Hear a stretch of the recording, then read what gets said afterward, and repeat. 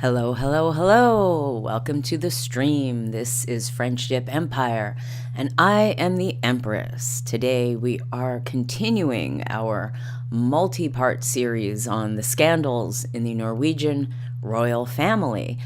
Today is part 4, and today I thought I was going to be finishing up the story of Princess Martha Louise and her second husband, the Shaman Durek Verrett, the self-proclaimed shaman, as many news articles like to refer to him as, often in quotes, quote, self-proclaimed, and quote, shaman, unquote, shading him a little bit with their descriptions. But look at what happened overnight. Marius Borg Hoiby, the son of Crown Princess Mette-Marit of Norway, went and caught some more charges, more criminal charges, today. And this story is getting even darker and more serious with every passing day. So let's take a look when we last left off. Well, actually here, let's go to our handy dandy family tree for the Norwegian royal family. Movie of the week in the chat says, Marius is just the gift that keeps on giving. Well, it's funny you should say that, movie of the week. I was perusing some commentary by actual Norwegians about their royal family and the latest news on Marius. And someone made the comment that this is like an advent calendar where every day there is a new criminal charge being, that someone in the royal family or extended royal family, as it were, in the case of Marius, that they're getting another criminal charge every day. And another person in the comment chain that I was reading started making their own song parody lyrics for the 12 Days of Christmas with items that are related to Marius and his troubles. Obviously, the Marius case is not in and of itself amusing, but the comments, the jokes, and the memes that have come out of it have brought a little levity to a very unfunny subject. So,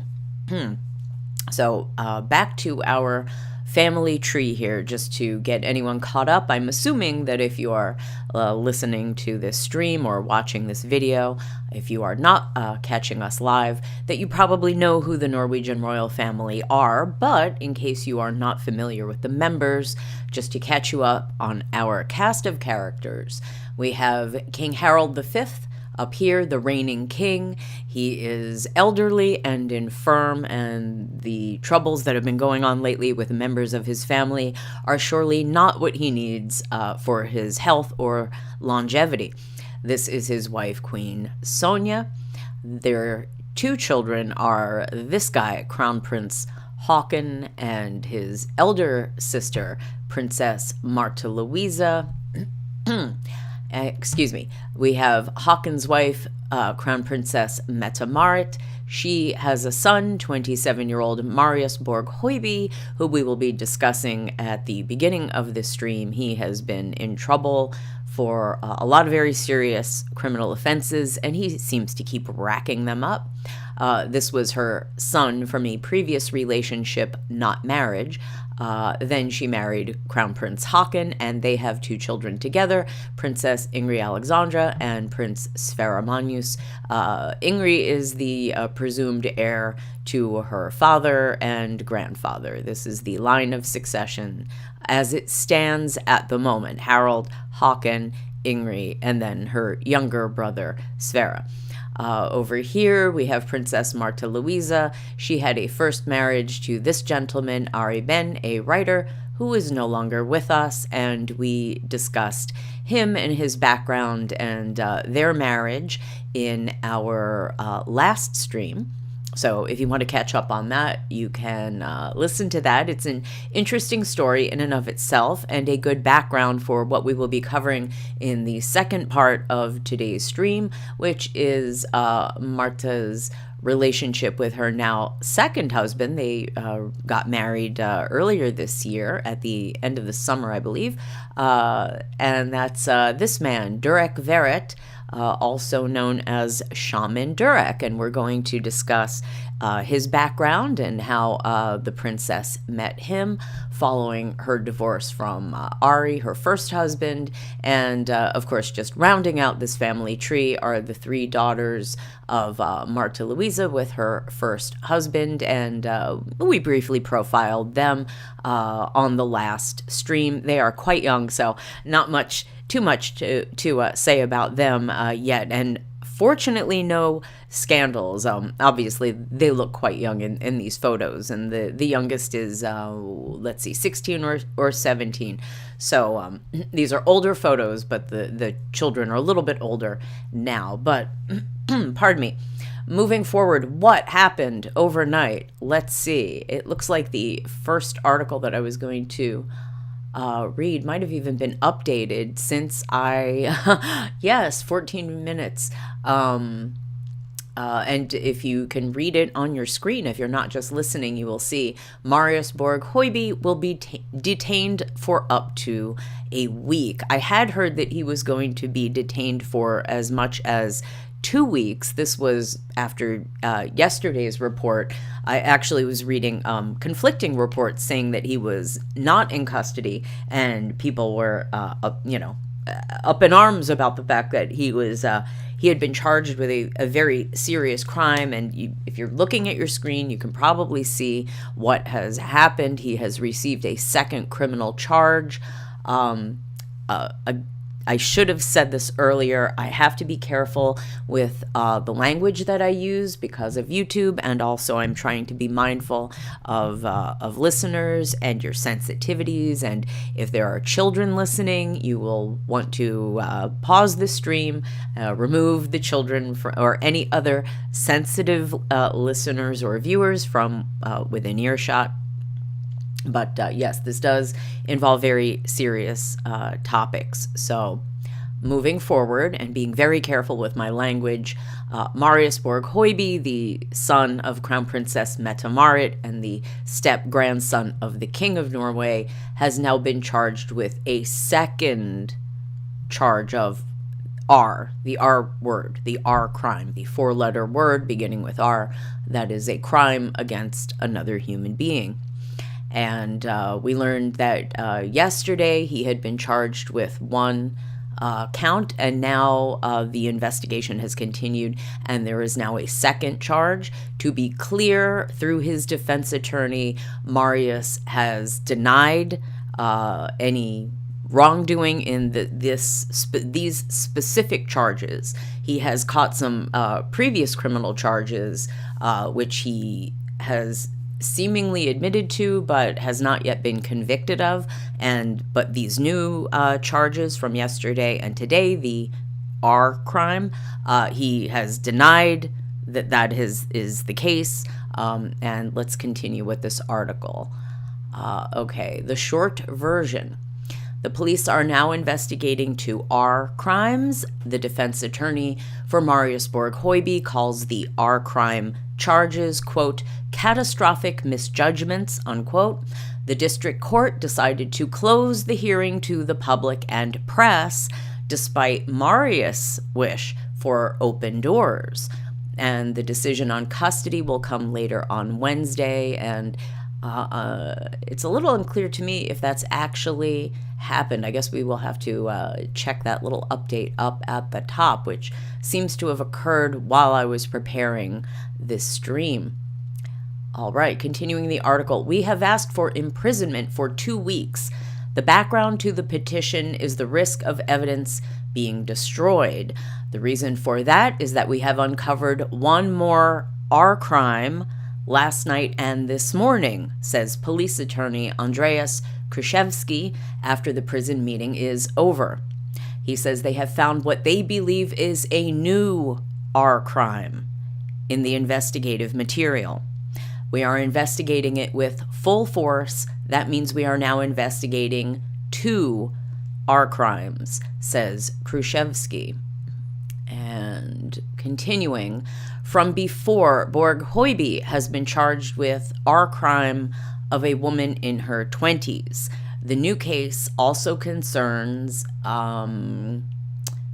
This is an odd phrase that they have used. I do not know if this is an issue with the Norwegian to English translation, but I will interpret this as it was a crime of SA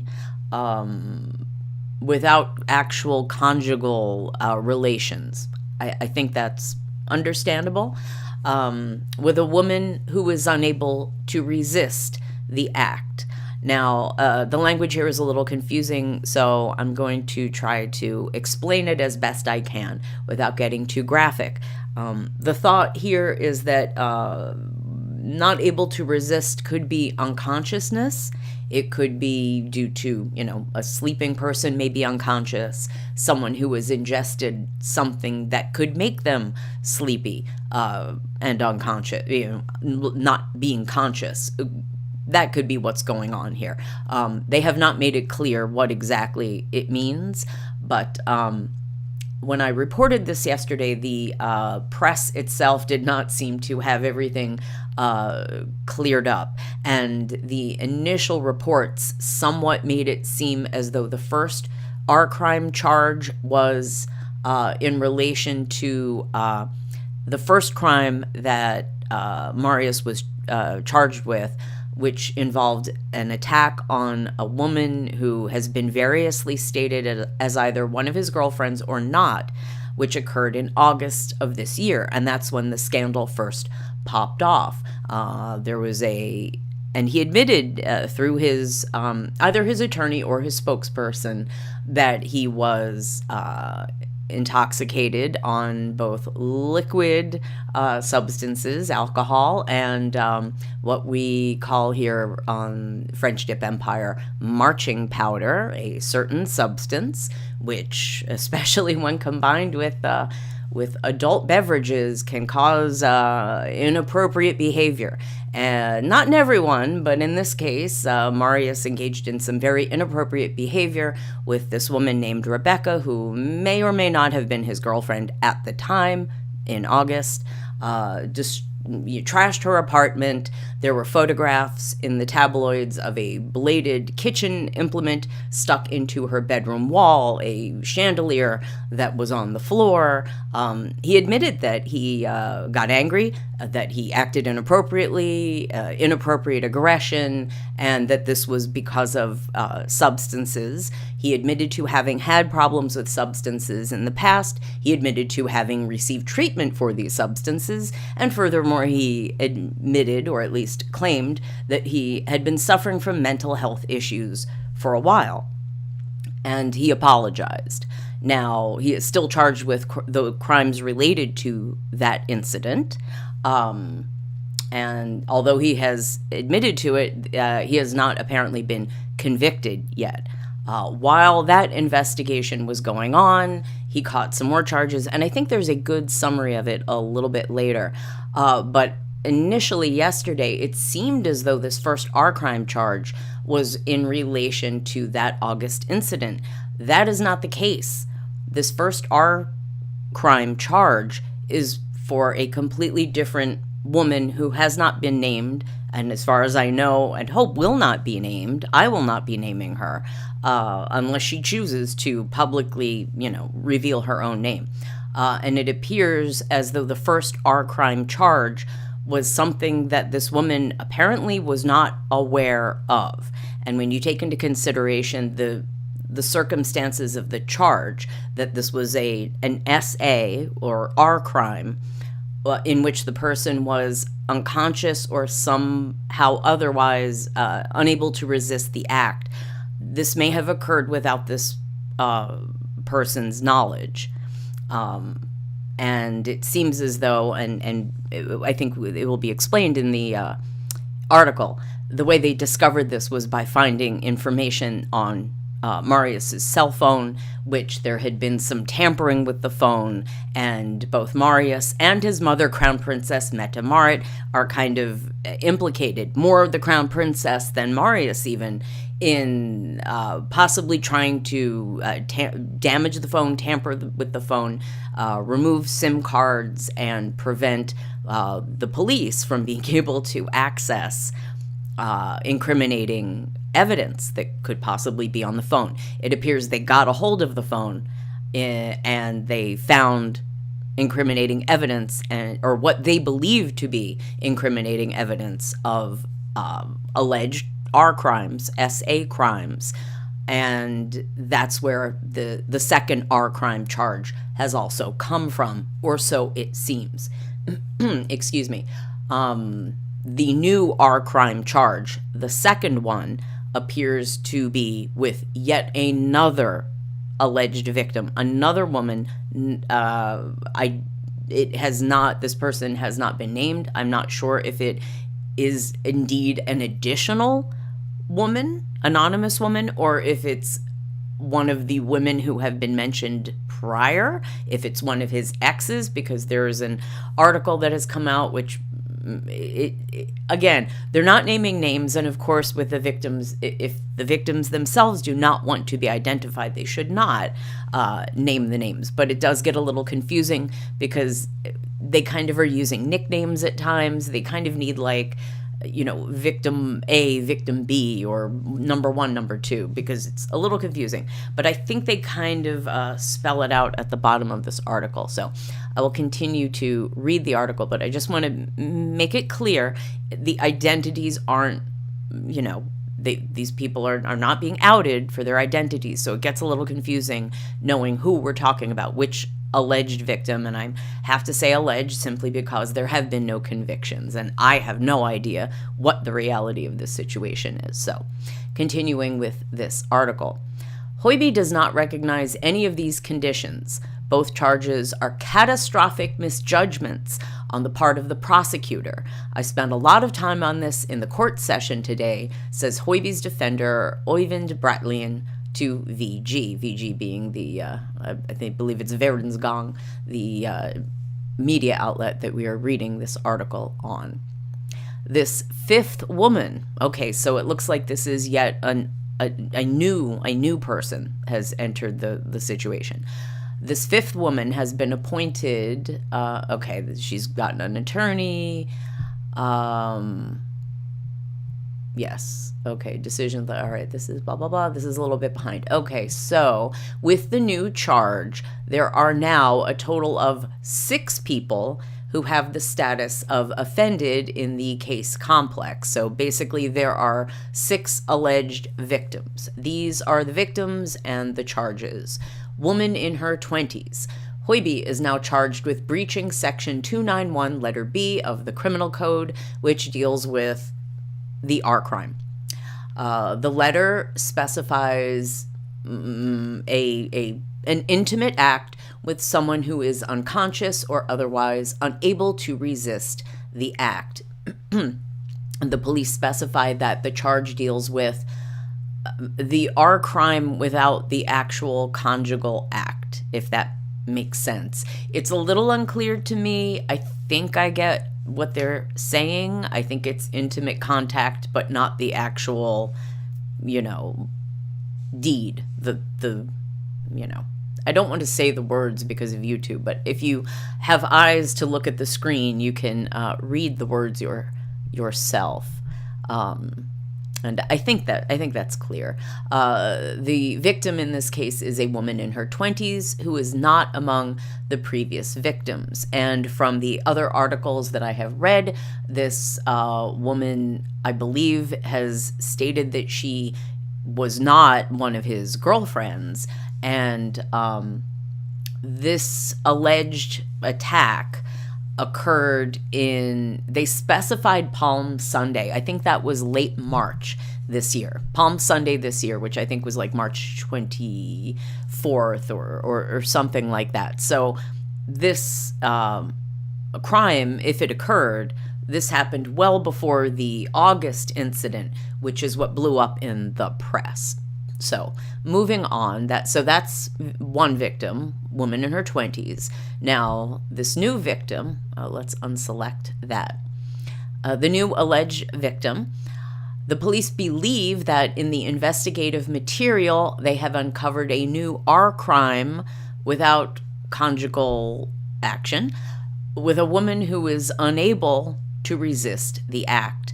During a press conference after the detention meeting on November 20, police prosecutor Andreas Kruszewski said that the discovery was made the night before and the same morning. And they repeat the charge and reiterate that this new alleged victim is not among the previously mentioned alleged victims. Now, alleged victim number 3, the Frogner woman. I don't know why they aren't naming her here. She has been named in other press. That is Rebecca, his most recent ex-girlfriend. So, yeah, this is the woman from the apartment attack.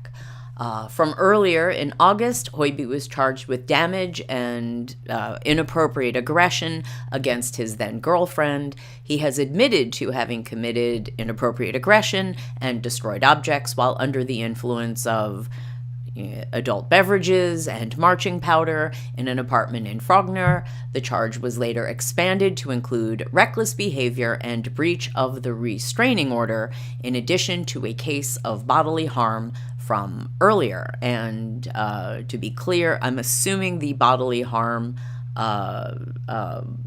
is related to the woman was reported to have been hospitalized with a concussion. Furthermore, the breach of the restraining order is because he contacted, he allegedly contacted this woman after there was a restraining order saying, don't do that. And yes, now the charge in this case has also been extended to include abuse in close relationships, so a DV charge, in addition to a new breach of a restraining order.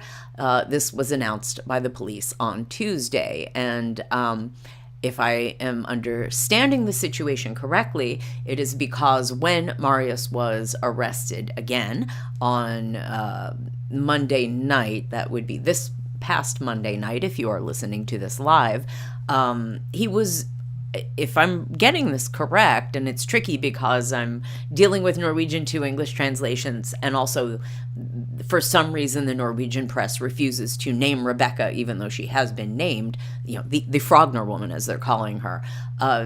Apparently she was in the car with Marius when he got arrested just a couple days ago. I have no idea why, since there was a restraining order that he had violated previously, why they were meeting up. The circumstances of that are a little unclear to me, but that's apparently the situation. And now, so that's the third victim. The fourth victim, I guess alleged, but this is Juliana Snekkestad. We looked at her in our, I think, stream 1 and also stream 2, maybe also stream 3, because we've talked about Marius on each stream.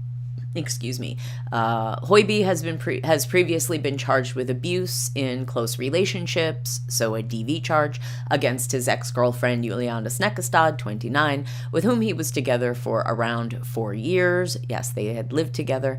The police believe Hoiby has used inappropriate aggression against and controlled her, and it says her ex-girlfriend. It means his. It's a mistranslation. Marius' ex-girlfriend Nora Haukland over a long period, according to VG's information. And speaking of Nora, who we also covered in previous streams, she was the woman that he dated after he broke up with Juliana, if I am getting the order correct. He is also charged with abuse in close relationships against Nora Haukland, 27, with whom he was together for almost a year. The police believe Hoiby has used inappropriate aggression against and controlled her and her, again, it's supposed to be his ex-girlfriend. Okay, that's just a repetition of what we read. And then what are we up to now? Fifth victim, I believe. Man in his 20s, an unidentified man. Hoiby is also charged with threats against a man. VG has been informed that Marius Borg Hoiby is charged with having sent him a message on Instagram where it was written that the victim was a, quote, effing unalive man. unquote. I apologize for the silly editing that I've had to do verbally, but you can read it here if you really, really, really want to see what was said, or written, I suppose. So these are our alleged victims so far. And what kind of punishment can Hoiby receive? You know, I actually have another article with a really good diagram that kind of shows how that will go. So I'll skip that part for the moment. Let's go back to what happened in court today. Close the doors. The police got their way in the district court on Wednesday afternoon, and the doors were closed to the public and press. Then the question of whether Marius Borg Hoiby should be remanded in custody or not processed. I think they mean proceeded. This means that neither the public nor the press were allowed to be present when the issue of imprisonment was discussed. Hoiby had conveyed via his defender, Øyvind Bratlian, that they wanted the doors to be open. We want the court to be open. The case as it has been presented in the media so far is very skewed and unvarnished, he told the press in the hall.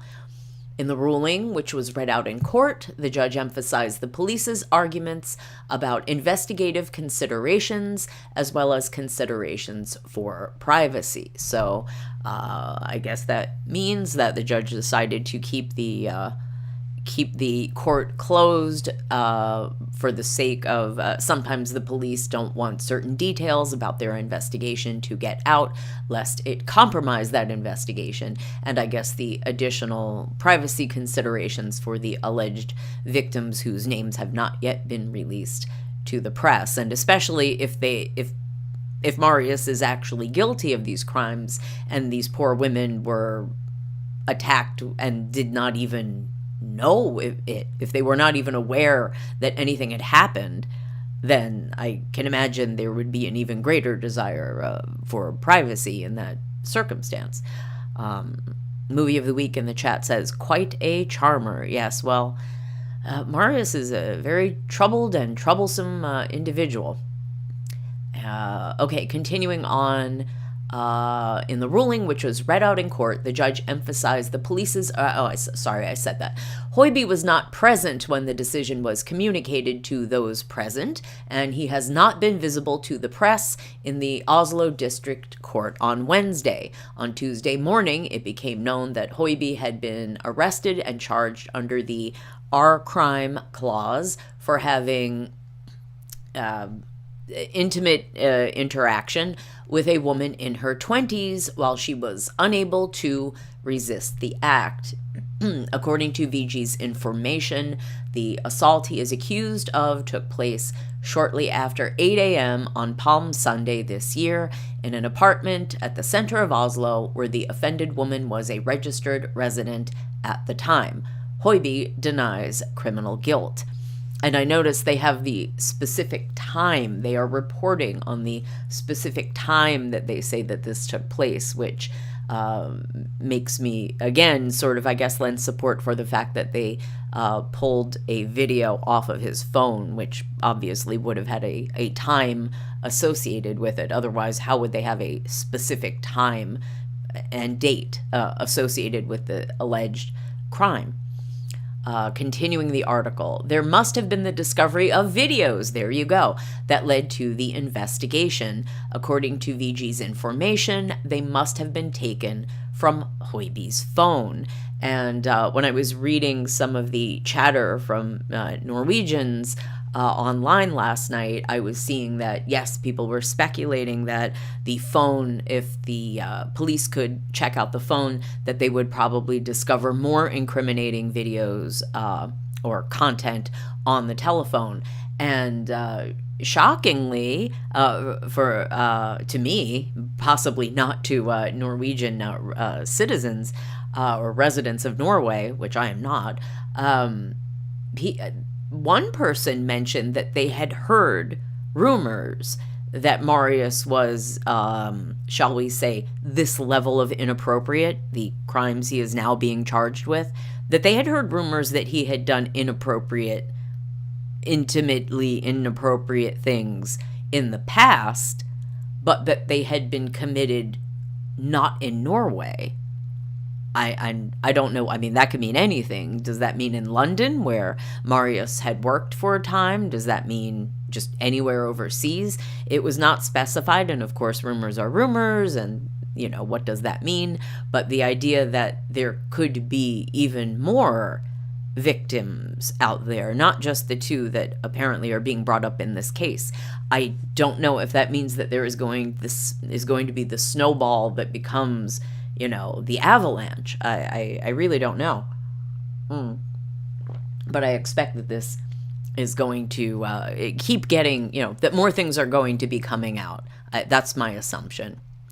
Okay, so yes, the more about this article, they're quoting the one of the unidentified female victims, alleged victims, who does not want to be identified. It says she's having a difficult time. She doesn't want to be doxxed, to be outed, find out where she lives and all of that. So that's their point of view, understandable. And Marius's defense attorney is basically just saying that none of this is true, that it's almost like he's making the he said, she said argument, but in this case, the alleged victims of the alleged art crimes are not the people who made the accusations. They did not make reports to the police. They did not file a complaint. These charges are being brought by the police, just not even, I guess, on behalf of the victims. I don't know how that works in the Norwegian courts, but they found something and we think there's a crime here. Now, Marius's defense attorney's point of view is, hey, the videos are being, or whatever, is being misinterpreted. It's not what it seems. And who knows, right? I certainly don't know. And it's very difficult to believe. Unfortunately, Marius looks so bad at this point. You could practically accuse him of anything, and he looks so bad that it would be believable, right? At least plausible. Movie of the Week in the chat writes, anywhere the press won't get to it. Oh, you mean Marius, the rumors of Marius committing these crimes overseas. Well, the protection that he has been afforded by both the police and the media, it appears that he apparently could get away with anything short of unaliving someone, and perhaps even that.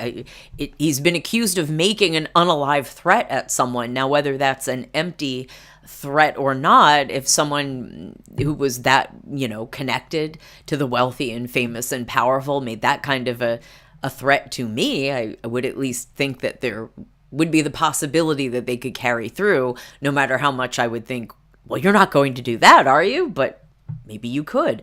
But when you take into account the criminal connections, and I'm not just talking about the criminal allegations here, and we're going to get into that in just a little bit, the netwerk, the Marius network, the people he is connected to, it becomes a much more serious threat of unaliving someone. And the press will run with the, I don't like to use the term, but it's these spicy stories that have to do with inappropriate, intimate activity, to, if you understand what I'm saying, because it's very attention-getting.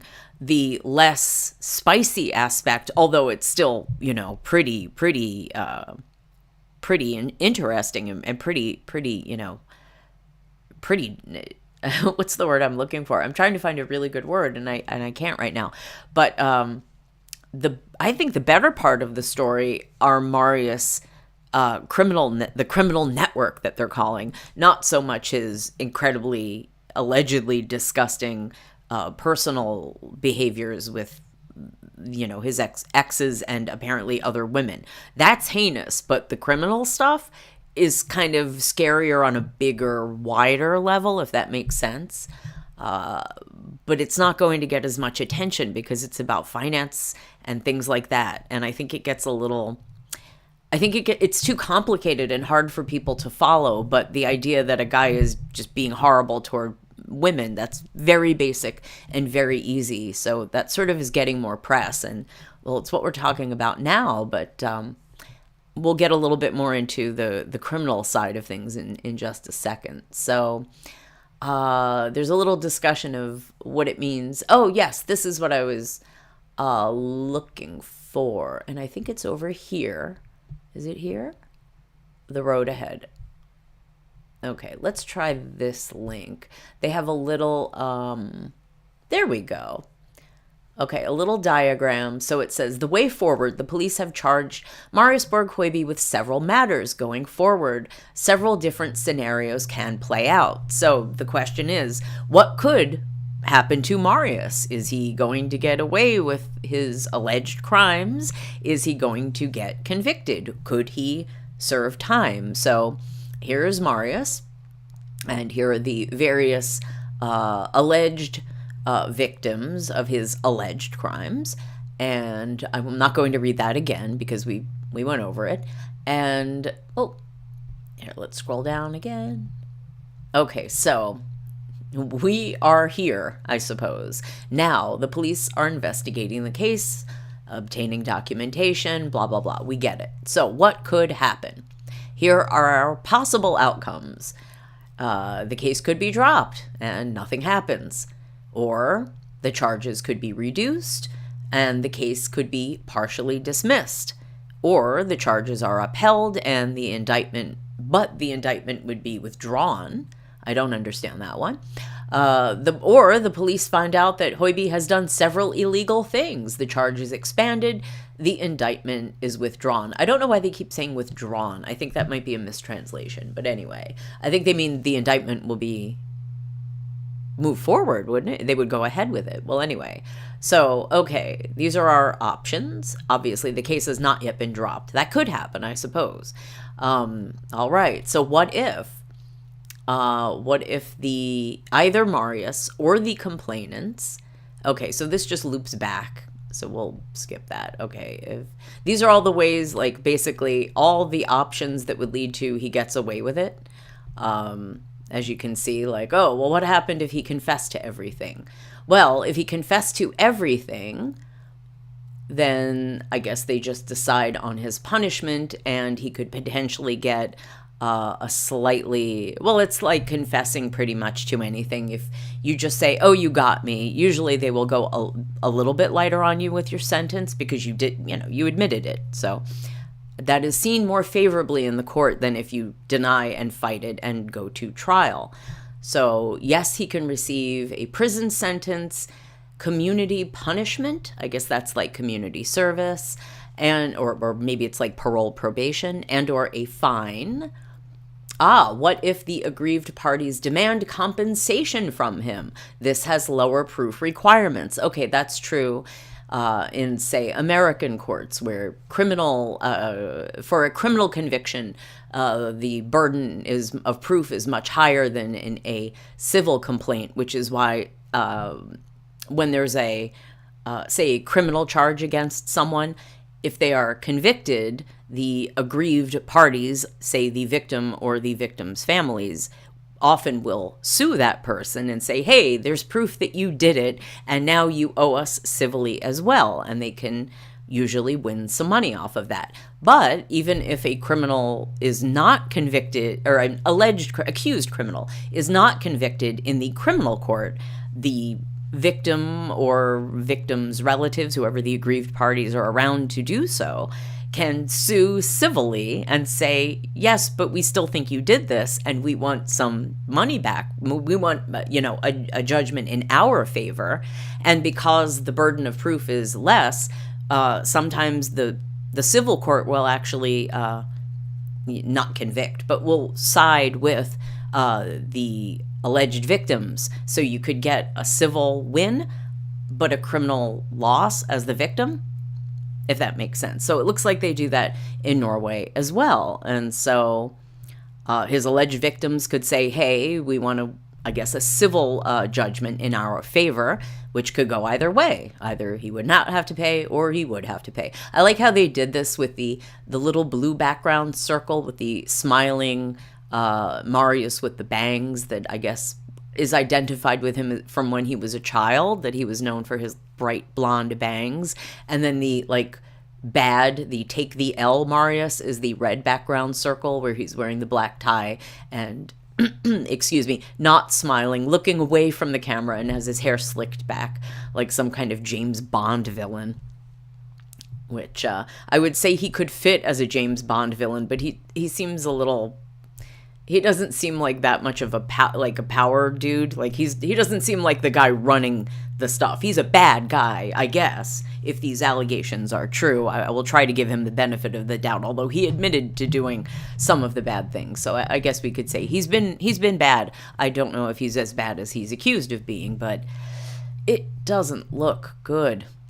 So, if the charges are upheld or expanded and they proceed with the indictment, or if he doesn't confess to what he's already been charged with, then he goes to district court, a full trial with judges, witnesses, and a full presentation of evidence, which is probably the thing he would not want to do, but it would be the best for anyone watching, because then you would see the evidence and be able to make a decision possibly on your own. Movie of the Week in the chat says, he doesn't seem bright enough to be a Bond villain, maybe a henchman. He seems like a toady, or, that kind of thing. An also-ran kind of guy. He doesn't look like he has the personality to really be a genuine tough guy. He looks like the poser that photograph of him with the posing shirtless with the champagne bottle and the squirt gun. Oh, the toy, the water toy. He looked like a poser. He didn't look like a legit. He's got, I guess, friends that are legitimately more tough guys, like his Hells Angels acquaintances, but Marius himself, nah, he's the rich kid. He's the rich kid that parties with tougher people than himself, and they steal from his mommy and daddy's house. Like, if you're the tough guy, the people who party at your house don't steal from your house because they'd be too afraid. You know what I'm saying? So if his friends are stealing from his house, they have no respect for him, and I don't think he could even be the henchman, Okay, so back to this little diagram. So yes, if he goes to trial, he either would be acquitted or convicted, and again, same, prison or fine or some kind. I'm not exactly what community punishment is that, picking up garbage on the side of the road, something like that, I guess, or probation, parole, what have you. Of course, they could sue. Now this is an interesting one. So if, I guess, he gets convicted, Marius has the right to appeal, but interestingly, in Norway, the police can appeal a judgment. I guess a judgment, if he was acquitted, they could appeal that. And then they go to the Court of Appeals, and you go through it all over again. And again, he could be acquitted or convicted. The sentence is the same thing. And yes, there is an option to go to appeal to the Supreme Court. Right. So, if he gets convicted, what could Marius receive as a sentence? So, the penalty for the R crime, up to 10 years in prison. The penalty for DV, abuse in close relationships, up to 6 years in prison. Penalty for bodily harm, a fine or up to 1 year in prison. Same for the crime of damage. Penalty for threats, fine or imprisonment of up to 1 year. Violating a restraining order, fine or up to 1 year. In case of repeated violations, they can extend that to up to 2, and he definitely had repeated violations of that. And reckless behavior, fine or up to 2 years in prison. So let's see, what's the max? We've got 10, 6, 7, 8, 9, 10, 11, 12, 13. I think that's 13 years if it were done, the maximum done consecutively. I think that's what it would be. Can members of the royal family get special treatment? The king has immunity and cannot be punished. Had Hoiby been in the line of succession, he would also have been partially protected. He is not.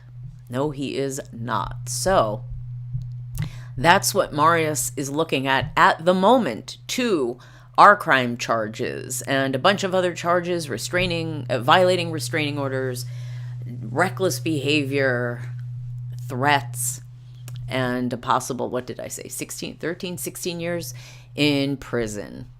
Okay, so moving on to the next article, and this is, let me get this translated, in relation to the second R crime charge that he caught today. Now, the first charge came in relation to an unnamed woman in her 20s who supposedly was not an actual ex-girlfriend of Marius, but someone, I guess, just an acquaintance, a friend, something like that.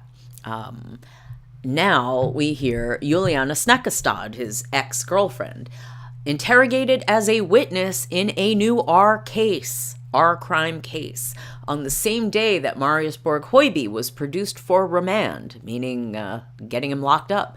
His ex-girlfriend, Juliana Snekkestad, was questioned in a new R crime case. And that's Marius here with Juliana in the blonde hair. Sometimes she is a brunette. Okay, let's get to the article. I'm going to skip over the redundancies.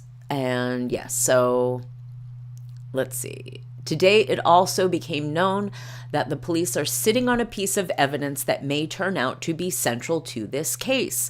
Marius Borg Hoiby's own mobile phone is said to have contained a video recording of what is supposed to be the incident in question. Since August this year, the Crown Princess's son has been arrested by the police 3 times. On all occasions, mobile phones have been seized. Okay, does that mean that they gave it back to him and then took it again, or he's getting new phones? I imagine this is the kind of guy who probably has more than one device. At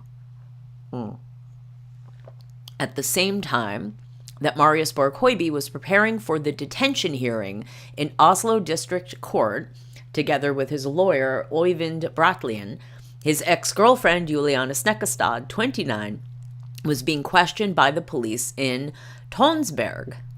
And again, I apologize for my poor pronunciation of the Norwegian language. I am trying. This was in connection with the completely new and hitherto unknown case that Se a Hår could reveal on Wednesday morning. This will, according to what Se a Hår is informed, be a case in which Marius Borg Hoiby will be charged with a R crime, which is said to have happened in Tønsberg. The victim in this case must be an acquaintance of both Hoiby and Snekkestad. Okay, so I guess they're saying that Juliana is not the alleged victim in the second R crime case, but that, I guess, a common friend of the two of them. So perhaps one of her friends. One of her, female buddies.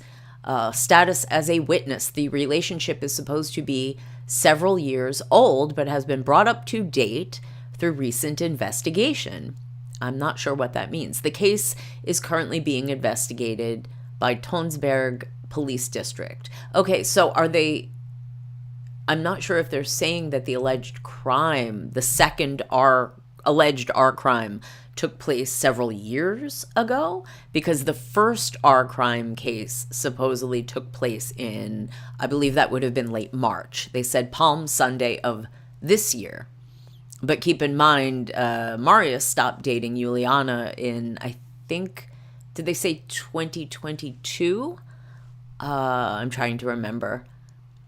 Okay, so it looks like Juliana's attorney has confirmed that yes, and there they are again, Marius and Juliana. I can confirm that today she was questioned as a witness in a case against Marius. Beyond that, I have no comment. Early on Wednesday, Se a Hår could reveal that the police had launched a full investigation into this new report of R crime. The victim in this case is also a woman in her 20s. She is the 6th to date with the status of offended in serious criminal cases against Marius. All right. So I think we're pretty well caught up with what has happened new. And okay, that's that diagram again. We don't need that. And Crown Prince Haakon, this is Marius's stepfather. He was in Jamaica on an official visit, and he was questioned Wednesday evening. That would be today as I am recording this. And his statement, trust in the judicial system. Well, what else could he really say? This face, that is not a face you ever want to have to make. That is a man who's lost his hope and his smile. He is truly down bad. Now the police and the judicial system must deal with this, says Crown Prince Haakon on his way home from Jamaica. And let's see, did he say anything else? I have confidence that they are doing this in a good way. Okay. I feel that I am a little far from home. I'm getting on the plane soon now, and I'm looking forward to coming home and being with my family. When asked, could he and his wife have done more to help Marius? Haakon said, as a family and parents, we have been concerned that Marius should get help and have worked for a long time so that he could get to a place where he can get more help, treatment, and rehabilitation. It must take place within the framework set by the legal apparatus. Well, I mean, yes and no. Honestly, they knew that he had trouble. Juliana Snekkestad, the ex-girlfriend, and Nora Haukland, the other ex-girlfriend, both have said publicly that they approached, pardon me, one of them said that she had spoken to Mette-Marit, the crown princess, and one of them said that she had spoken to both Haakon and Mette-Marit and had indicated that Marius was having problems. One of them, I think, only said that it was maybe a substances issue. The other one definitely was saying he had inappropriate aggression issues. They knew about this for a while. On one of our previous streams, we read an article that stated that Marius had been picked up for, well, possession of marching powder when he was, I believe they said 17 years old. This is not new. And what with Crown Princess Mette-Marit's background, Marius's biological father has a conviction for a substance-related crime. This is not new. They should have had a handle on this a long time ago, and this has been going on with Marius, at least the substance issues, at least 10 years. And now the inappropriate aggression issues, and even more, the intimate aggression issues. It just goes deeper and deeper and darker. And the fact that they were letting him stay rent-free, at least for the past couple years, it seems, on their estate. He was having parties not just at his home on the estate, but also in the crown princely residence. This was where his friends were, taking videos of themselves riding segways through the property, and stealing things to fence, to sell at an auction. They got them back, but there's no way they didn't know. It seems like they were tolerating a lot of this behavior as long as it didn't become public. So the idea that they couldn't have gotten him help, couldn't have gotten him into rehab sooner than this, seems ridiculous, especially since the first criminal charge came in August, and they've had months to send him to rehab, and he claimed he was going to rehab, and he's done the exact opposite. You can't blame that on the judicial system. Yes, he has to appear in court, but come on. He had, 3 months to do some rehab? I think there was time to do a little rehab in the meantime. That is the face of a weak man who is not handling the situation at all. And that weakness and lack of handling things did not start in August. We know it didn't. You know it didn't. I know it didn't. He knows it didn't. And all I'm thinking is, this is a man who is thinking, what have I done? They told me not to marry Mette-Marit, and I insisted, and here we are. Movie of the week in the chat, his smile and optimism gone. Yes, that's the meme that I was thinking of. So I mentioned this on a previous stream, and we went over it actually, I think, on stream part 1 of the scandals of the Norwegian Royal Family. And before we get into Marius's netwerk, his criminal network, I'd like to remind you that this is French Dip Empire, and I am the Empress. If you're enjoying the stream, give it a like, give us go ahead and subscribe, and share if you would like to. Spread this information to others who may want to enjoy it. I hope you're enjoying it, and continuing on, this, I think, and I'm not going to spend too much time on this. There's just one article that I would like to read, and then I think I'd like to take a little break and then move on to Martha Louise and her shaman, who's also has some inappropriate activities, accusations of inappropriate activity of various sorts against him. But that segment of the stream should be a little less intense. It's a little he's got some creepy allegations against him too, but it's a little less awful than what we've been talking about with Marius. So that's nice. Although this is all in Norwegian, and I do not assume that anyone or everyone can read this. I will do my best to remember because I am not a Norwegian speaker. So this says Marius Borg Hoiby's network.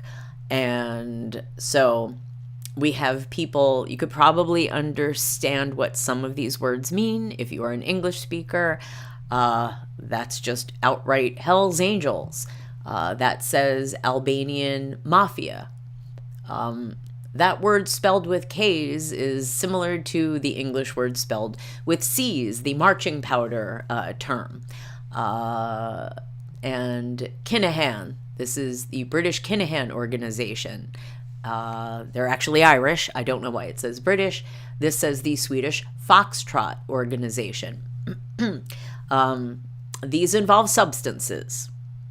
You can look this up, do a Google search, look on Wikipedia. This is not speculation or rumor that these things happen. The Kinahans exist, very real. Foxtrot existed, very real.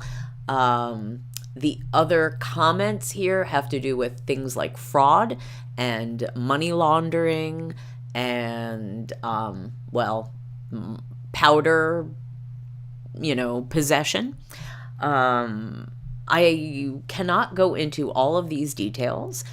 On part 1, we did a long stream and we covered this man and the identity of this man, and I think it was, this man, and I think the identity of this man was also revealed in other articles that we covered in part 1. And explaining what these different connections are. It goes a little deep, and if you want to, I would recommend, if you want more information about that, go back and watch part 1. But the reason why I bring this up is because one of the more recent articles that came out, and here, I'm sorry, this was originally published in September, but as you can see, it was updated in October, and it was linked. Despite all of my research, I had not found this article, and it was linked off of one of the more recent articles about the R crimes. And so this is the criminal milieu, and I'm not sure how to talk about this term. I will have to come up with a euphemism. So, partied with Bati friend. Here, Marius Borg Hoiby parties with a substance-convicted friend of, I need to come up with a term. A person who runs around causing a lot of problems, scaring people. A guy who likes to scare people. What do we want to say? Scary guy? That doesn't really convey it. Movie of the week, I know you're clever about this stuff. And if you can come up with a good euphemism for this word, a person who runs around causing chaos, so to speak. Very negative. So an accused person who does that sort of thing, Arfan Bhatti, the traces go from the Crown Princess's son to convicts from Oslo's gang milieu. And the caption on this photo, if you are looking at it, the Lørenskog man, 48, so that's this man with the pixelated face over here, who was photographed here together with Marius Borg Hoiby, has been convicted as the mastermind in a major, it's a substance case. Again, I'm going to have to use a euphemism. Let's see. Speedy substance. Not marching powder, different kind of speedy substance. Sometimes powder, sometimes tablet. I can't say it because of YouTube, but I think you know what I mean. Movie of the week in the chat. I like your suggestion, but it's that word with the T that I am trying to avoid using because I am concerned about YouTube's algorithm picking up the word and having a problem with it. But yes, it does say that Marius has had to explain his friendship with Arfan Bhatti, who has been accused of, let's say, bad chaos, spreading bad chaos. I'll use that, bad chaos. Hopefully, people will understand what I'm trying to get at if you're listening to this. Okay, let's dig into this article. Dagbladet can today reveal new information about the environment Marius Borg Hoiby has had contact with for several years. The photo at the top, meaning the photo we just looked at, must have been taken earlier this year at the nightclub Michael's in Frogner on Oslo's western edge. In the picture, Marius Borg Hoiby poses with a 48-year-old, henceforth referred to as the Lørenskog man. The Lørenskog man has previously served 5 years and 9 months in prison, convicted as the mastermind in a major speedy substance case. Last autumn, he had to explain himself to the Oslo District Court in a completely different context. And then the topic was his friendship with one of Norway's most notorious men, Arfan Bhatti, accused of spreading bad chaos. Is there such a thing as good chaos? I suppose one could have fun and call it you're having good chaos, like, kids running around at a birthday party. I guess that could be good chaos. A bunch of dogs running around the dog park. That could be good chaos. So, bad chaos. All right, that's our euphemism. We're going with that one. And I guess this is the man, Arfan Kadir Bhatti, accused of planning a bad chaos attack in Oslo in 2022. He denies criminal guilt. The connection. Bhatti is accused of having planned the bad chaos attack on Oslo on 25 June 2022, in which 2 people were unalived and 21 injured. Bhatti is now in custody, but last autumn he was still in Pakistan. The Norwegian police then worked to gather information about his contacts. They then summoned the Lørenskog man, 48, so the guy with the pixelated face in the photo above with Marius, to a so-called judicial hearing in the case to obtain information. I explained myself and was checked out of the case, writes the Lørenskog man in a message to Dagbladet. Seyahor was able to reveal this week that 2 police detectives warned Hoiby that several in his circle of friends were involved in serious substance crime. The police confirmed this to Aftenposten, so that's another media outlet. Dagbladet has also previously mentioned that Borg Hoiby has for a long time been partying with people who have been convicted of serious crime, and we went into that in detail on part 1 of the scandals in the Norwegian Royal Family. Several experts on organized crime and security have sounded the alarm and believe Borg Hoiby's circle of friends poses a security risk to the royal house. And that goes back to that Nettwerk diagram that we looked at. Marius Borg Hoiby's defender, Oyvind Brattelian, has been presented with all the information in this case. He states that he does not wish to comment on the case. Now, here it's going to go off a little bit into like some weird territory. It's sort of just going into the milieu of these people associated with Marius. It looks like it's sort of like off topic, but if you watched or listened to the part 1 stream that we did, you may understand where this connects in with, and here I will go back to this individual, the follow man, that person is mentioned in this article, connected to this other group of people who, I think it's these two people actually are mentioned, possibly, but this guy definitely, because I think they actually call him the same thing, follow man, although he was identified in the German press, and we did talk about that in part 1, but it connects this other group, this Arfan Bhatti connected group, to like this guy. So if you could expand this image, you could expand, I guess, the Nettwerk like over here or maybe through here, because I think it's these two guys. But anyway, let's go back to this article. Luxury watches. Some of Marius Borg Hoiby's contacts are interested in watches in the top price range. Now, of course, that makes sense. Wealthy men like nice watches. Who doesn't? Some wealthy women, too.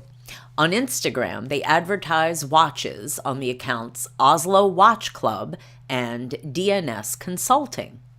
Among the followers, we find both celebrities and social figures. DNS Consulting is owned and run by a 46-year-old from Oslo. He has previously been convicted of threats with weapons.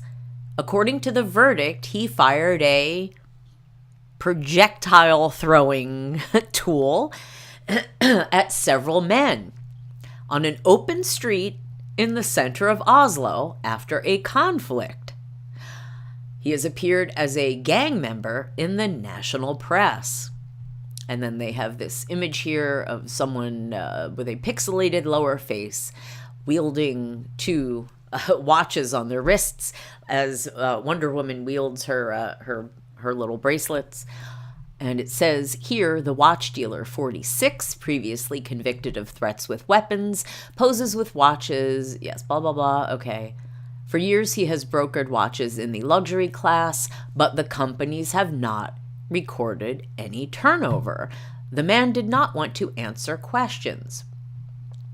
Alongside the clock distribution, or watch, he is now involved in charity at home and abroad. He has collected money for, among other things, Gaza and Syria, and has himself been on emergency aid missions in the field. Well, you think he wouldn't want to get his hands dirty doing missions in the field, or rather get his watches dinged up, but I suppose he's a charitable individual. In the watch business, he collaborates with a 36-year-old man from Follo, henceforth called the Follo Man. That would be this guy. And you see his connections. The Follo Man is a good friend of Marius Borg Hoiby. Dagbladet has previously mentioned that he had dinner with Hoiby just a few days before the latter, meaning Marius, was charged with bodily harm and damage. In August, Hoiby and the Follow Man were pictured together on the cover of Bild, Germany's largest newspaper, in a story about Marius' circle of friends. Yes, Bild actually, and again, please go back, pardon me, and watch part one of this series. We go into Bilt and the Follow Man. They identified who he was, and as he's not being mentioned by name in these articles, I'm not going to mention the name again, but you can find it there. It's out online. If you do a Google search, you can find this man's name. And if you watch part one, you can find out more about him, because we read a couple articles that explain who this man is and what his connections are. But if you are looking on, if you can look at your screen now, you can see one of the Bilt covers, and this is in German, but this is a picture of Marius on the right, and the Follow Man, whose face is pixelated, on the left, and he's covered with a lot of text. But it's talking about substances, it's talking about partying, and Marius is holding up a small plastic baggie with what appears to be a white substance of the powdery variety. And, well, I can tell you that Bilt certainly thinks it's marching powder, because that's what's in large letters on the screen here. So that's Follow Man and Marius, who are pals. And in February 2021, the Follow Man announced his role in DNS Consulting, and that the watch business was entering a new phase.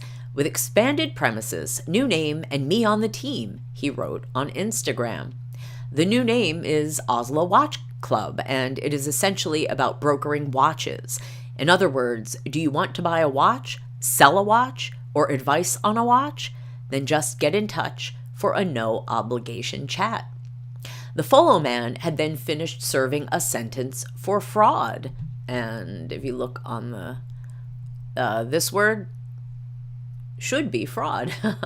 And you notice this person also, the don't is like convicted. I don't think that's a literal translation, but it's the closest I can come up with off the top of my head. Bedrageri, but if I'm saying that right, that should be fraud, if I'm remembering correctly. And if I'm incorrect, feel free to correct me in the chat or leave a comment, because obviously I am not a native Norwegian speaker or reader, and I can get these things wrong, but I'm trying my best. I try to get it right, and I want to be right. So if you know better than me, let me know. Happy to be corrected to be right. Okay, the Follow Man had then finished serving a sentence for fraud. Together with his father, he was convicted of defrauding banks of around 8 million Norwegian kroner for alleged property purchases in Norway and Spain. Should be investigated. On Instagram, new watches are posted all the time, and it all seems to be a profitable business. There's just one problem. Accounting information from the, here we go, Brunnersund, maybe, registers shows that the companies behind book 0 Norwegian kroner, both in income and expenses. So to translate that from sloppy English to better English, the watch companies are saying that they have made no money and they have spent no money. So they've effectively done nothing. The Follow Man has also had 0 Norwegian kroner in taxable income himself for several years. The watch company's accounting information with 0 Norwegian kroner in both income and expenses does not match either the number of watches that are advertised or the price tags on them. Dagbladet has contacted both of the two watch distributors on Instagram, WhatsApp, Signal, telephone, and SMS. The questions sent via direct message on Instagram were marked as read a few minutes after we sent them. The same with follow-up questions and reminders. However, we have not received any answers. I like how Dagbladet is basically stalking them like a weird ex. Like, look, we sent them all of these on messages on all of these platforms, and they read them, but they didn't get back to us. But we know that they read them. It's a little stalkerific, but I appreciate that they're going, hard on the journalism. That they're really making an effort. and taking them to task in the article. We know you read our messages. You're just ignoring us. Okay, so, and this image is, yes, a post from Instagram from Marius's 36-year-old friend talking about the watch club and showing a nice little watch with a green face. It's kind of neat. Okay, experts believe the business must be investigated. I think the information here points in the direction that the police or tax authorities should look into the case, says Anna Marta Bjornes, university lecturer and PhD candidate at the Norwegian Police Academy, to Dagbladet, and that is Anna Marta herself. And yes, how could this company be so profitable and have no money coming in, no money going out, an employee who makes no money? Moved to Dubai. This winter, the Follow Man emigrated to Dubai. There, several high-profile criminals appeared around the Borg Hoiby friend. The interest is extremely expensive watches links them. Okay, that was not a proper translation. Last December, the Follow Man was at the Dubai Watch Week watch fair. On Instagram, he posted a picture where he poses with Oslo man Imran Saber. And here, scrolling down, so Imran Saber on the right here in the blue paisley shirt, and the Follow Man, I guess that is the unidentified, I guess, is that still Follow Man? Yes, the unidentified friend on the left. The funny thing is he has been identified publicly. I'm not mentioning his name because they're not mentioning it, although I did in the previous stream. So I don't know why they're being so circumspect about identifying the Follow Man. You could easily find his name. And as a matter of fact, a simple Wikipedia entry that will, I think, link them. I think. Or maybe it's the other guy. No, I think it was Follow Man. Yeah. Maybe I can pull that up in a second, but that might not be that important. But anyway, yes, if you watch part 1 or listen to it, it goes into Follow Man. In Oslo's and then this article really, it doesn't just make more sense, it starts illuminating a lot more things in the weird, like, criminal, the network, the Marius Netwerk, the thing that they're not really focusing on in the press. They're focusing more on the, like, interpersonal stuff with his exes and the other ladies. But this stuff seems like it's actually, like, way bigger and would have international implications, possibly way, way bigger implications than the really awful, awful interpersonal stuff. So, continuing. So the Saber guy, he's interesting too. In Oslo's underworld, Saber has had the nickname Uncle Screw. I've also seen that written as Uncle Scrooge. Not sure how that translates into Norwegian, though. In 2008, he was sentenced to 3 years in prison in the so-called Wonder Boy case for smuggling 100 kilos of... Oh, I don't have a euphemism for that one. Let's see. It's a substance that people tend to smoke, but not the traditional green one that you might be thinking of. It's an adjacent thing, an adjacent smokable, let's say. I don't know if that's clear, but you can read it right here online if you can put your eyes on the screen. And embezzling 4.3 million Norwegian kroner. The money came from the Nokas robbery, where the main man, David Tosca, invested it in substances. Now, this Wonder Boy and Nokas thing is actually pretty fascinating. We do not have time to go into it now, or probably at all, because it really doesn't have specifically to do with Marius or the Norwegian royals. But if you look into it at all, it was a pretty big case. It was a big heist. I mean, they did get caught. They didn't get away with it, but kind of fascinating, and really shows you the kind of people that, like, Marius should not be around people who were affiliated with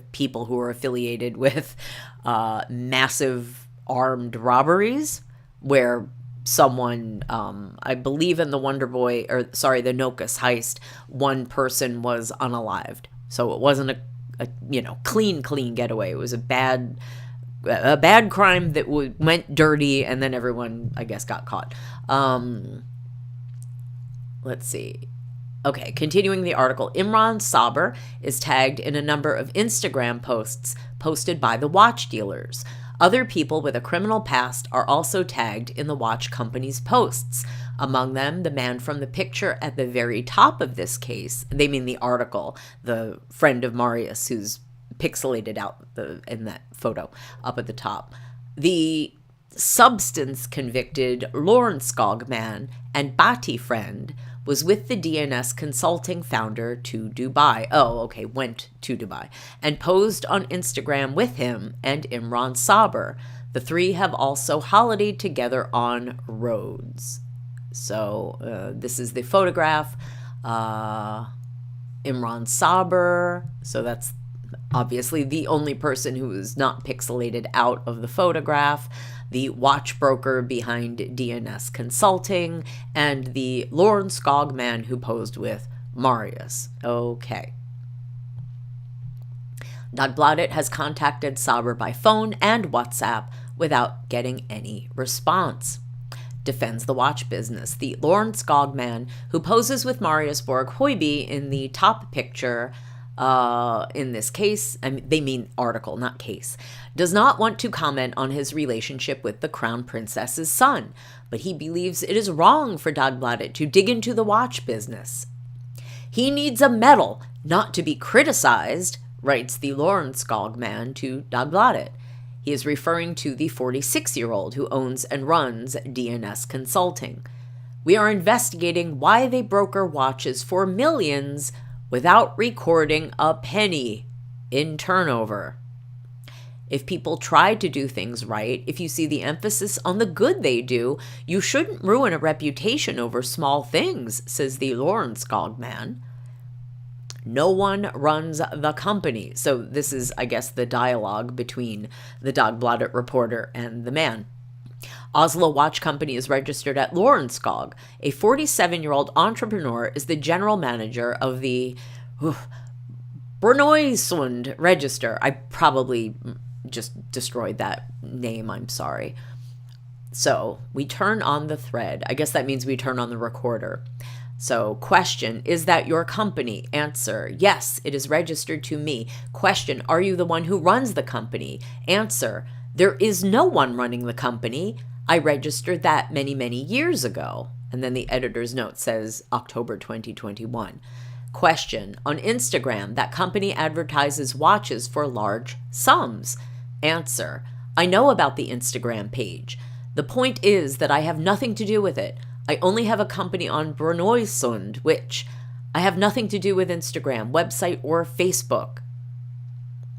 Question, who asked you to register the company? Answer, that company came a very, very long time ago. I thought I'd start with some watches. It wasn't that easy anyway.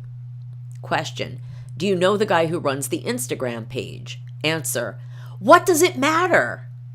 Question, we are working on an article about the two companies on Instagram where watches are traded for very large sums, and then the companies have zero turnover. Then we get curious. Answer, the thing is, you have to bring Instagram and the like with the relevant person. I have a company on the Brønnøysund register that never materialized. Question, but you deliver accounts every year? Answer, we deliver accounts every year. This is to avoid fines. Okay, so I think what that means is the company really isn't running and it isn't making any money, but you nonetheless are doing like the tax filing, and that's where they get the account. When they're saying deliver accounts, the account that they are not making any money and they're not, spending any money, no income, no expenses, and that they do that, I guess, because it's a registered company, you are required by law to, otherwise fines. So So anyway, and yes, this article, we read this article on part one, the part one stream that we did, and it goes into the identity of this man and what this is all about and what it has to do with Marius. But this is the extended Marius Borg Hoiby universe, if you will. And there's actually, unfortunately, it is very long, very detailed, and goes way too down the rabbit hole and away from Marius himself. But I found a really, really, really fascinating article that went more into another business involved with one of the people that we talked about. It leads into some really crazy connections, and there's obvious alleged criminality. It's very, very shady, and it really makes me wonder, what is Marius, like, is this the tip of an iceberg that is probably not going to really be exposed? Because as you can tell, these are some serious people, and they are engaged in some serious business. If you can see what I'm circling on the screen, this is not small time stuff, and it is outside the purview of this stream to go into Kinahans and Foxtrot and Albanians and Hell's Angels and whatnot. We did touch on that on, I believe it was part one of the stream. But this is why I say I don't think that Marius is the kingpin. I don't even think that he's a henchman. He seems like he's just another maybe cog in a much bigger mechanism. Movie of the Week in the chat says, things being sold for ridiculous amounts is often a front for other things being sold. Well, Movie of the Week, this is the line on art, that the art world and art auctions, art sales is all a big, money laundering operation. And, you can tell there aren't a lot of investigations into that sort of thing.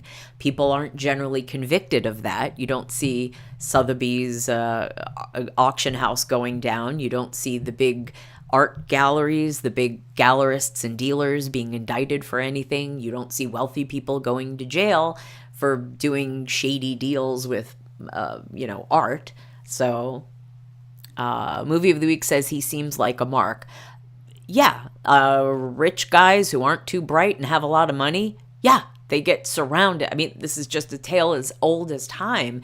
Anyone who has the stuff, whatever it is, money, fame, clout, power, whatever, especially if it is, say, unearned. Marius is not a guy who got famous through the sweat of his own brow, his own elbow grease. He didn't make his own company. He's not perhaps, as clever as someone who maybe had to work their way up is. I'm sure he's sophisticated on many, many levels and in some ways, but he's also, he's probably got, let's be honest, the guy's got to have some real heavy duty interpersonal issues to, end up where he is. And yeah, he clearly is just rolling around trying to be Mr. Tough Guy, Mr. Cool Guy, flipping off the camera, posing. He's acting like a tool.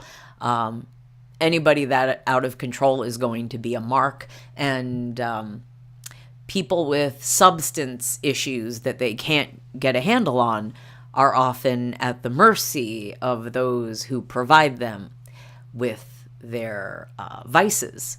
And once you've got someone, once you've got the carrot, you can dangle that. But if they resist the carrot, you can implement the stick. And if you're the kind of person who is as sloppy and messy as Marius is, he's recording, cracking up a car on the property of, the Crown Princely couple. He's recording parties in the Crown Princely estate. He's taking pictures of himself with illegal substances. He didn't think he was going to get caught. That's, if you commit a crime, you do not record it. That's not a great idea. You don't want more evidence that you've done something wrong. He clearly thought none of this is ever going to get outed. And now it has. And you have to wonder why they protected him for this long.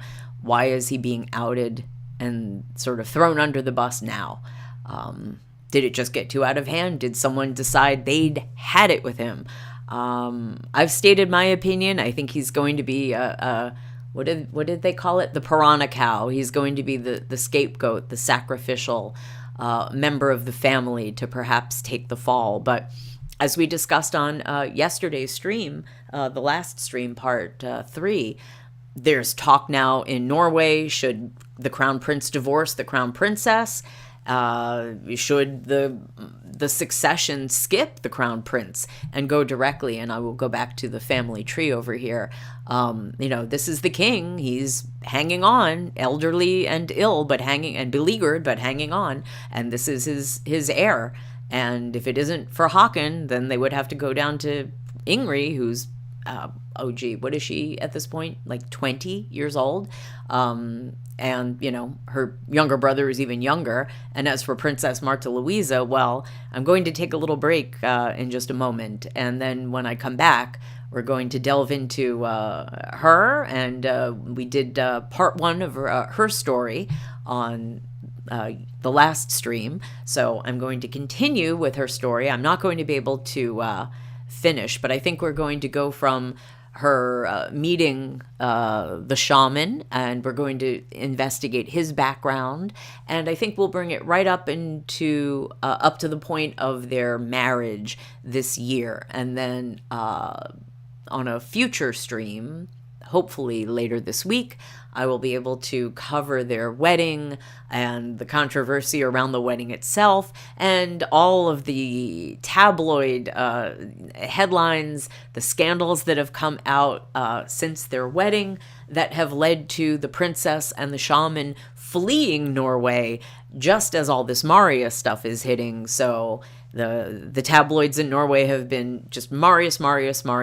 And before that, there was Shaman, and Marius. But now the shaman has been pushed out of the headlines, and the focus is fully on Marius, which might be a little bit of a breath of, a little relief for the princess and the shaman. But I think we are going to wrap up the Marius story for now. I think we're all caught up on that for the moment, unless something has happened since I sat down to stream.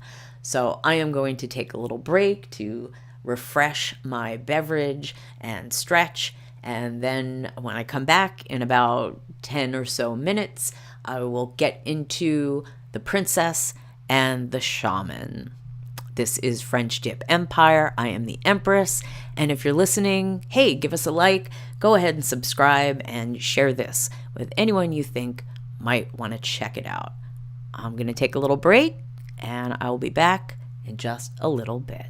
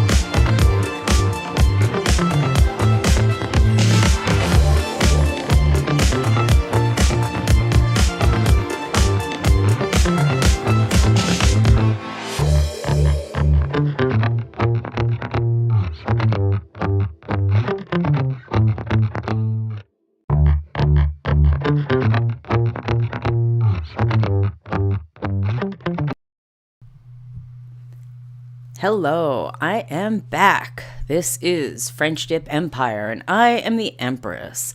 We are continuing with our series on the scandals in the Norwegian Royal Family, and in the second portion of this stream, we are looking at Princess Martha Louise and her second marriage to Shaman Durek Verrett. This lovely couple right here. And on yesterday's stream, we did cover Princess Martha Louise's background, her early life, her childhood, her first marriage to writer Ari Ben, who she had 3 children with, divorced, and then she met the shaman. So let me scooch over to this other set of tabs. Oh, there we go. So where we left off on our last stream, we were discussing how the princess can talk to angels. She is involved in New Age, spirituality. She, at one point, had a school where she supposedly could teach other people to speak with the angels. The princess says that she's been able to, she's been sensitive her whole life, and she's had psychic powers and, communicates with the angels, that she discovered as she was taking care of horses, because she used to be an equestrian. She doesn't seem to do much with the horses anymore. One of her daughters is an accomplished horsewoman, but Marta seems to have more gone into the realm of fashion and reality television and spiritualism. So it isn't entirely odd that she ended up with a man who is into the spirituality himself. And just to expand on Marta's sense of self, her unusual spiritual sensitivity. I found this article from 2017. I felt I wasn't good enough. Martha Louise of Norway reveals she used to sleep on a pea to test if she was really a princess, as she struggled to come to terms with her royal status. Now, that sounds a bit odd, but here you go. According to the fairy tale, a real princess is sensitive enough to detect a pea even when sleeping on top of 20 feather beds and 20 mattresses. Now, Princess Martha Louise of Norway, 46, has revealed that she tried the experiment from the childhood tale as she struggled to come to terms with her royal role.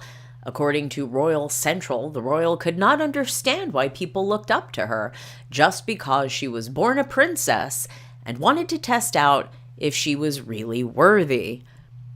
Movie of the Week in the chat says, I don't think it works like that. No, I don't think it does either. When I did not get any bruises, I became terrified. She admitted in an interview with Sweden's Expressen newspaper to promote her new book, Born Sensitive, co-written with her friend and business partner, Elisabeth Nordeng, about being highly sensitive. In the tome, she admits to feeling like she would not survive that everyone was staring when she was performing public duties, and also blamed herself if people felt awkward around her because of her royal status. Well, that's terrible. She shouldn't feel that way. And there she is, Martha Louise. And here she is in a picture. This is Martha Louise as a little girl with her brother, Crown Prince Haakon. And that photo does not look like it was taken in the, let's say, 1970s, I guess, based on their ages. That photograph looks like it could have been taken in like the 1940s or something. I don't know why it looks so very old. I guess it's the folk costume of the princess, but I'm not entirely sure how you can describe little Crown Prince Haakon's outfit, but it looks like a very old photograph, older than it actually is. Anyway, back to the article. We highly sensitive people look behind masks And look in the spaces when we get together with people, she said. When you meet someone, it's like having our nerves outside the body and experiencing the feelings of people we meet. The mother of three said that her bond with her younger brother, Crown Prince Haakon, helped her navigate stressful times growing up. However, she was often the one who would get upset when he was scolded by their strict grandfather, King Olav. Her grandfather would ask why she was the one crying, and people would tell him that she, quote, always cries, unquote. Okay, I don't know where to go with this one. Either Martha Louise isn't so much sensitive as she is apparently a crybaby, or was, or the other direction, she was incredibly sensitive and no one was taking care of her. They were just deriding her as a crybaby. Oh, she always cries. Don't worry about her. Maybe you should have worried about her a little bit more, and she wouldn't have ended up with the shaman. And here she is. This was her wedding day with her first husband, Ari.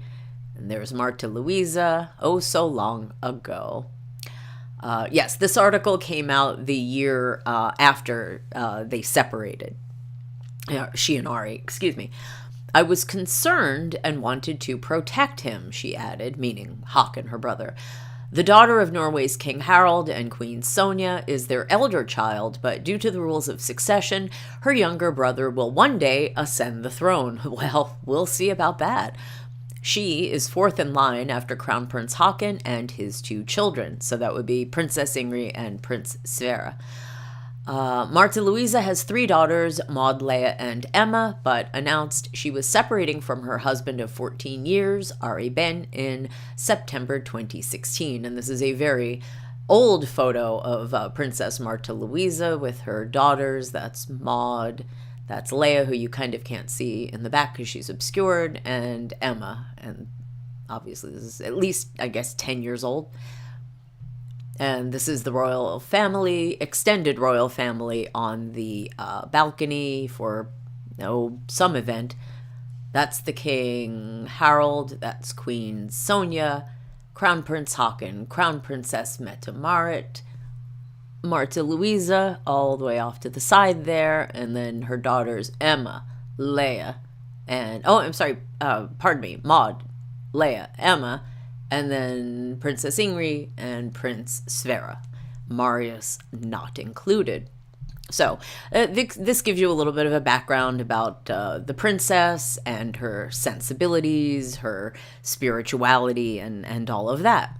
Okay, so moving forward, Princess Martha Louise announces she is in love again. So this is 2019, and okay. So we're getting into, this was a good early-ish article to give some background to Shaman Durek. Who is he? Where did he come from? What was his life like before he hooked up with the princess? Because he is a self-proclaimed shaman, but he's done quite well for himself as a shaman. And he's a celebrity shaman and a shaman to celebrities. I guess he was first a shaman to celebrities, and then he became a celebrity in his own right. And so where did he come from? This interesting path to being a now royal celebrity shaman of sorts. And this is the Royal Musings is the blog of a professional author and genealogist and royal specialist. And if you're really, really into the minutia of royal events, European royal events and history, I would recommend checking this site out. So proceeding with the article, Princess Martha Louise, the daughter of King Harald V and Queen Sonja of Norway, has a new love, Durek Verrett, an American-born shaman. She made the announcement yesterday on her Instagram page. How very modern. So this is from the post that Martha Louise made on Instagram. When you meet your twin flame, you know. I have been lucky enough to have met mine. Shaman Durek has changed my life, like he does with so many. He has made me realize that unconditional love actually exists here on this planet. He embraces all of me without question or fear. He makes me laugh more than anyone, has the most profound wisdom to share, and all the bits in between from the diversity of his being. I feel so happy and blessed that he is my boyfriend. Thank you, my love, for including me so generously into your family. I love you from this eternity to the next. And to those of you who feel the need to criticize, hold your horses. She loves horses, doesn't she? It is not up to you to choose for me or to judge me.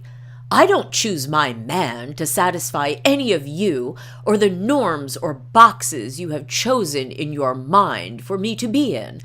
I don't thrive there, nor do I exist in your illusion about me. I choose from love, and that's it. Shaman Durek is merely a man I love spending my time with and who fulfills me. So thank you for respecting my actions and my choice of partner. All I know at this moment is that we love each other, and I am super happy. Have a wonderful, loving Sunday and Mother's Day for the USA. End quote. And of course, because Mother's Day is not celebrated on the same day everywhere. That's why it says for the USA. Right. What can we say about that? Well, the first paragraph was cheesy as all get out and pretty insulting to her ex-husband, who was the father of her 3 children. He was, let's go over it, not her twin flame. She did not experience unconditional love with him. He did not embrace all of her without question or fear. Apparently wasn't that funny, wasn't that wise, and yeah. So kind of a diss. I mean, yeah, sure, they did divorce, but when you have 3 children with someone, I think you wouldn't want to completely make them seem like they were, I mean, you're divorced. Obviously, it didn't work out, but seems like a bit of a kick in the pants. Anyway, the second paragraph, little defensive, I'd say. And yeah, there was definitely criticism of Princess Martha Louise's choice for various reasons. Some of those objections, perhaps carried more weight than others. But I don't think I'd want to put a big, hey, if you don't like it, go F yourself message at the end of my I am so in love message. It seems a little weird, but, anyway, seems a little weird to me. So it's a bit of a weird alliance, I'd say. And there's a picture of Martha Louisa. Martha Louisa, okay, we're going over again, 4th in line to the throne. She relinquished the style of Her Royal Highness prior to her marriage to Norwegian writer Ari Behn. Yes, and the marriage ended in divorce in 2017. The princess has espoused New Age beliefs and practices for some years now. She and Shaman Durek have a website, as you can see, theprincessandtheshaman.com. They will be visiting Norway and Denmark later this month. Okay, that's out of date. Let's see.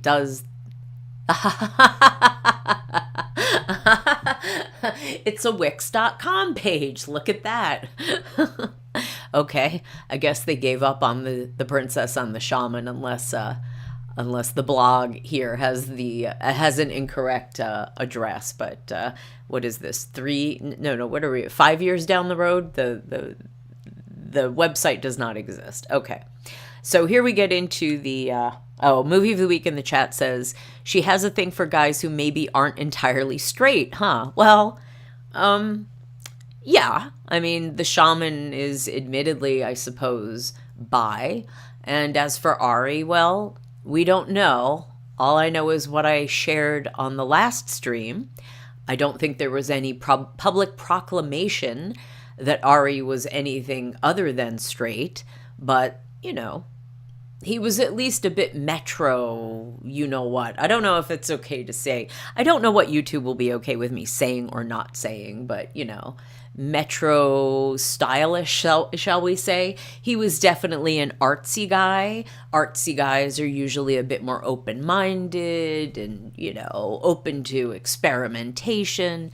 We don't know. I don't know. I didn't know Ari personally. He's not around now to talk about himself, so we'll just take things as we see them, and we can make our own judgments. Yes? Yes. Okay, so Marlene, the woman who writes this blog, is a genealogist of many decades experience, very talented and knowledgeable, and she dove deep into Shaman Durek Verrett's background. So here are the, I guess, hard facts as Marlene has presented them on Royal Musings. Derek David Verrett was born in Sacramento County, California on November 17, 1974. Uh-oh, he's a spicy Scorpio. Look out. He has an older sister, Angelina Beatrice. Now, I only say that because I know that the shaman and the princess must be into astrology, right? I mean, not everyone is, and we can debate the validity of it, but I'm sure they're into it, yeah? Twin flames and all. He has an older sister, Angelina Beatrice. His father, David Benjamin Verrett, 1929 to 2017, is said to be of Haitian ancestry, and his mother, Sheila Farmer, is of Indian and Norwegian ancestry. A common Norwegian ancestry between the shaman and the princess. Sheila now uses the name Verushka Urquhart, which is very exotic and exciting sounding. Verushka, a little bit snazzier than Sheila. Sheila Farmer, not so sexy. Verushka Urquhart, very sexy. Okay, they like to change their names in this family, and I'm not going to blame them. We're all free to do what we want. David Benjamin Verrett, that was the father, I guess, was born in Louisiana on November 13, 1929. Uh-oh, another spicy Scorpio. The son of Leon Solomon Verrett and Elvira Harris, both of whom were born in Louisiana. However, his father's family appears in genealogical records living in Louisiana, New Orleans, Virginia, and Georgia going back to the 1800s. Okay, cool. Shaman Durek's parents were divorced in 1977 in California. The romance was also confirmed on Shaman Durek's Instagram account. Okay, they went Insta official. And now here's his comment. Quote, "There is a grace and beauty about life when you fall in love. Something softens in you that's unspeakable, however felt in the very depth of your soul.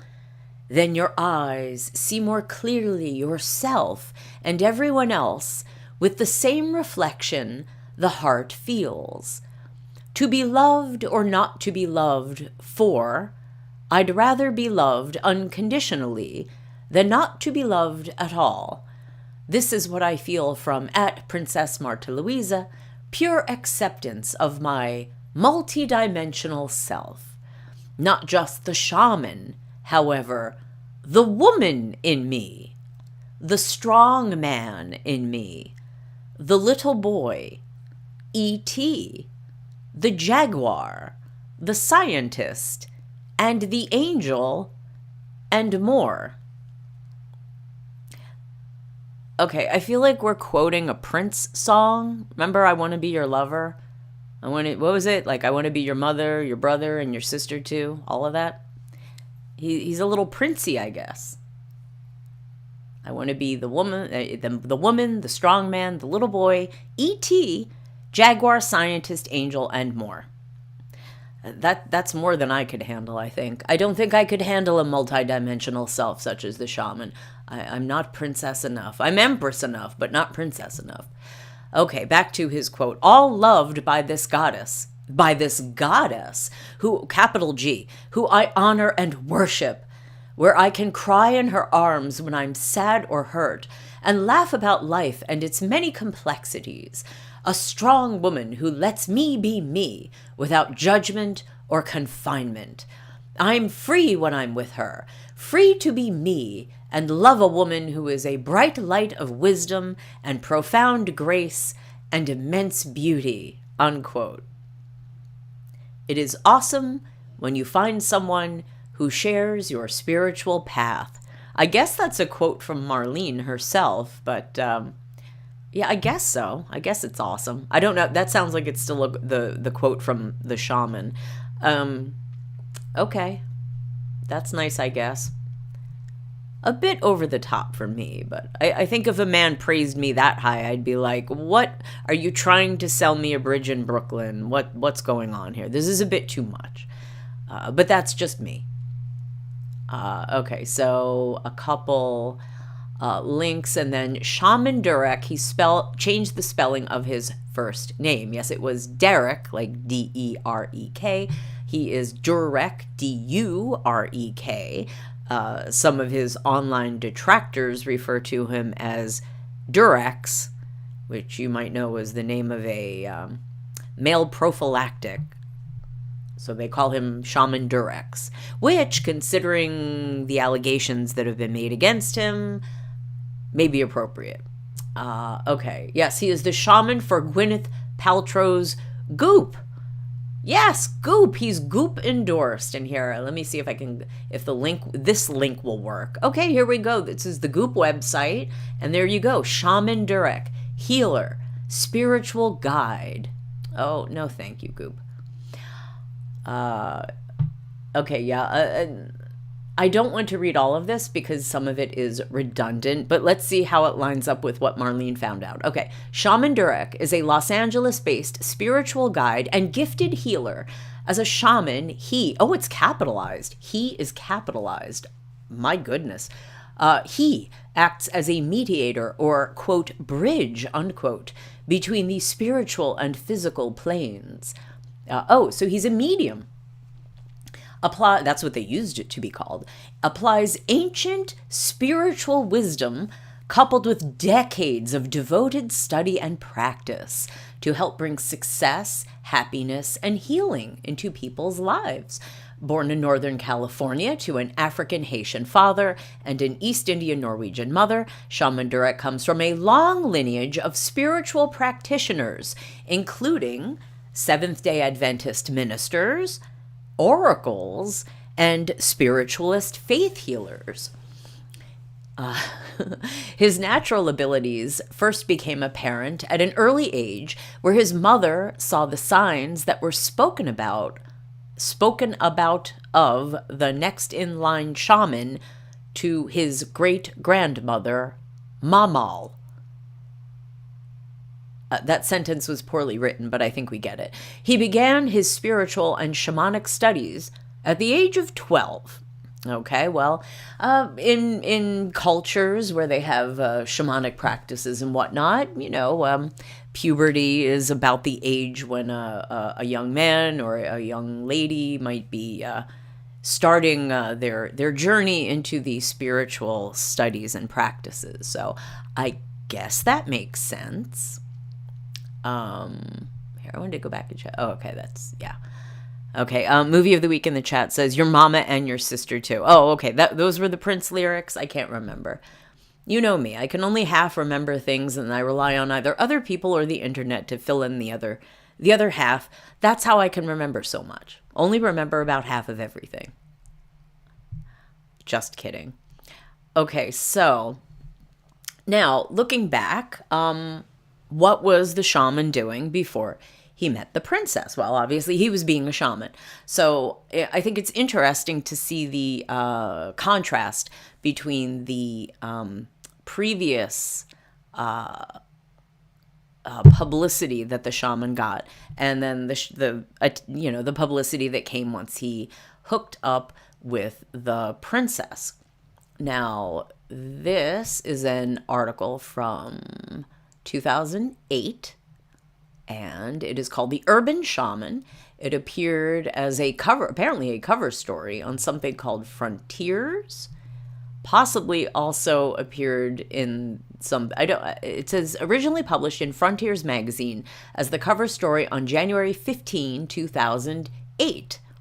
Though this post is dated in 2008, it was uploaded to the web in 2013. All right. So let's go ahead and read it. A lot of people, when you mention the word voodoo in the States, think dark magic. And that's not what the culture is all about, explains Durek Verrett, Verrett is a shaman, and for years his family engaged in voodoo. I like how they're spelling voodoo with a capital V, and it's O-U-D-O-U, not O-O-O-U. Voodoo. One of the world's oldest religions. I would debate that the world's oldest religions. No, that's wrong. I'm just going to say I know that's not correct, but whatever, okay. For most, voodoo conjures images of evil curses, barbaric ceremonies, and little dolls with pins sticking out of them. These perceptions stem largely from a book, called Haiti, or The Black Republic. The book was published in 1884 by Sir Spencer St. John, or St. John, who perceived Haitian culture as a threat to society. He wrote a sensational account of cannibalism. I hope YouTube is okay with me saying that. Human sacrifice, and zombies, which later became the basis of Hollywood's depiction of the voodoo culture. Okay, now it's spelled with a capital V, but with the double O. Movie of the Week in the chat says, no, it isn't. Voodoo comes from Yoruba mythology, but it itself didn't exist until the Atlantic slave trade. Well, right, of course. And there's, the influence of, Christianity and Catholicism that has been blended into the various, voodoo and other types of, the old school African spiritualities that were then brought into the New World and mingled and mixed with other religious beliefs. Voodoo didn't the Yoruba have been around a while? Yes. Well, precisely. Voodoo is new-ish. Obviously, anything coming from Africa probably would have been pretty old. I mean, unless it was something that was invented but culturally, those cultural practices, yes, very, very, very old. Where it came from is very old. Voodoo itself, not very old. Okay. Back to the shaman. Okay, the actual religion, according to Verrett, is much different. The culture comes from a deep respect for the earth. It comes from a ritual side of bringing more healing and protection, and helping people to really connect to their true source of power. And in my family, healing was very important. In the early 1900s, Verrett's great-grandmother came from Haiti to New Orleans, where she worked with the noted voodoo priestess, Marie Laveau. They prophesied a boy was going to be born, and he would hold the gateway of the shaman. That's capital G, capital S. Meaning he carries a feminine and masculine polarity, which means being gay. That's not me saying that. That's apparently the shaman saying that. I don't know why it would be gay and not bi, since I would think masculine and feminine polarity could be bi, but okay, I'll go along. He's the shaman, he knows, I don't. Okay. Most shamans are because they must walk into the spirit world, having the feminine and the masculine available. Okay, that's a weird sentence. Verrett's family recalls him being able to talk to family members who had passed on by the age of 3. He says he could see colors around people, I guess that would be auras, and began having visions of things that had not yet happened. So precognition, psychic ability, clairvoyance. You might think it would be wonderful to be born with magical powers in a family that already knows you're gay. Oh, I thought it was going to say a family that's full of shamans and oracles and spiritualists. Okay. But Verrett's upbringing is not the story of a happy voodoo family swapping ancient recipes with June Cleaver. What? Verrett's family was concerned with the negative stigma that surrounded their culture, and were determined to sever his voodoo roots. I don't think anyone's going to have a problem with voodoo in New Orleans or Louisiana. And honestly, in California, I mean, they don't care. Okay, whatever. I was so confused. This was who I was. After my parents divorced, my stepmom was very afraid of it. They were very abusive. Then one day I was coming out of the mall on my skateboard, and this black Mercedes pulls up. And this woman rolls down her window and says, "It's you! You come from an ancient line of great, powerful people, and your family has been trying to snuff it." The woman became Verrett's first teacher, teaching him to read tarot cards, runes, and make magical oils, something he seemed to have an innate knowledge of. But this was just the beginning of his education. He was riding his skateboard. So how old was he? This was when he was 12? So his parents had no problem with a strange woman in a Mercedes teaching him runes and magic oil making? And we don't know this woman's name, so we can't interview her and check out his story. Okay. I guess she wants her privacy. Or maybe she's no longer with us on this plane of existence. Back to the article. After his initial training in voodoo, which is misspelled, voodoo, not voodoo, that must be a typo. Verrett went to India. That's actually an app where you learn voodoo, right? Like Duolingo, it's Voodoolingo. You learn voodoo via an app. Someone's going to do that, aren't they? Okay. I want a piece of it. If no one's done that yet, I want a piece of it. And if someone has done that, well, good for you.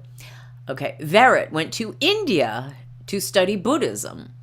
Then, that's funny. I studied Buddhism, but I did it in the good old USA. I didn't have to travel. Then to Turkey to work with whirling dervishes. Really? Okay. He can do it all. He's done the entire spiritual... I'm wondering, when's he going to learn Kabbalah? We haven't hit that on the New Age spiritualist bingo card. I think we've hit pretty much everything else. I haven't heard Reiki yet, but he has mentioned healing an awful lot, so I'm kind of waiting for that to come in. The hands, what was that term? It used to be the psychic healing. That was it. They literally called them psychic healing, and when they got exposed, it just these people doing these weird things and pretending to pull like chicken gizzards and like the stuff you pull out of your Thanksgiving turkey or like a chicken, you know, the gizzard bag. They would basically have like chicken gizzards and stuff and like cotton balls, cotton wadding, and like mess it up with like juices and then pretend to be pulling quote unquote, you know, cancer tumors out of sick people's bodies. And it was all sleight of hand and just nonsense and BS. Really awful to do to people who have legitimate health concerns. But anyway, I'm not saying that's what Shaman Durek is doing. I have never heard of him doing that kind of psychic healing. Never. So I'm not making any accusation. I'm sure he's completely legitimate and all of his powers are completely real. He says they are, so okay. Okay, back to the article. So whirling dervishes, India for Buddhism, Turkey for the whirling dervishes. Oh, here we go. He would be in Israel studying the Torah before he became a born-again Christian. He's done everything. When did he become a Shintoist? Okay, in shamanism, we go to everyone's culture and abandon everything we believe and go full heart into it until the spirits come in and say, that's enough.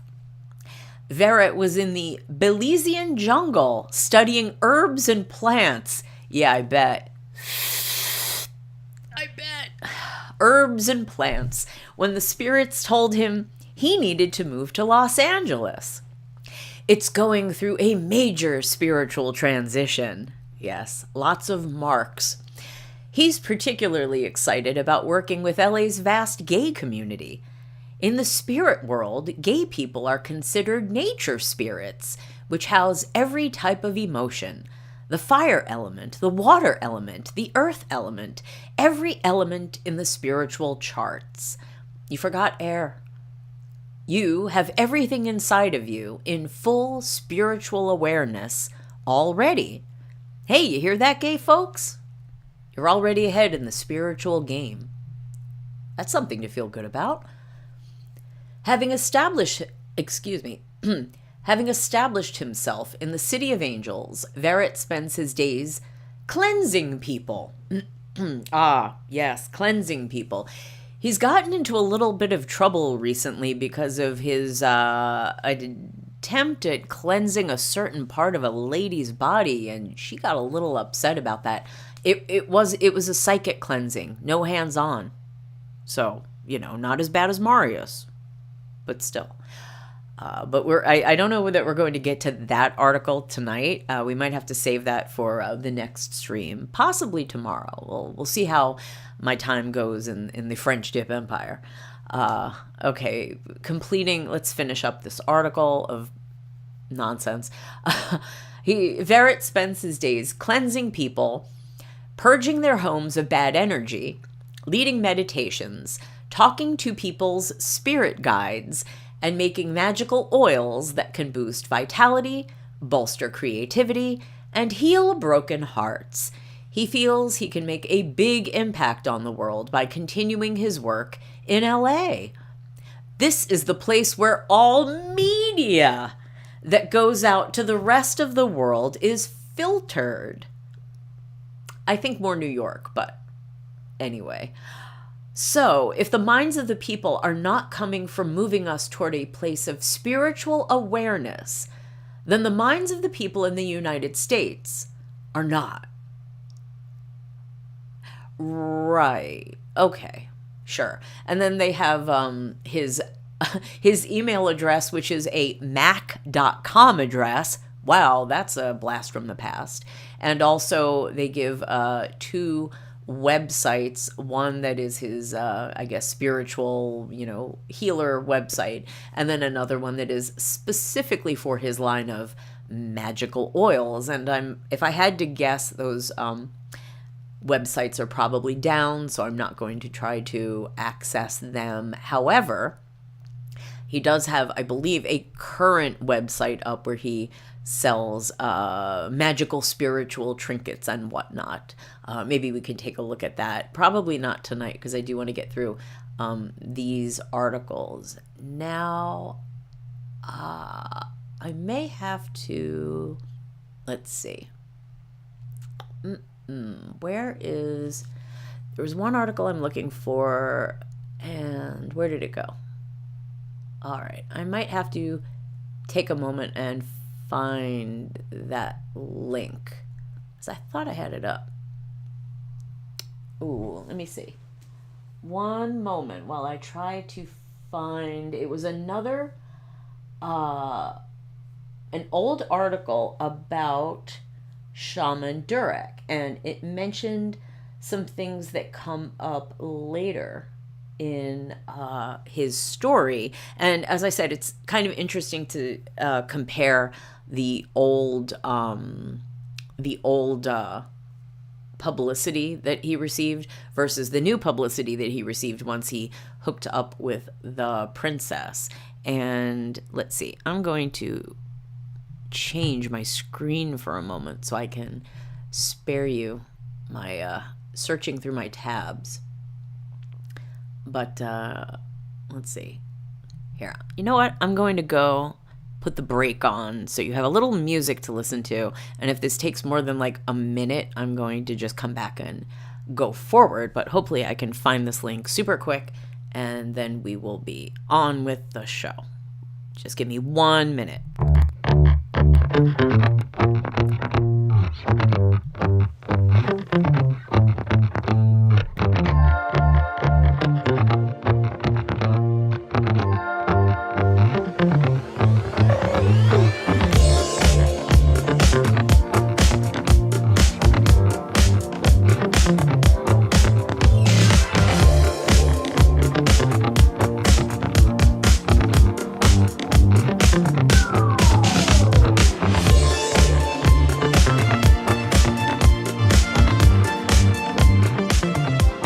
I found it. So let me pull it up on screen now, and hopefully this will come across okay. All right, there we go. So on screen now, this is Now, this says it's written by Shaman Durek. It was not written by him. This was an article that was written about him. And this was difficult to find. This has been put up on this website called superarticles.com, super with 2 O's. I don't know anything about this site, but the magazine that this article was originally published in does not appear to have a copy of it online, or at least not one I could find. All I could find was an image of the article itself, and the image is slightly blurry. It is legible, but barely. So I guess you're going to have to take my word for it that this is a real article, but it has been reproduced, only the text, on this website. So I will read this. Because this is some of the facts, I guess, that are mentioned in this come up later in the coverage. And the shaman says so many interesting things about his background, his family, and whatnot, that when he became attached to the princess, people look back at things that he said and things that he was saying, and people started to question his origin story, I guess is the best way to say it. So rather than, argue about it, I decided to just take a look at the old articles and see what was being said about the shaman and what he was saying about himself before he hooked up with Princess Martha Louise. So here is the shaman in his own words, so to speak. Okay, so a generous heart repaid. Since birth, Durek Verrett has been in tune with other realms of awareness, gifted with an extraordinary sensitivity, something he shares with Marta. He spent years studying various faiths and therapeutic techniques from around the world, distilling them all into his unique and immensely popular brand of spiritual healing.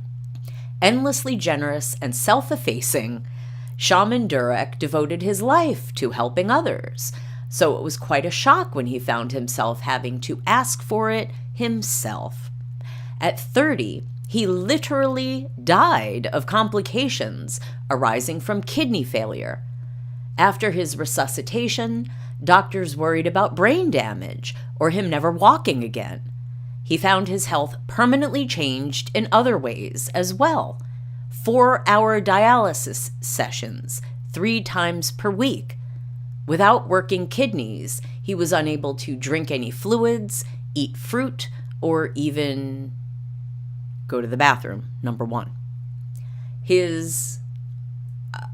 I am really hoping that this isn't a problem for YouTube. I don't know what their sensitivities are regarding things, so hopefully this is an okay topic to discuss.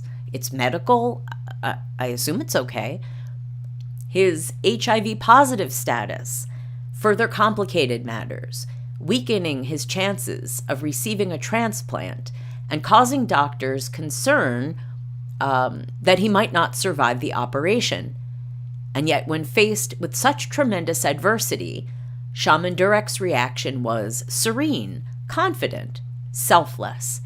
He proved doctors wrong by regaining his mobility and mental faculties and discovered a higher purpose for his suffering.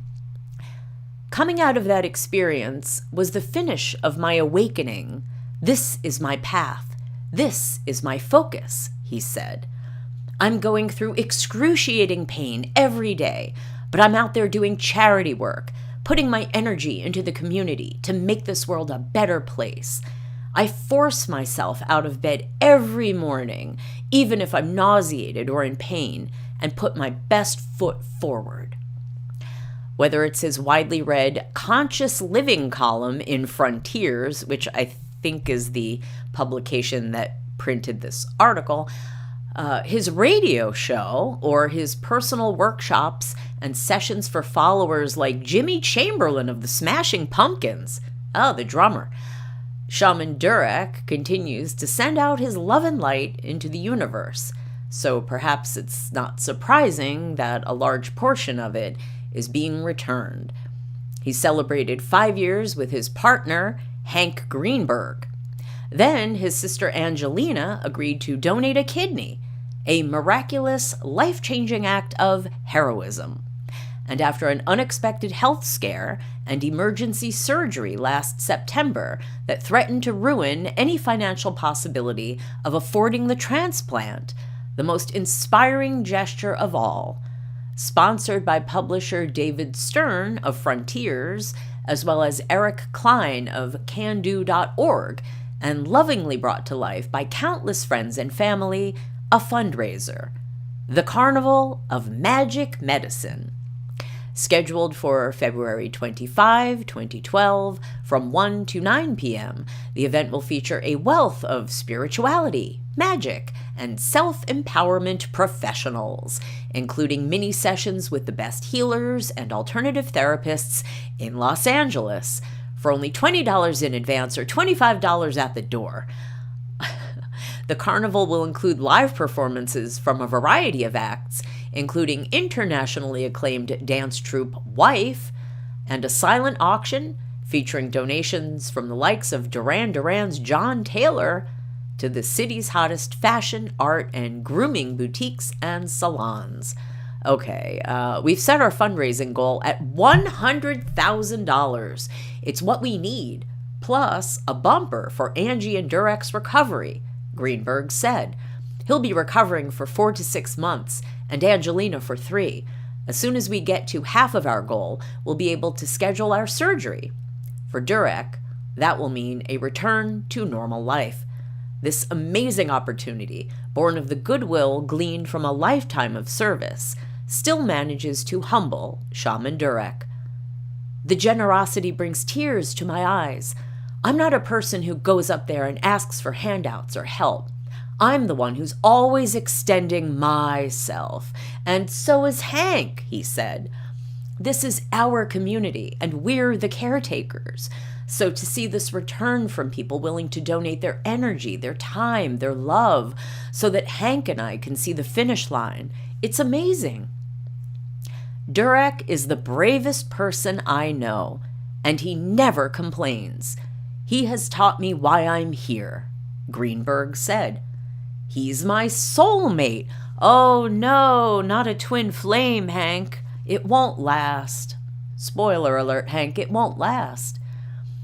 He's my soulmate, and I would do anything for him. This story has a happy ending. Durek is getting his kidney.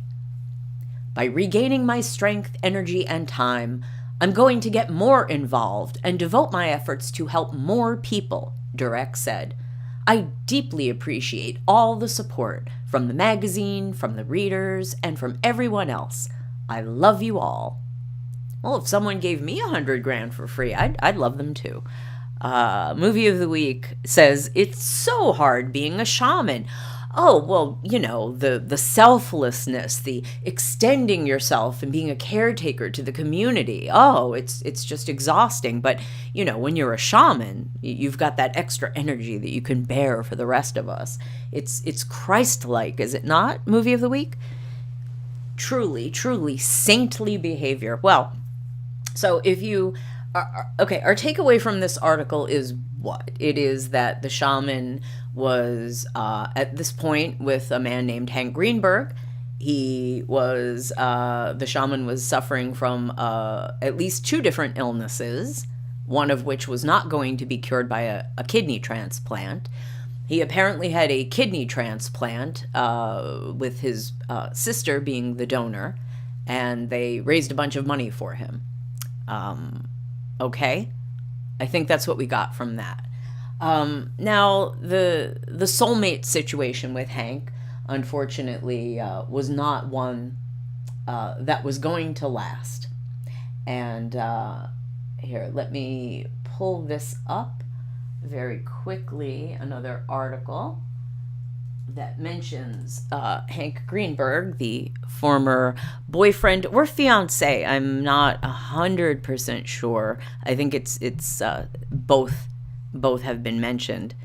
Let me grab that article real quick. Okay, here we go. So this is an article from May of 2019, and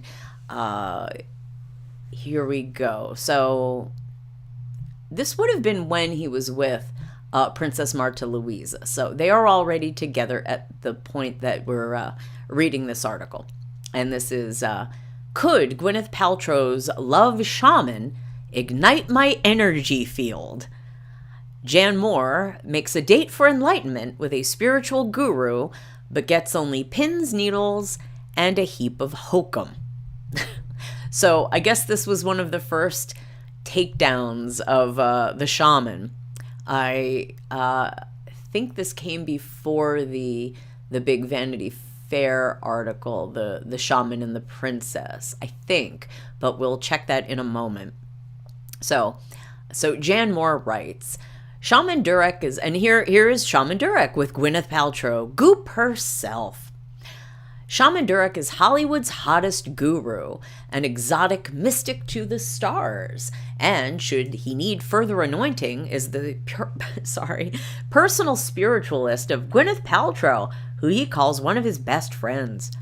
What I love about Gwyneth is that from the moment we met, we knew we were brother and sister, and that we were meant to be in each other's lives, he says.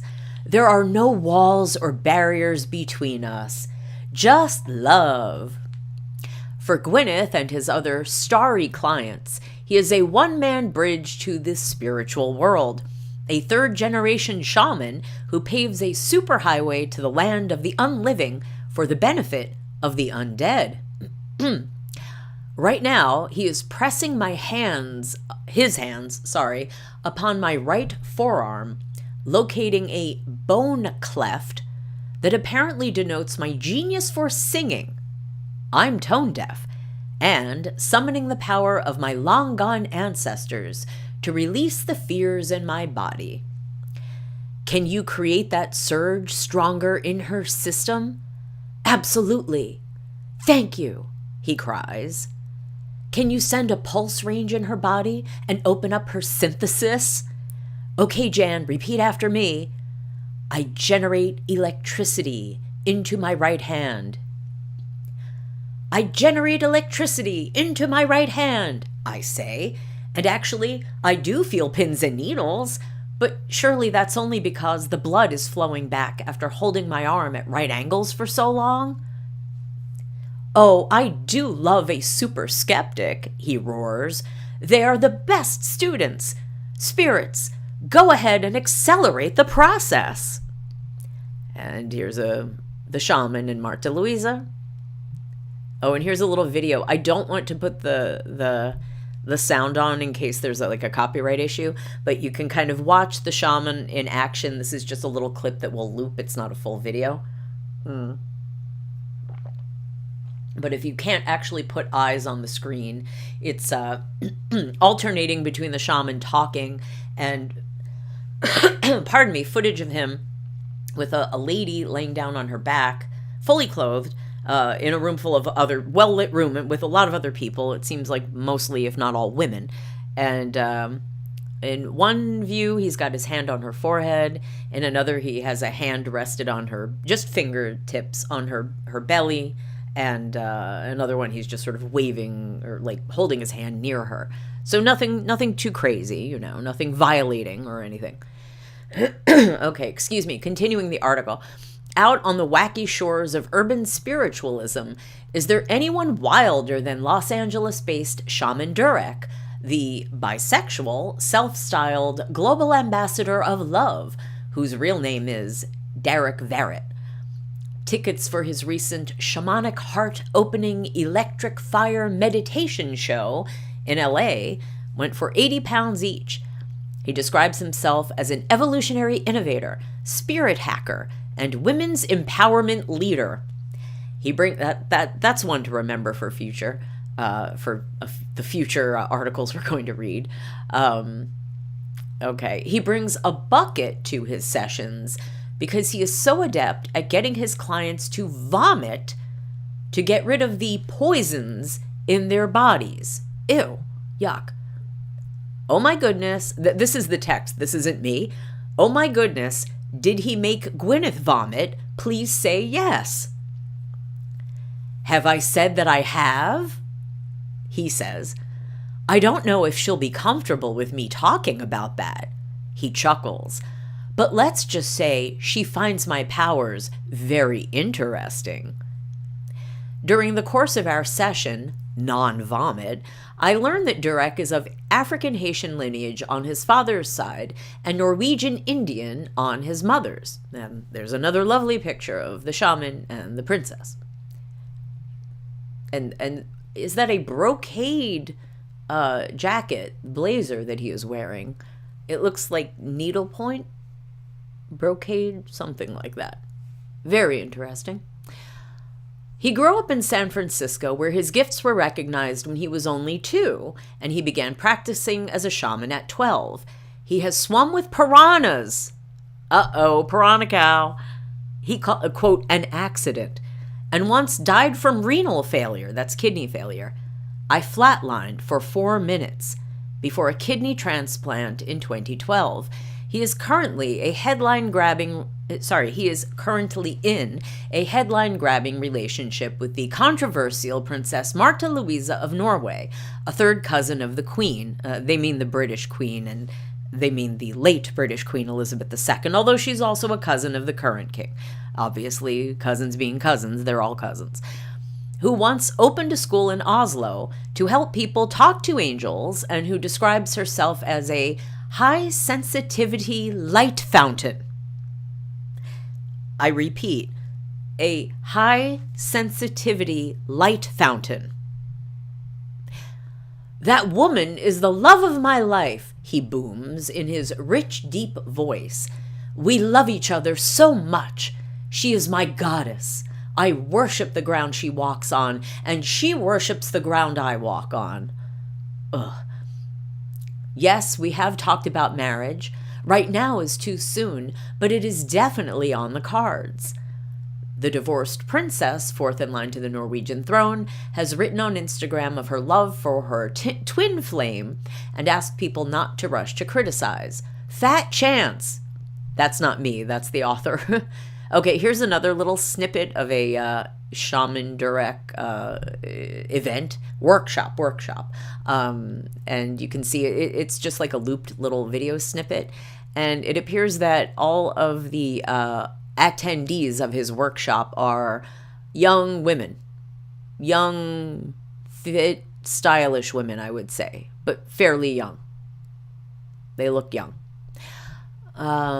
Continuing, the pair recently embarked on a consciousness-raising Scandinavian tour called, you guessed it, The Princess and the Shaman, a commercial enterprise which did not go down well in some quarters. I didn't feel welcomed in Norway, and it hurts, says Durek. We were sharing the love with the world, and all the press was doing was looking for stories to rip me apart. In his bumpy introduction to Europeans and European royalty, Durek sees clear parallels between himself and the Duchess of Sussex. It was ridiculous. There were definitely racial undertones. The only place where I felt I was getting love was from Martha, her friends, her family, and the people who came to the workshops. I wonder why. Much of the Norwegian media were critical of the fact that the 47-year-old princess was using her title for commercial gain and spending much of her time on stage complaining about being a royal.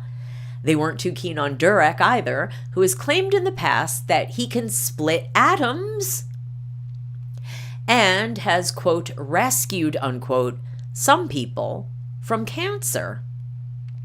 The Bishop of Stavanger withdrew permission for the couple to hold one of their workshops in her church, while the local newspaper in Tromsø reviewed The Princess and the Shaman in less than flattering terms. We were prepared for gibberish and cliches, reported the Tromsø? I guess that's what that is, Tromsø. But it was still 2 hours of your life you'll never get back. The problem was a lack of form, followed by a lack of content. Oh dear. Well, he says, I told Martha I'm not going back to Norway for a long time. I need to decompress from everything first. It was hard having the paparazzi in my face all the time. I've never had that happen before. And of course, here's an image of Martha Louise's twin flame post. Oh, but that's just the nice part. It's not the defensive part afterward. Okay, continuing with the article, he is certainly a photogenic and imposing figure, well over 6 feet in his Converse basketball boots, and with a beautifully domed head he shaves every day. He has a wonderful complexion, courtesy of the Goop products Gwyneth gifts him. I wonder if she has gifted him one of her, V candles. He particularly loves the all-in-one face mask and is wearing a cotton jumpsuit from Japan and a scarf made for me by my friend Emily Factor of the Max Factor family. Oh, well, not exactly the brag you think it is.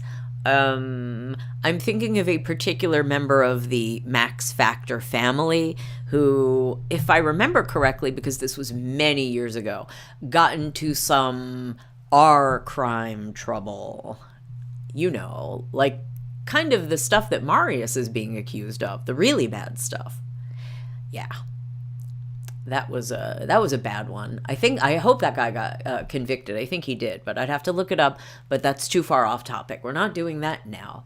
Maybe someday in the future.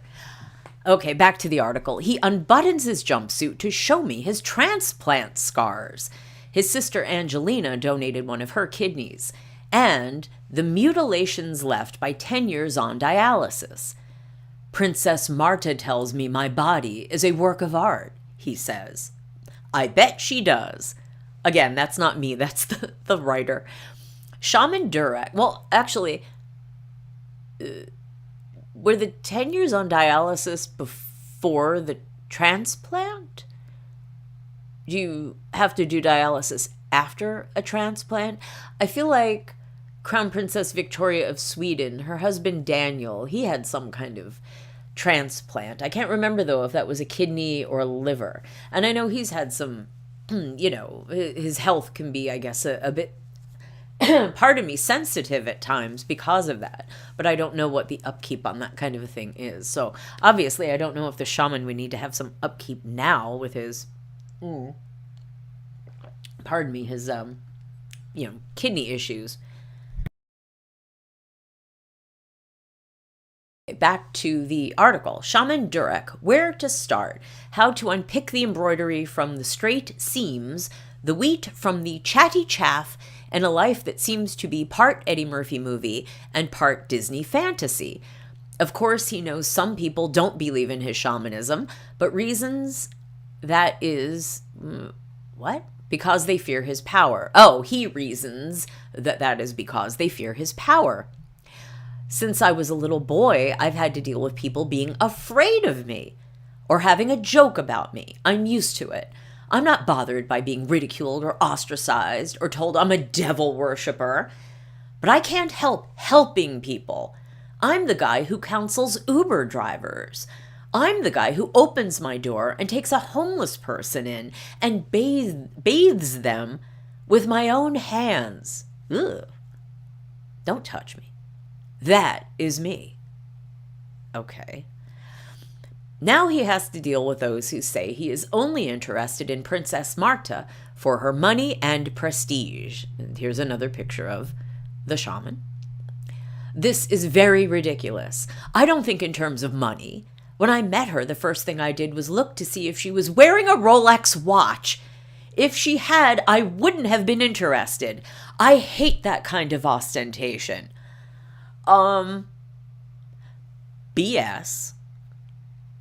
She's a princess. She can wear a tiara. A Rolex? Please. A Rolex ain't nothing compared to a tiara, hon. Anyway.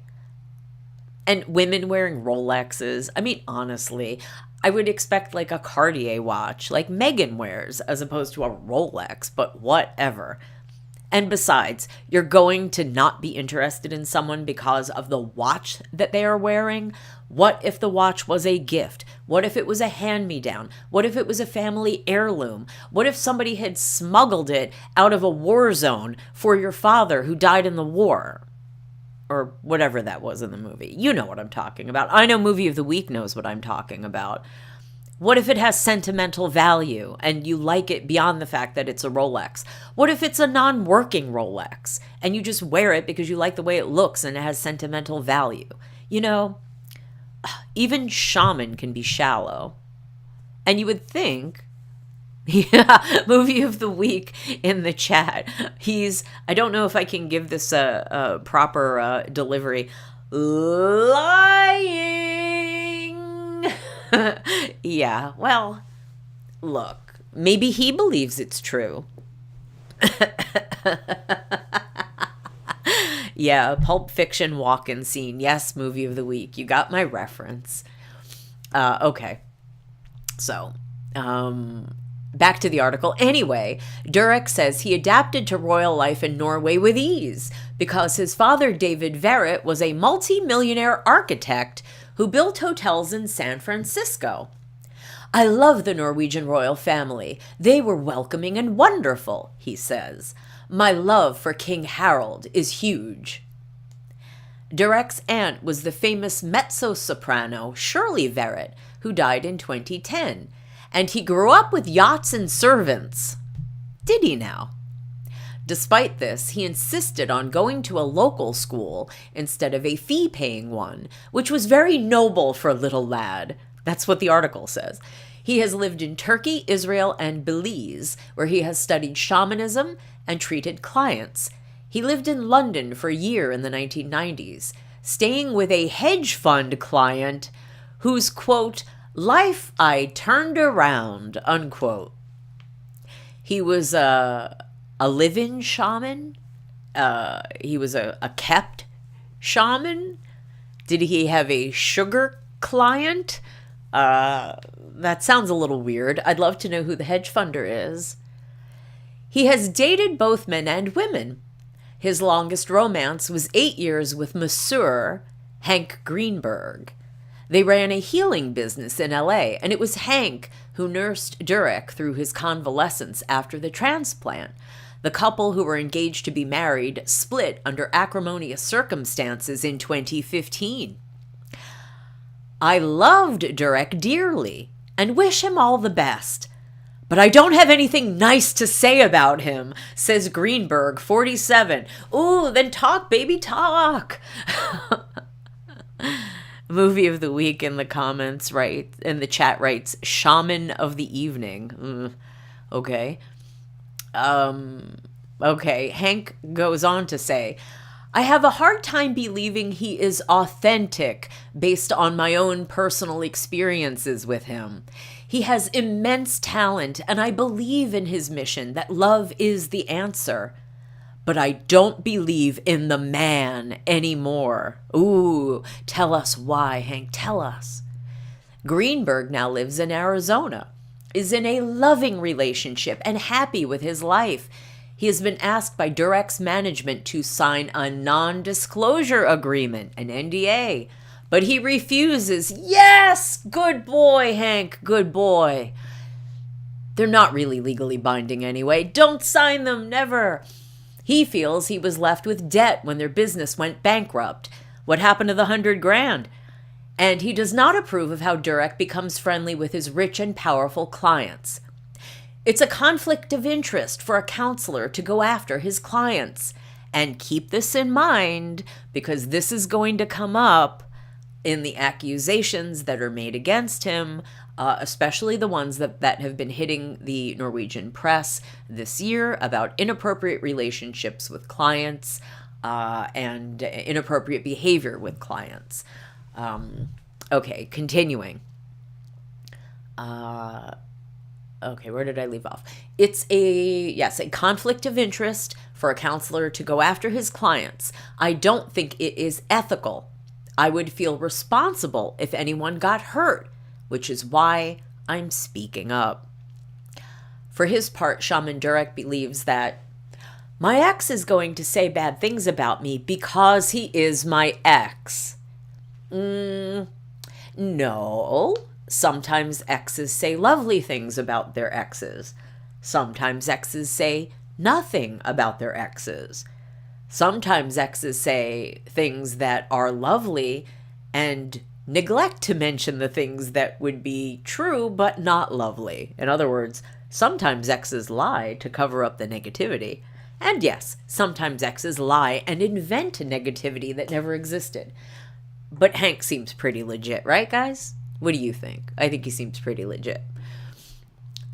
It sounds like he could be saying a lot worse. He actually did give compliments. And Hank, and sorry, the shaman isn't saying anything too lovely about Hank. You think he could say something nice about Hank? They were soulmates at one point? Not twin flames, I guess, just soulmates. Is soulmate a tier down from twin flame? Is that like a higher level of, being joined in whatever the heck that is? Soulmatedness? I don't know. Whatever you want to call that. Okay. So continuing with the article, they, meaning Shaman and Hank, they met a year ago. Wait, a year ago? It couldn't have been a year ago. Who's met a year ago? Oh, the shaman and the princess. That must be it. Okay, that makes more sense. Okay. He also believes he has never been in love like he is with Princess Martha. Okay, so that's the shaman, right. They met a year ago in LA on a blind date fixed up by friends who felt they were destined to be together. Oh, name and shame those friends, because honestly, if I were Martha, I would not want to be friends with those people any longer. Friends with friends like those. Over a vegan lunch catered by the Gratitude Cafe, this is so LA, which specializes in treats such as coconut bacon and courgette hummus, their hearts became as one. You know, I like coconut. I like bacon. Coconut bacon? Okay. She walked through the door, says Durek, and it was instant. I looked in her big blue eyes, and we just stared at each other. She said, "I know who you are." And I said, "I know who you are, too." Wait, what? What? Wait? What? Wait. So I usually do a wait, what? But the author has gone, what? Wait. You had met before? We were married in a previous life, he explains. We loved each other unconditionally, then and now. We loved to sing Disney songs together, to be children together, to laugh and cry together. He sings me a few bars of a song from Aladdin to demonstrate. I'm not singing this, by the way. When did your heart decide? He croons, his big bass voice filling the tiny treatment room in the Life Space, a center for health and healing in West London. There's your plug, Life Space. He had just finished a 2-hour shamanic treatment with one client and is still working on me. Do you serve the darkness or the light? He bellows. The light, I squeak. He addresses the spirits directly, like Captain Kirk addressing his troops from the bridge. His troops? They weren't troops, it was a crew, but anyway. Spirits, accelerate the energy field. Go ahead and put an energy field blast inside of her shoulder and shock her left shoulder at 2,000. Go inside of her brain and download the energy. Unplug the matrix that's programmed her since she was young and most of the people on this planet to become slaves to a system they don't believe in, he orders. Set the phasers to stun, I almost add. I try to cough up my inner poison like a cat with a fur ball, but all I manage is a modest clearing of the throat. It is handy, I say, that the spirits speak to you in English. It is, he agrees, then describes how the spirits are telling him what a wonderful person I am. Humble, hardworking, and selfless. So true. I think a better line would have been, and, shamans and whatnot, take note. If someone says, oh, it's convenient that the spirits speak to you in English, the line you're supposed to give is that there's no language in the spiritual realm, that you just speak the spirit language where all languages are one and you can understand everything, like that fish thing they stick in the ear in Hitchhiker's Guide to the Galaxy. You know, when you're in the spiritual realm, you can understand all languages, past, present, and future. Or you make up some nonsense about there being an angelic language that you all speak together. Or maybe you pull out Enochian. Just some tips and tricks that you might want to use if you decide to get into the shaman business yourself, ladies and gentlemen. There you go. And a little tip for Durek Verrett himself. He should have come and studied with me for like a month, a week with me, and I could have given him some handy dandy tips and tricks. But he seems to be doing pretty okay on his own, I guess. All right, the end of the article here. He tells me how much he hates being called a celebrity shaman, almost as much as he loves hanging out with Gwyneth. She makes him his favorite vegetable stew, gives him advice about his career. Her husband is my brother. Her children are my babies, he says, before trying to connect me with my spirit ancestors. Wait, which husband was this? Was this Coldplay? Was this Chris Martin? Or is it the Brad Falchuk, the new husband? I wonder which husband he means. I don't... 2019? Was she with Falchuk yet? Or was this still Martin? Okay, I guess no one but me would remember this. I don't know. Movie of the week, I know you don't know. What are they telling you? He says. What are they saying? That our time together is up, I say. Amen to that. And that's the end of the article. So you could see the shaman picks up with the princess, and suddenly the scrutiny becomes a little greater. He's exposed to, people who are watching him, and they have not come to him as a client or as a... I'm sorry, how did I miss this photo? He looks not committed to the kiss, and she looks like she could give a rat's you-know-what. They're an unusual couple. They're very interesting, and they are definitely getting more publicity together than they would ever receive individually. Definitely. So, now, moving back to Vanity Fair. Now, this is also a 2019 article. Gwyneth Paltrow, a clairvoyant princess, and the latest royal controversy. Martha Louise, the quote clairvoyant unquote member of the Norwegian Royal Family. Notice the shade. They're putting clairvoyant in quotes. Why not just give her that? With Goop connections, has agreed to stop using her title when she's communicating with the dead. And there's Martha Louise and the shaman.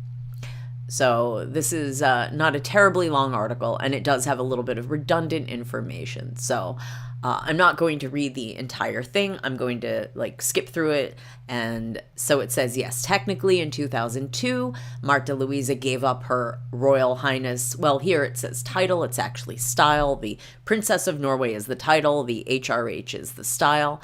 And an annual $1 million allowance to marry commoner Ari Bain. The next year, Vanity Fair reported that she wanted to pursue a career in the entertainment industry and lead an ordinary life.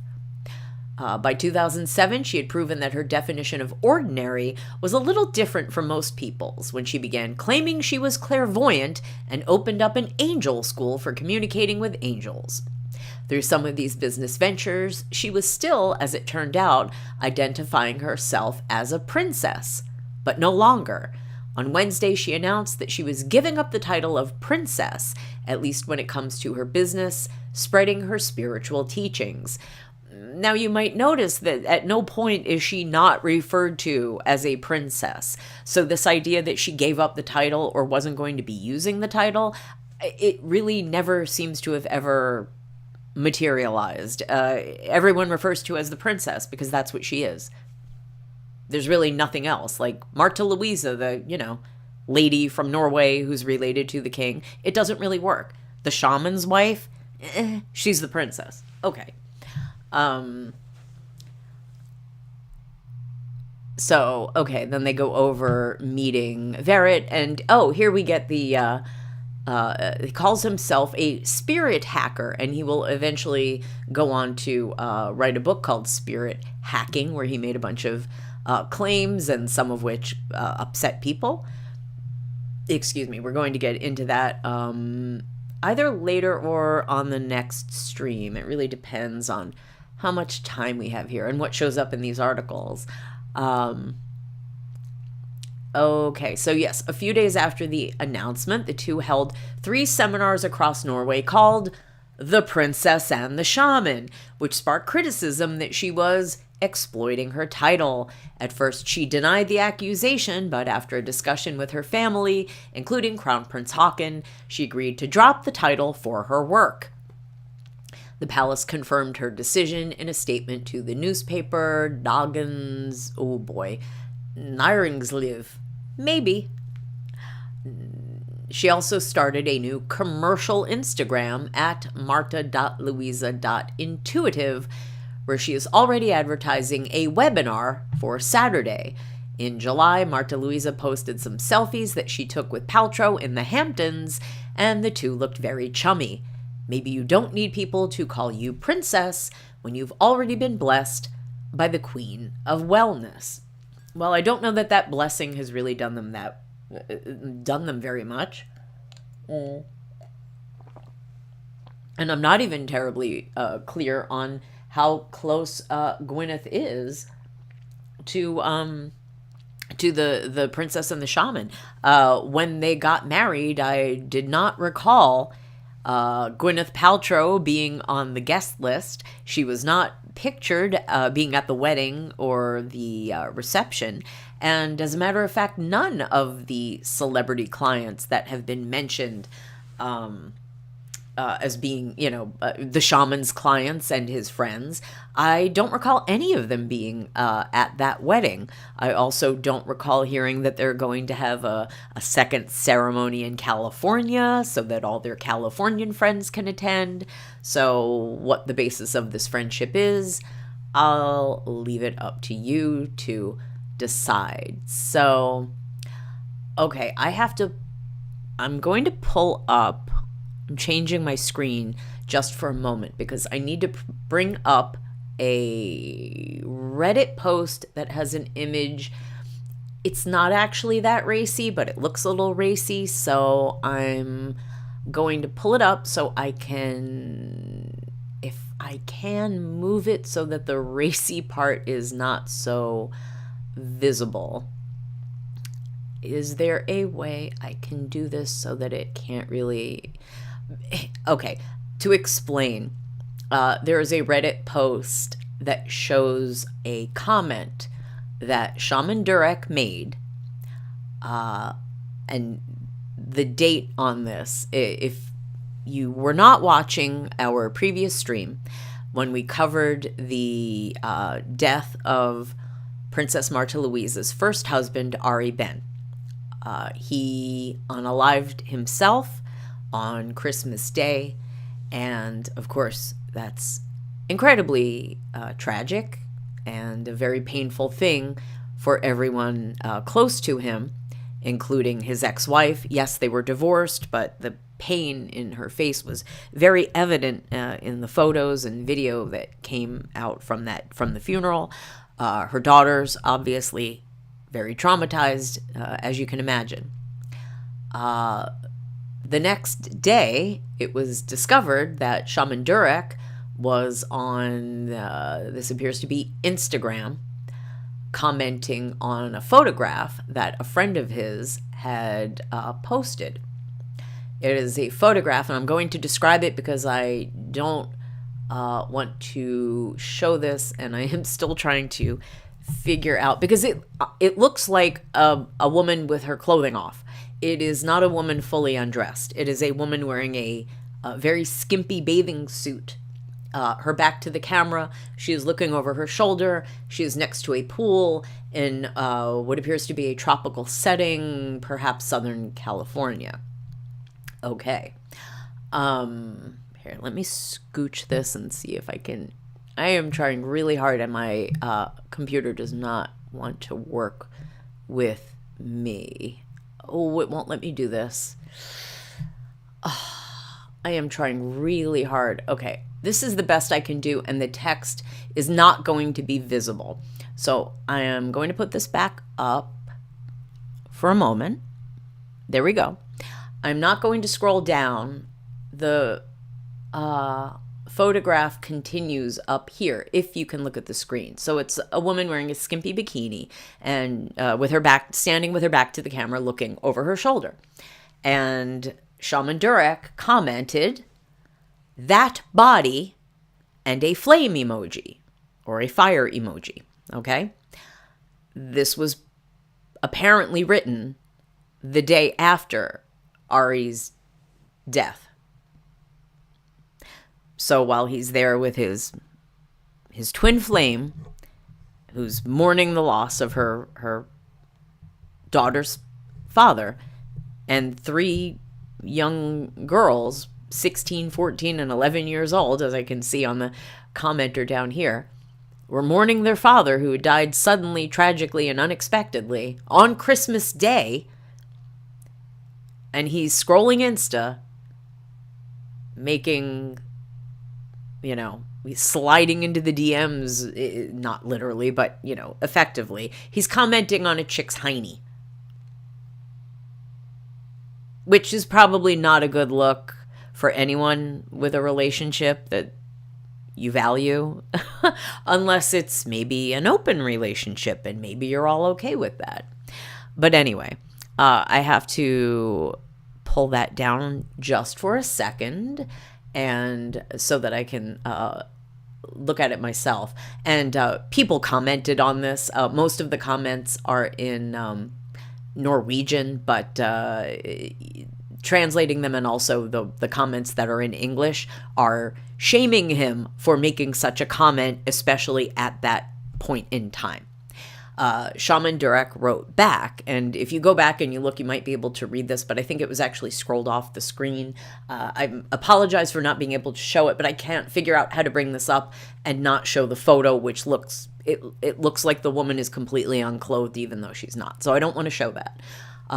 This was a follow-up comment that Shaman Durek made on the Insta post after getting blowback from his "that body" fire emoji comment. Oh, he also wrote "love you." He wrote "that body" fire emoji, and then below that, "love you." So he followed that up later with, "Sorry, let me rephrase. I'm so proud of all the love you put into having the body that makes you feel powerful. Miss you, love you, dear friend. You are on fire these days. It's better I say it that way because some people don't understand that the only woman," although he wrote women, the only women, "for me is my goddess at @IM_Martha Louise. They also don't understand our California way of talk and that we have been close friends, for 10 years or more. Love you," and then her name, Insta name, and then I think that's like a hand clappy emoji and a heart, red heart emoji. Right. Movie of the Week in the chat wrote, "First, classy, then, wow, that's some serious backpedaling. It's also some serious BS and our California way of speaking. Oh, come on." Is he trying to give Norwegian people crap for, these Scandies, they wouldn't understand our cool California way of talking? Hit the bricks, buddy, with that explanation. Absolutely ridiculous. Norwegians aren't, a complete different species of human being. Norwegians understand nonsense and somebody commenting on a woman's hiney when they see it. Come on. Like we were all born yesterday, Shaman. No. Okay. Okay, so moving forward. So remember, that was happening this is 2019. So this is we're still in 2019. Now, moving forward to 2020. What are the princess and the shaman up to now? Here, let me pull my scene back up. There we go. So again, from Vanity Fair, Vanity Fair magazine really seemed to take on promoting the princess and the shaman. I have a feeling that the Netflix connection and whatnot may be part of that, but the princess and the shaman, Martha Louise and Shaman Durek, really seem to be like a junior version of the Sussexes. It's the comparisons are too easy to make, but moving from the European theater and the royal family situation to move to California and be, reality TV people and that sort of thing. Very similar. So in 2020, in October, we find out the Norwegian princess in love with a shaman is now making a reality show. Princess Martha Louise wants to set the record straight about her relationship with the, quote, spirit hacker, unquote, who works with celebrities like Gwyneth Paltrow. Princess Martha Louise of Norway is making her first foray into reality TV. The royal revealed she's currently filming a documentary series in the hopes of showing what her life is really like outside the tabloids. The series, called Martha, is set to premiere in 2021 on Norwegian broadcast station TV2 and will follow the princess's life both at work and at home to provide a unique encounter with a warm person like you have never seen her before. In a press release via the channel, the princess wrote, "I am a public figure, and the press writes a lot about me. This series is an opportunity to show my life in a different and new way. I can open up in front of the camera, but I am also concerned with honesty. And that one does not contribute to speculation about me and my life." Well, if there's one thing we know about reality television, it is that it shows the truth. Sure. The documentary will show the tumultuous year Martha Louise has had navigating both the big worldwide illness that ended up shutting things down for a while. You know what I'm talking about. I don't want to say it because YouTube doesn't like it. If you really don't understand what I'm trying to say, you can read it right here on the screen. Excuse me. And a suddenly long-distance relationship with her boyfriend, Shaman Durek Verrett, a spiritual guide to stars like Gwyneth Paltrow, okay? And it will talk about how she's dealt with her ex-husband's unaliving and the toll it's taken on their 3 teenage daughters. "The most important thing I do is to be present for my daughters," the princess added in the statement. "We are a family in grief, and in addition, we have become very isolated, like most others in Norway. We have therefore just started with the recording of the series. Lord knows if I had 3 young children and I needed to take care of them in the wake of such a traumatic event, I would definitely want a reality television crew following me around and filming pretty much everything I said and did." I imagine that is the best way that 3 young ladies can heal. Correct? We're all in agreement here, right? The reality television show heals all wounds. At least that's what Kris Kardashian Jenner, whatever she's calling herself nowadays, told me. Not really. Don't sue me. Okay. Right. So then they just go on talking more about the spiritual stuff. And to be honest, I have no idea if the show ever made it to air. Obviously, I'm not getting Norwegian television, so I don't know if that ever aired. I feel like it didn't, because I certainly haven't seen any clips from it. But so this is October 2020. Now, moving forward into November of 2020. Here, let me quick check the date on this upcoming article if I can get it to load quickly. Right, that's 2021. Yes, we are moving through time sequentially. So where are they at now? So they were going to have a reality show, or she was. And at this point in time, they had the princess and the shaman had been separated by the illness, lockdown. She in Norway with her daughters, he in California. And then November 2020, this comes across the press. Martha Louise and Durek in scandal. Woman comes forward. Durek Verrett has drawn Princess Martha Louise into a new splendor scandal. I don't know what that translation, splendor, that doesn't sound right.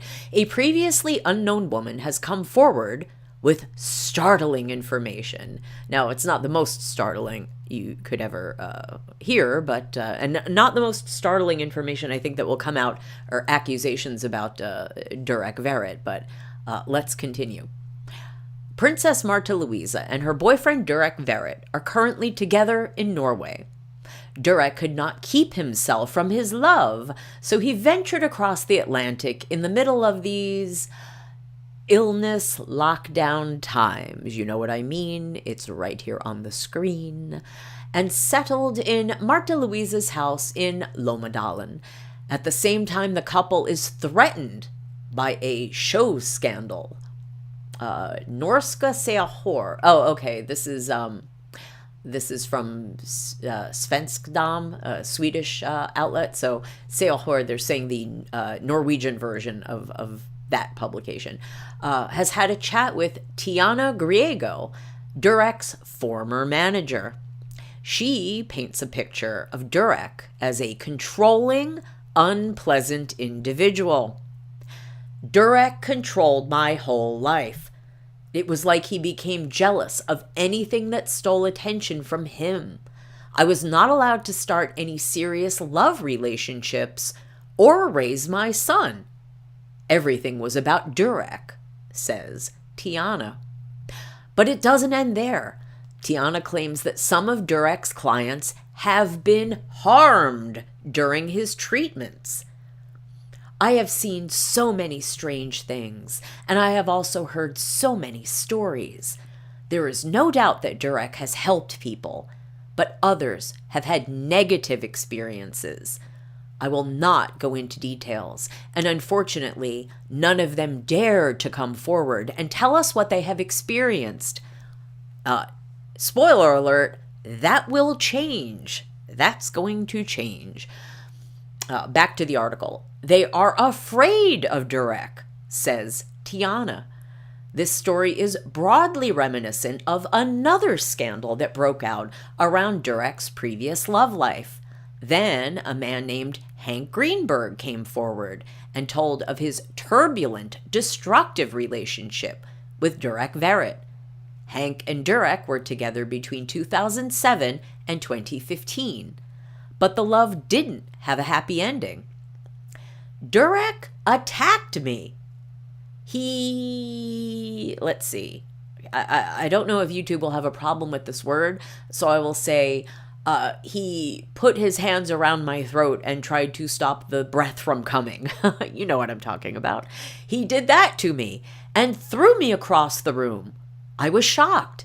In retrospect, I have thought that I could have been hurt much worse. He's twice my size after all, Hank said. Durek's former partner tried to warn me when we got together. Oh, I guess that's Tiana speaking. Or no, I guess that's Hank still speaking. Oh, I wish I had listened to her. Or I guess that could be him, because we've had trouble with translating him and her inaccurately with the English translations on these pages. So I'm not sure if that's meant to be her or if it's meant to be him. Now, I feel that Martha Louise should receive the same warning. Has been threatened. Tiana, who knows both Hank and Durek, claims to have seen Durek being inappropriately aggressive towards Hank. She herself has received a letter from a lawyer who contacted Martha Louise and Durek, asking her to stop spreading, quote, false information, unquote, about the shaman. Otherwise, she is threatened with a lawsuit. But Tiana firmly claims that she is telling the truth. If you had a bad experience with Durek Verrett, you should also come forward. There are many people who believe that Durek is an incredibly loving and warm person. But he isn't, says Tiana. Well, okay, there's Tiana, the former manager. So we've got former manager Tiana and former boyfriend Hank, who are both saying, don't trust him. Don't trust him, Martha. Don't trust him. Okay, so that is 2020. Now, moving forward in time, it is now April 2021, and we get the news. And again, this is like Sussex all over again. Vanity Fair again reporting, Princess Martha Louise of Norway is planning to move to America. The royal has been dating Los Angeles-based healer Shaman Durek since 2019, but the pair have been kept apart due to the worldwide shutdown because of the illness that YouTube does not want me to mention. You know what I'm talking about. Oh, and there, they say it themselves, the first line. Much like Prince Harry and Meghan Markle before her, Princess Martha Louise of Norway is the latest royal planning on making the big move from her home country to America. The royal revealed to Norwegian newspaper VG that right now there is that big illness, and it is difficult to plan, but we plan to move with time. As for her 3 teen daughters with her late ex-husband, she added, the children will, of course, join me. We will keep the home in Lommedalen anyway. We must have a home in Norway. We'll still be here a lot.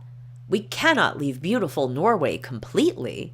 Now, I remember when she made this statement, the royal watchers went nuts. They were the ladies on the royal boards were really, really upset at the idea that these poor girls had just lost their father in a horribly tragic, it would have been terrible under any circumstances, but a very, very tragic way of losing their father, and to be uprooted, or the threat that they would be uprooted to go to a completely different country, away from their friends, away from the rest of their family, and everything that they had known was very much frowned upon, and people were very upset that Martha Louise would contemplate doing this to her daughters. And again, the spoiler alert being that she did not move her children permanently or even temporarily to the United States, to the best of my knowledge. And I could have sworn that she actually put the Lommedalen home up for sale, but I can't remember when that was. Obviously,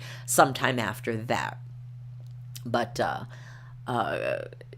so yes, that's pretty much the rest of this article is just a reiteration of, the things we've already read.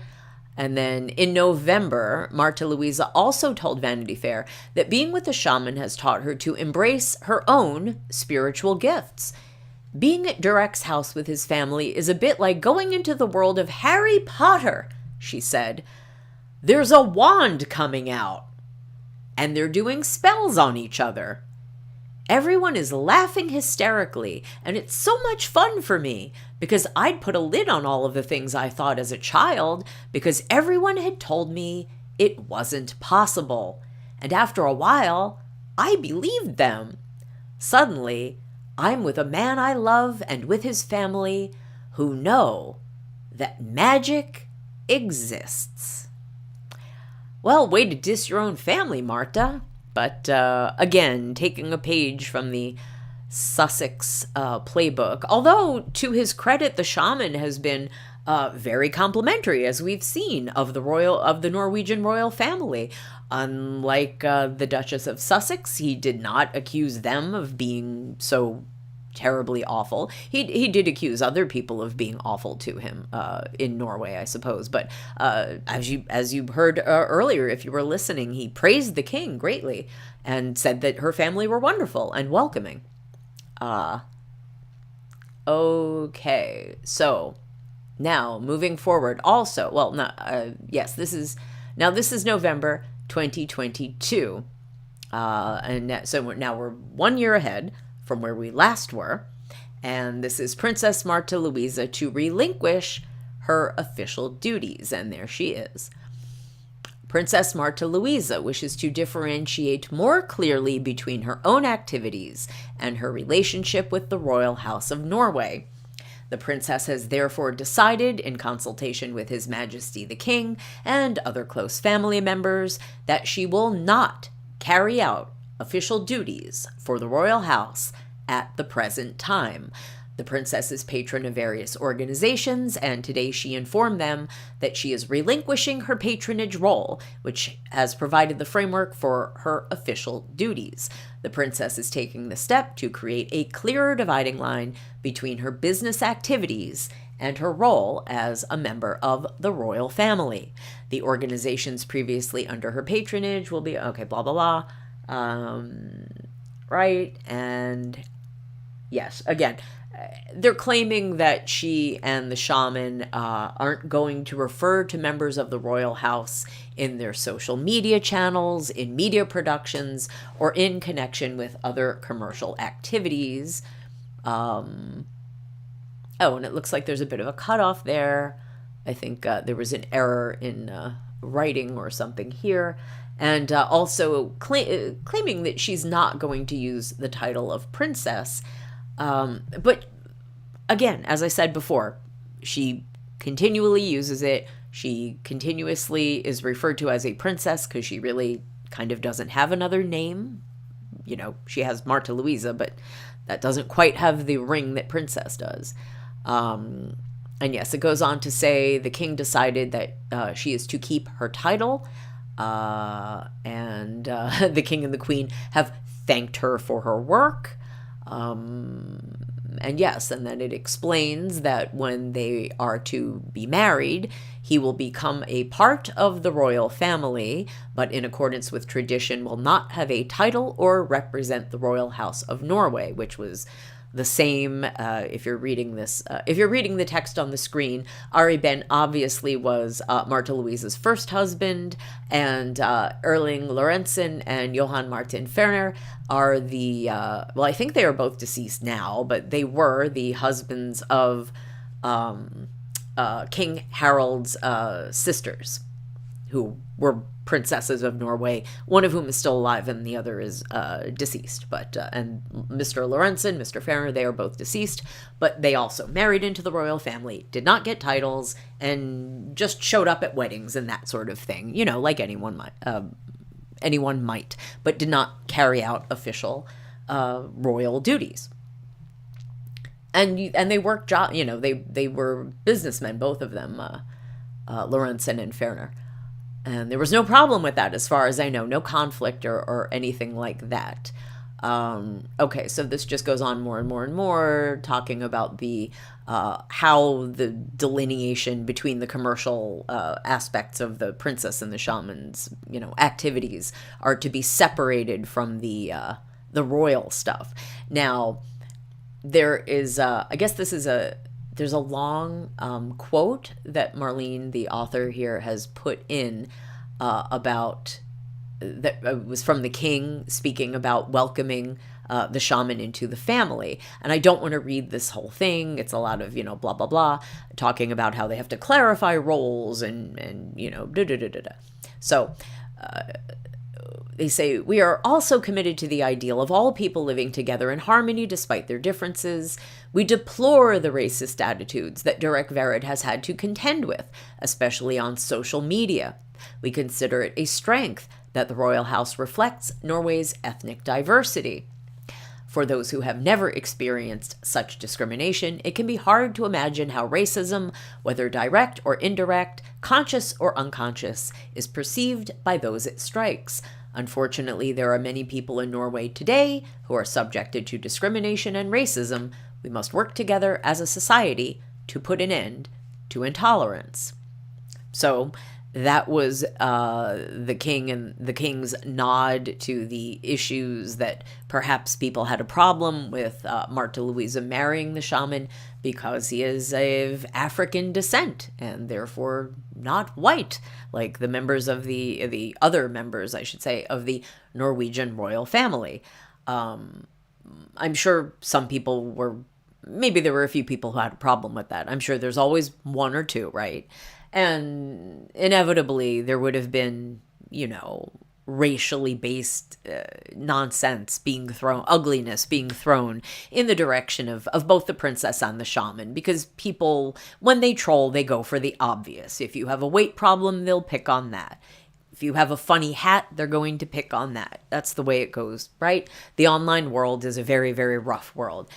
It seems to me, though, that people more have a problem with the shaman aspect, the attention-seeking, money-making shamanism.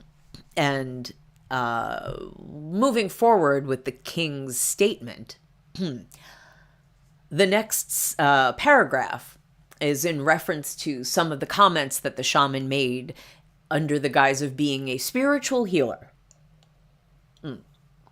So the king's, king says in his statement, across the generations in Norway, we have sought to create a society rooted in knowledge, scientific research, and freedom of expression, as well as the continuous expansion of the Norwegian we. As society has grown more diverse, we wish to continue the efforts to promote a society based on tolerance, where people do not make hasty judgments about others, but sincerely seek to find common ground. Now, note the mention of knowledge, scientific research, and freedom of expression. This appears to be a very vague but specific yet vague reference to the fact that the shaman had said that he could, he could affect essentially, and I don't want to take his statements out of context. I don't know if he specifically said he could cure cancer or if he could merely help heal people with cancer. But he definitely made comments to the effect, and I think this was mentioned in the last stream, that people who have diseases, including cancer, including children with cancer, had essentially brought it upon themselves with, poor spirituality. If I am misstating this, please blame my lack of understanding of shamanism. But he did say something to that effect, and this was very disturbing to average people, to people with in the medical and science communities, and it caused a bit of a fuss in Norway. And that's what I believe that terminology is in reference to. And if you, continuing as I scroll down a bit past some of the king's statement, it says right here, regarding health and science, the members of the Royal House of Norway have great confidence in the Norwegian Health Service and the Norwegian Health Authorities, a structure based on established medical knowledge and scientific research carried out by skilled health personnel across the entire health service, has resulted in one of the world's best healthcare systems for the benefit of everyone in Norway. Princess Martha Louise and Durek Verrett have stressed on several occasions that they have confidence in and avail themselves of the conventional medical establishment and the Norwegian Health Service. So, covering the royal backside to support the sciences and medicine against some of the shaman's quotes without specifically saying, he said that BS and we completely think it's BS and we're disavow. Now, here it says specifically, I don't want to read this whole thing. This is many paragraphs long. This is a statement that Princess Martha Louise released regarding the issue of alternative medicine and what is termed here science-based conventional medicine. And just to, sort of TLDR it, she mentions that she trained as a physiotherapist, that she has respect for doctors and, the Norwegian healthcare system, but that she also, likes healthy eating, yoga and meditation, spirituality, positive interactions with humans and animals and nature. She believes in acupuncture. She believes in crystals. She believes in, other things as well. And she goes on to, paragraph after paragraph explaining that, she's good with both. She thinks both are important and blah, blah, blah. And then she also talks about her title and, basically just wanting to make a split between her personal life, private life, and her business, public life. And that's pretty much the end of that. So this is where we are with the princess and the shaman at the end of 2022. Now, moving on to the next article. Now, this is moving back in time a little bit. So this was in 2020. I know we're moving back a little bit, but so this was the big article in Vanity Fair promoting the princess and the shaman. And weird posing where he's standing so starkly up here staring at the camera as she's and very serious. And she's standing there posing, reaching out to him, looking at him, smiling at him. He looks at us, the camera, the viewer, very serious. He reaches to no one. As a matter of fact, look at this. Unless it's a trick of the angle of the photograph, he looks like he's angled slightly away from her. Do you see how the trees appear to be like on a slight angle? He appears to be on a slight angle, almost as though he's leaning away from her. She is literally leaning away from him with her hand on her hip, but she's reaching out to him. This is very psychologically telling. Very, very. Okay, so the princess and the shaman. And then this is the last article that I am going to be reading today on this stream. And then on the next stream, if there are no other major updates in the Marius case, I would like to devote the entire stream to what happened with the princess and the shaman in the last couple years, their wedding, the controversy and criticism around their wedding, and then all of the scandals that have been, or the scandal headlines that have been hitting the tabloids in between, before and in between, I guess, all the Marius stuff started happening.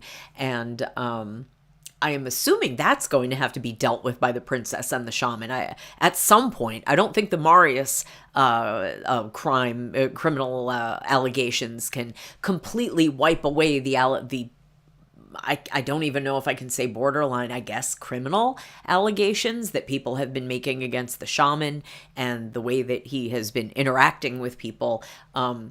Let's just put it this way. If it is not criminal behavior, if shamans had to be licensed the way that other kinds of therapists, like psychologists or what have you, mental health therapists, would have to be licensed, he would probably have his license revoked for crossing the professional boundary with his clients. But being a shaman, there is no such thing. So we just have the media, I guess, for people to go to, or maybe if they want to sue.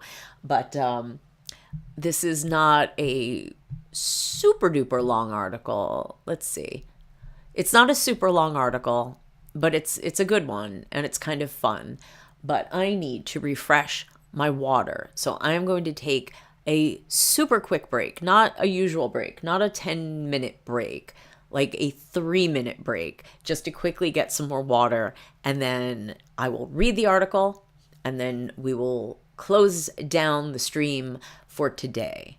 Okay, so this is French Dip Empire. I am the Empress. If you have a moment, please like, share, and subscribe. I'm going to take a very, very, very quick break. 3 minutes, 5 minutes tops, but no more than that. And then we will be back to read this last article of the stream from Vanity Fair, The Princess and the Shaman.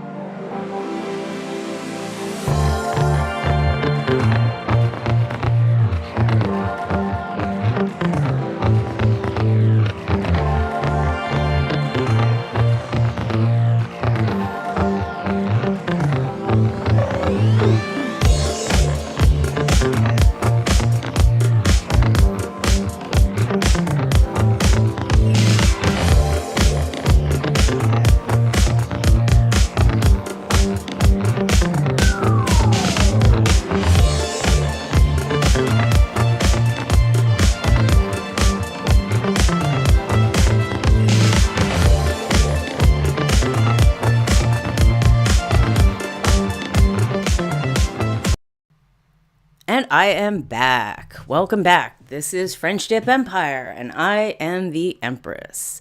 And now we will read The Princess and the Shaman from Vanity Fair, December 2020 issue. Here we go.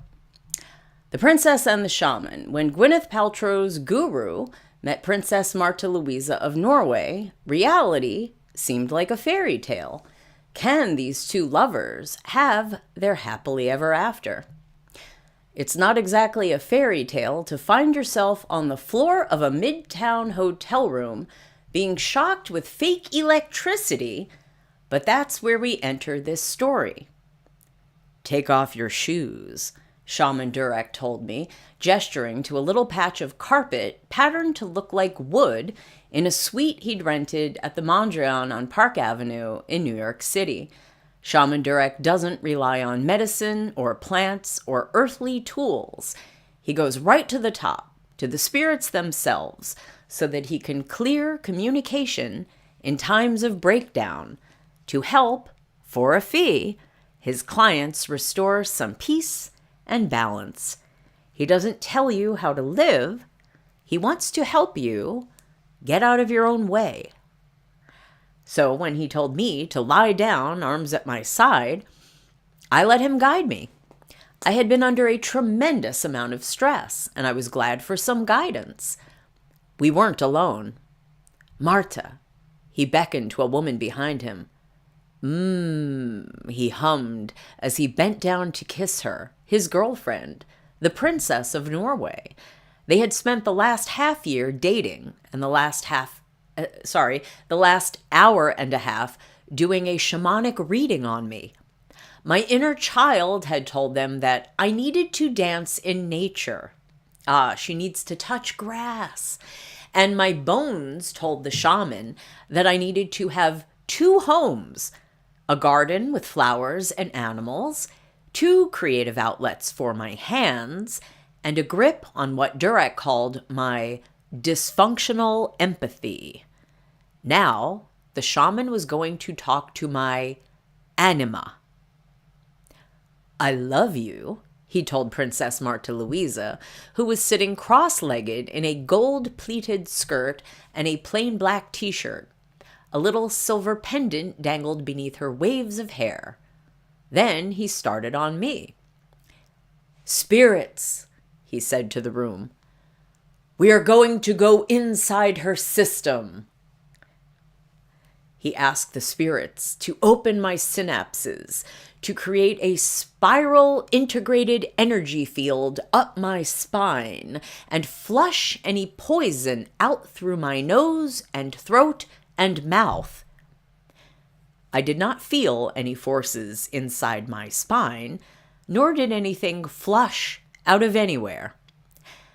He asked the spirit of his father to create a pulse in my abdomen 3 layers down, and the spirit of his grandmother to lift the vibrations enough to raise the polarity frequencies in my body. To the best of my knowledge, nothing pulsed or vibrated, but, as Durek pointed out, I'm not equipped to evaluate polarity frequencies. No one is.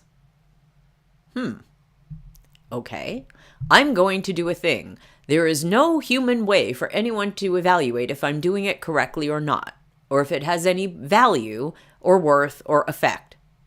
Cool. Makes sense. How much do I pay for this? Take all my money, please. Okay, a lovely, lovely photograph here of the shaman and the princess, attired in black and white, matching black and white outfits. Very nice. Okay. Acupuncture team, he called into the otherwise empty room. Stick a needle in the upper quadrant of the ear to release the frustration gates. Push more.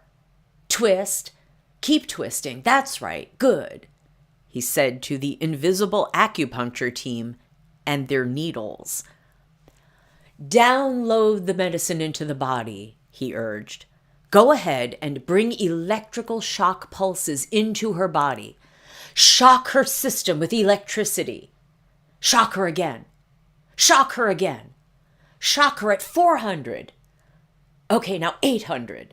1100. Spirits, open up her bronchial tubes. Can we get a clamp? Keep the bronchial tubes open. And then the writer writes in parentheses, is this sterile? I would like to write in parentheses, if you're trying to open up bronchial tubes, a clamp would not be very effective. As a matter of fact, a clamp would probably be the opposite of opening up a tube. Clamping it would close it. But then again, I'm neither a doctor nor a shaman. So, Movie of the Week in the chat writes, this is a little nuts. Movie of the Week, do you have much experience with New Age believers and spiritual healing? This isn't the craziest thing I've ever heard of, quite frankly, but it's pretty good BS. I'll give you that. Okay, so back to the shaman speaking. Spin your electrons even faster. Can you feel that buzzing? She writes in parentheses, no. Download in her body the most amazing spa day, the energy from the ocean, and the wind that it blows on my body. She writes in parentheses, Sounds lovely. Yawn out the poison, cough it out, he implored throughout the session. I wonder if he's encouraging people to do things like yawn and cough and quote unquote vomit out nothing, because that's essentially encouraging someone to, it sounds like, encouraging someone to hyperventilate, which would make them lightheaded, which would make them probably more susceptible to silliness. Just a thought. And also it would, if you're hyperventilating, even like a slow hyperventilation, is that right?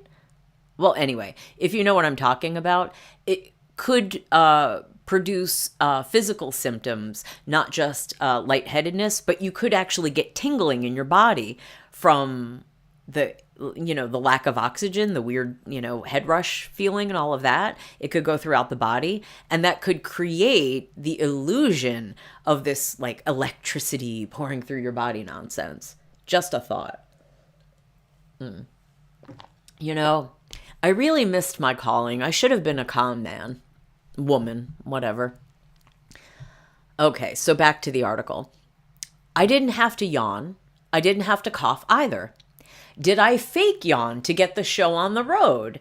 It's hard to say. Aren't all yawns a little bit of a put on if you think about them? No, they're not. And I was tired. I had started to sweat lightly because the room was not air conditioned, and it was the beginning of summer in Manhattan. And because I, a germaphobe, before it was illness that caused a lockdown, cool, had been on the floor of a hotel room for nearly an hour. And because I knew from the waiver that Durek's manager asked me to sign. Yes, the shaman has 2 managers, a PR spokeswoman, a coordinator, a lawyer, a chief operating officer, and a media manager. That sounds expensive. Back to the article, that this really could go anywhere. No, seriously, that sounds really expensive. He must be making a lot of money for his people, or at least they thought that they could make a lot of money off of him and the princess, because that is quite a team. 2 managers, not a manager and an agent? Okay, anyway. And 2 managers and a media manager. I guess, is that like social media manager? Okay, the waiver had struck me as odd. Now, keep in mind, non-disclosure agreements. We've heard this before, correct? The waiver, we've heard something similar, and this is going to come up in the current year allegations as well. Okay, so back to the article. The waiver had struck me as odd. There were instructions for what to avoid before my session. No meat, alcohol, or cigarettes 24 hours prior. Are you allowed to have substances? Because I notice it doesn't suggest that you shouldn't take substances, and you know what I'm talking about. And what I should do when I reached the hotel, and it all seemed fantastic. Gwyneth Paltrow's shaman was dating the Princess of Norway, and together they were reading my energy and spirits, a service for which the shaman usually charges $1,000, in a suite overlooking Park Avenue. If you get swindled in a swanky location, is that better? I guess. It's better than being swindled for the 3-card Monte game on the street, which I've never actually seen on the streets of New York. In the many, many years I have wandered the streets of New York, I've never actually seen a 3-card Monte game in progress, only in movies and TV.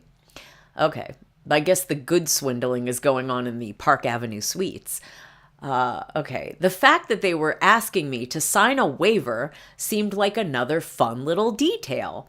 I breezily skimmed it, as I do with all waivers, before I carelessly sign them, and forwarded it to my dad for an afternoon chuckle and a glimpse of what I was working on. He called me within a minute. "This waiver," my dad said over the phone. "I know," I interrupted. "How funny." "You can't sign it," he said. My dad is a lawyer. "Did you happen to get to paragraph 5 or 6 where it talks about entering your..." This is a perfectly acceptable word, but I don't know where we are with YouTube's regulations, so I'll say private parts. I hadn't. The waiver seemed long, and he was a shaman. I cringed and told him I had to go and scroll down to those paragraphs. "You expressly consent to any and all treatments, methods, and techniques necessary that Shaman Durek may perform in your session as determined by him. This includes, but is not limited to, physical touching, energy healing, releasing of toxins, ... energetic entry or physical touching of my private parts, or electric shock treatment in the spine." The waiver also gives Durek the right to terminate a session if you try to kiss or touch him,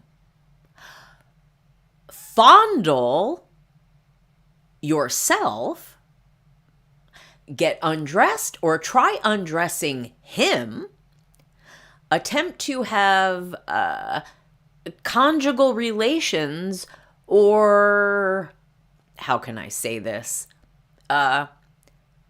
do mouth stuff with him, or doing spicy stuff with yourself, or threaten him in any way. So the reason why it's in there is because we do talk about some intimate, spicy, intimate things. It's a word I don't want to use. 3-letter word, starts with S, ends with X, isn't the word 6. I don't want to say those words on YouTube, so we'll say spicy, we will say intimate. You get the picture. So the reason why it's in there is because we do talk about some spicy things. He said a few months later, in the same hotel room over Park Avenue, he was wearing loose linen pants and a black shirt. Durek's head is smooth, and his eyes are almost feline. The way he talks sounds like a valley girl on ayahuasca. Oh boy, that would be person you don't want to be trapped on a desert island with.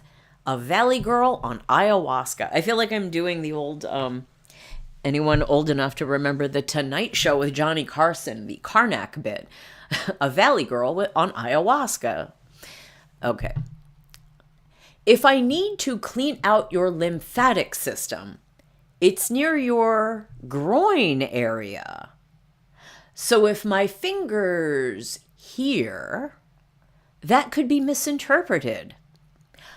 Okay, again, I'm not a medical doctor, but to the best of my knowledge, the lymphatic system is throughout the body, and lymph nodes are not only in the groin or near the groin area.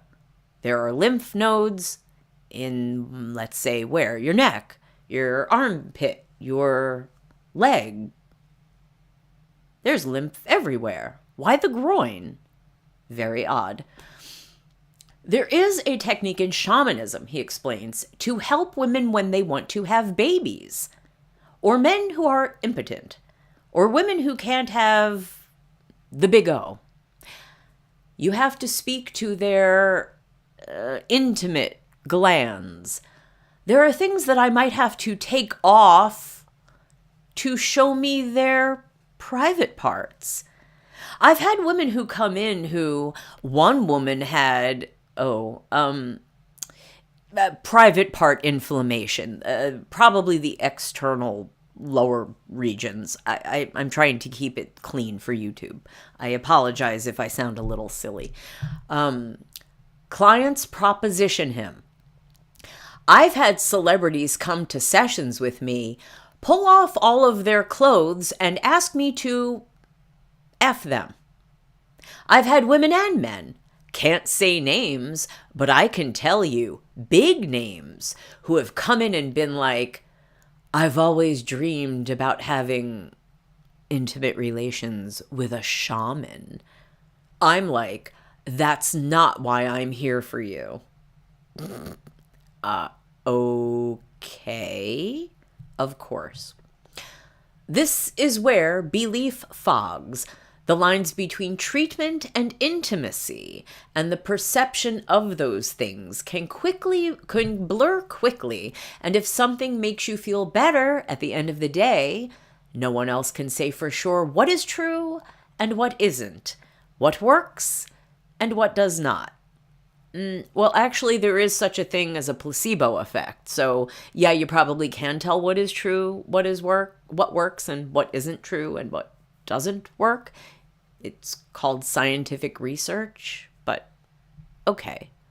I just want to roll back a little bit. The idea that he's saying that clients have propositioned him and celebrities want to be with him. There is another article that we're not going to do it tonight. We're going to do it on the next stream, where he mentions a celebrity client doing something both rude and ridiculous. And it's really, I think, let's keep in mind the names of his celebrity clients, because it's going to be important when we read that article to keep in mind who some of his male clients might have been.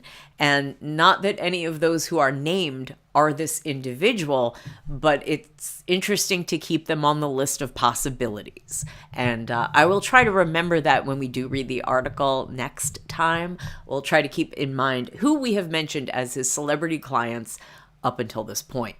Okay, so back to the article.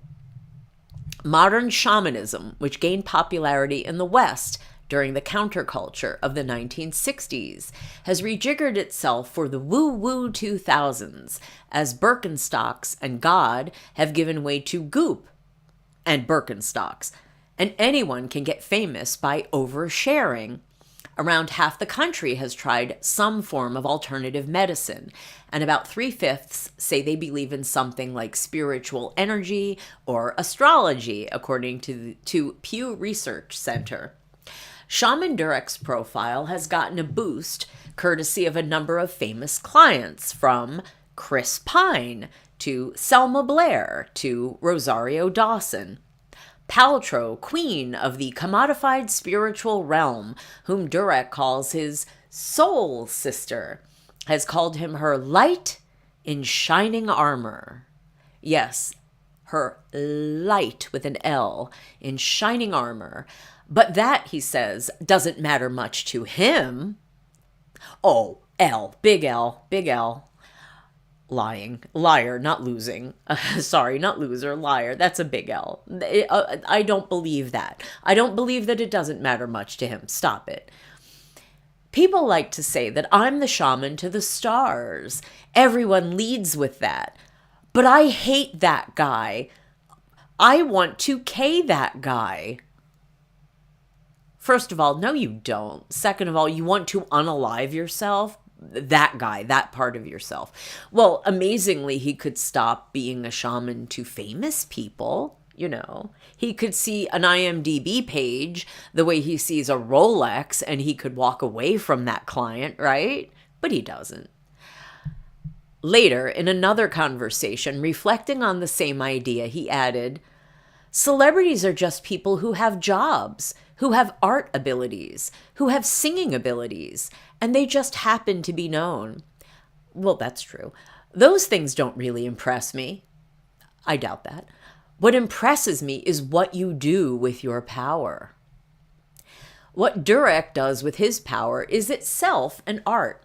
One afternoon in the summer of 2019, for instance, on the sunny patio of a little bungalow beneath the Hollywood sign, he brought 6 women to tears over the course of 17 minutes.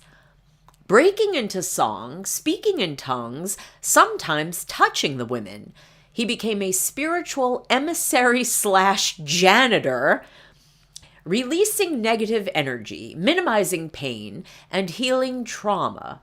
Well, we know he's not a janitor because Jannies do it for free, and Shaman Durek gets $1,000 a session, or at least he did in 2020, I guess. Or was it? Yeah, 2020. This was the Shaman Durek show. He was loving it, and the audience was rapt. He congratulated them on hacking their bodies, sang them a whole new world from Aladdin, and instructed the spirits to send magnetic energy into their spines. Is it infantilizing your clients to be singing them Disney songs? It feels a little childish, right? Maybe it's just me. I feel it, one woman said. Of course you do, the shaman responded, throwing his head back in a laugh. You have to be kidding me, a different crying woman screamed. The woman to her left coughed vigorously as Shaman Durek instructed them to release all of the pain from the actions of their mothers and fathers that had been building up in their bodies. The woman next to her moaned and sobbed so loudly that it was reminiscent of the Katz's Deli scene in When Harry Met Sally. Spirits, I'll have what she's having. Or take a different Saturday morning, one earlier that summer in Manhattan, back in the before times, when it was still safe to gather in groups. Durek convened dozens of members of the Litty Committee, that's Litty, his name for his tribe because they are lit, in an event space atop the Mondrian. Now, I can think of more than one definition of the term lit. Okay. They were going to walk Mandela Mile, an annual global constitutional that honors Nelson Mandela and Kofi Annan. It was June. Does anyone remember Kofi Annan? He was head of the UN, right? Or Secretary General of the UN back then, or back in the day, a while ago. It was June 29, and although the worldwide event wasn't until July 18, the date clearly printed on the t-shirts worn by the Litty Committee, the shaman had a scheduling conflict. So here they were. Problem was, they hadn't secured a permit, so the shaman instructed everyone they'd have to walk alone or risk being shut down by the police. I drove up from Virginia, one woman with pigtail braids told me. Her t-shirt read, "Stay lit." The Virginian is one of the shaman's 185,000 Instagram followers. I bet he has more now.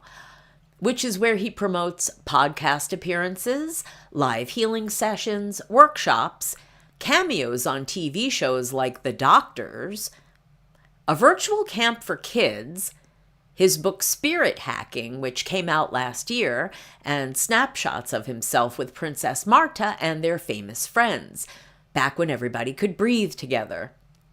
I am totally flying to his event in LA this fall. A man with a skull tattoo of an angel told me. A skull angel? Is that like a skeletal angel, or is that merely a skull with wings? Because if it's a skull with wings, I don't think that's meant to be, well, I guess it could be a Hell's Angel. And now we're back to Marius. Full circle. How nice. Okay, back to the article. Shaman Durek told them all to hold their hands up to the sky, harness their powers, and scream from the depths of their lungs, "Yes! Yes! Yes! Yes!" for 1 minute and 20 seconds. "Doesn't that feel good?" he shouted as the sun streamed in. "Look at what we just did together." Okay. Oh, movie of the week in the chat says, yeah, I remember Kofi. Of course you do. Okay. Now, bringing this back to what I said about hyperventilating, try this at home. Not really, but do it in your head. Imagine in your head, screaming from the depths of your lungs, "Yes," over and over for about a minute and a half. You could be screaming anything over and over if you're drawing in enough breath and okay, for about a minute and a half.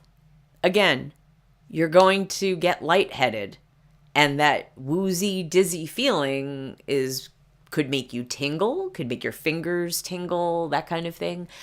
And that's going to give a false impression that something magical perhaps has happened. It's a simple scientific medical thing. But if you want to call it magic, what was it? Movie of the week, I know you're going to know this. Was it Arthur C. Clarke or was it Asimov? It was Clarke, right? Who made the, what was it? The scientific things that you don't understand being magic, blah, blah, blah. Again, I can only remember half of anything. Okay, movie of the week in the chat says, this sounds like Tony Robbins. Well, yes, all motivational speakers, all, these kind of spiritual hustlers, and I mean that in the kindest term, they all use a lot of the same base techniques. And if you've ever studied, techniques that people use for stage magic, such as, and I don't mean just sleight of hand, card tricks and that sort of thing. I mean cold reading, the kind of things that psychic medium, like people who claim that they speak to the dead, they have an appearance and you show up and they go, oh, who are you here to, that kind of thing. Clarke or Asimov. I'm putting my money on Arthur C. Clarke. I think it was Arthur C. Clarke. Any sufficiently advanced technology is indistinguishable from magic. Thank you. Movie of the week. That was, I guess, the quote that I was trying to remember. And yes, it seems that if you either don't have enough medical knowledge, you don't have enough knowledge of certain things, someone can come along, make you do a bunch of silly stuff, you have some effect in your body, and they go, bingo, magic. Well, no, but, if you just get lightheaded and tingly from hyperventilation, all right, if you want to call it magic, call it magic. Hey, if you want me to give you some magic and spiritual healing, whatever the shaman charges, I'll give you a better rate. I'll give you half. Whatever the shaman charges, I'll do it for half price. I'll bet I can do it for half the time. And I don't require you to call me a shaman. Okay, I am the empress, but I don't require genuflecting or anything like that. I'm a very chill empress. It's a very chill empire here. Okay, back to the article. Okay, so look what we did together. And then the congregants walked south through the city with the princess and the shaman. Martha Louise may be Shaman Durek's most impressive adherent. Norway's fourth in line to the throne, the firstborn child of King Harald and Queen Sonja, almost did not meet Durek 2 years ago because the friend who was trying to introduce them couldn't get him to answer her calls. She was divorced, a mother to 3 daughters, and hiding her spirituality from a country that refused to accept the fact that she talked to angels. Well, wait, she wasn't hiding anything. She wrote a book about being sensitive, and she had an angel school. She was pretty open about it. Okay. She had grown used to being single. She had been divorced for 2 years. It's not that long. Or 1.5, 2 years, and had decided that her life felt full enough without a partner. Finally, though, her friend got through to Durek, and he invited Princess Martha over to his Airbnb in the Hollywood Hills for lunch. Okay, have you been listening to the stream? Did you hear one of the previous articles? Wasn't their meet cute? That they met on a blind date and they were set up by 2 friends? That there were 2 friends who thought that they should be together and they were set up on a blind date at a restaurant and they had vegan food together? Am I remembering incorrectly? I could literally go back and pull up the article, but I'm not going to do that because, well, now we have a different version of their meet cute. Continuing, as Hans Christian Andersen wrote nearly 200 years ago, once upon a time there was a prince who wanted to marry a real princess, one just like him. There are no fairy godmothers or toxic apples or bippity-boppity-boos in this story, just a prince standing in front of a kingdom asking for a similarly socioeconomically privileged royal to love. a tale as old as time. And here is a lovely photograph of the shaman, photographed at a private residence in Malibu in July 2019. Look at that outfit. Look at that pose. What a guy. The prince traveled far and wide, well, we're talking of the shaman, cycling through many princesses, some of whom were princes, but he couldn't help wondering, is there more to life than pedigrees and crowns? Dejected, he returned to his palace. As fate would have it, a furious storm thrust a young woman right through those castle gates. The prince's mom, the queen herself, was a messy bee who had a plan. She hid a pea underneath dozens of mattresses, wisely suspecting anyone with royal blood would know when they're not sleeping on a Hostens. What? When the lady awoke, bruised by the interloping, or Hastens, sorry. When the lady awoke bruised by the interloping legume, a real princess was revealed, and ever after lived happily. The tale could be taken as a deeply sexist caricature of femininity and class, but Anderson likely meant that a true princess would be compassionate, able to carry her people's pain. Princess Martha Louise never saw things quite like that. When she was little, she didn't feel particularly royal. She loved being outdoors and hated getting dressed up. She wished her parents would be, instead of king and queen, dentists. Dentists? Why? Okay. She wished her when she was 6 or 7 years old, she slipped a pea under her own mattress. Ah, yes, we heard this story. It felt like Christmas morning when she awoke the next day, flinging off her nightclothes in hopes of black and white evidence of her blue blood. When she found nothing, she was terrified. She knew it. She knew she wasn't good enough, wasn't deserving, didn't have the stuff. Everything she'd felt in her entire 6 or 7 years as a princess had been right, and everything she'd been told about herself had been wrong. Okay, this is so mental. Movie of the week in the chat writes, this is ridiculous. That's ridiculous. You were a couple minutes ahead of me on it. This is just, first of all, for a 6 or 7 year old to have an identity crisis of that, to that extent, is either, nonsense, or your parents really needed to talk to you a little bit more and pay a bit more attention. Lady, you're called a princess.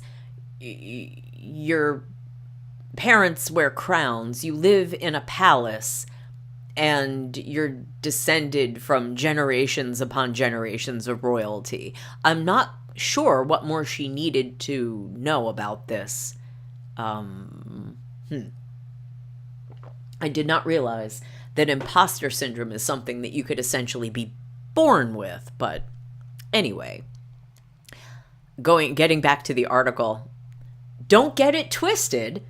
She loved her title. She loved her family. She loved her people. She still does. But being a princess is a tough business. Her birth alone sent Norway into a tizzy over the rules of succession. Women come second even when they come first.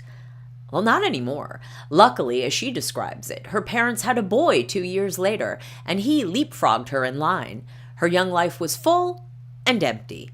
She grew close with her nannies and the people she met at the stables, where she was a competitive rider.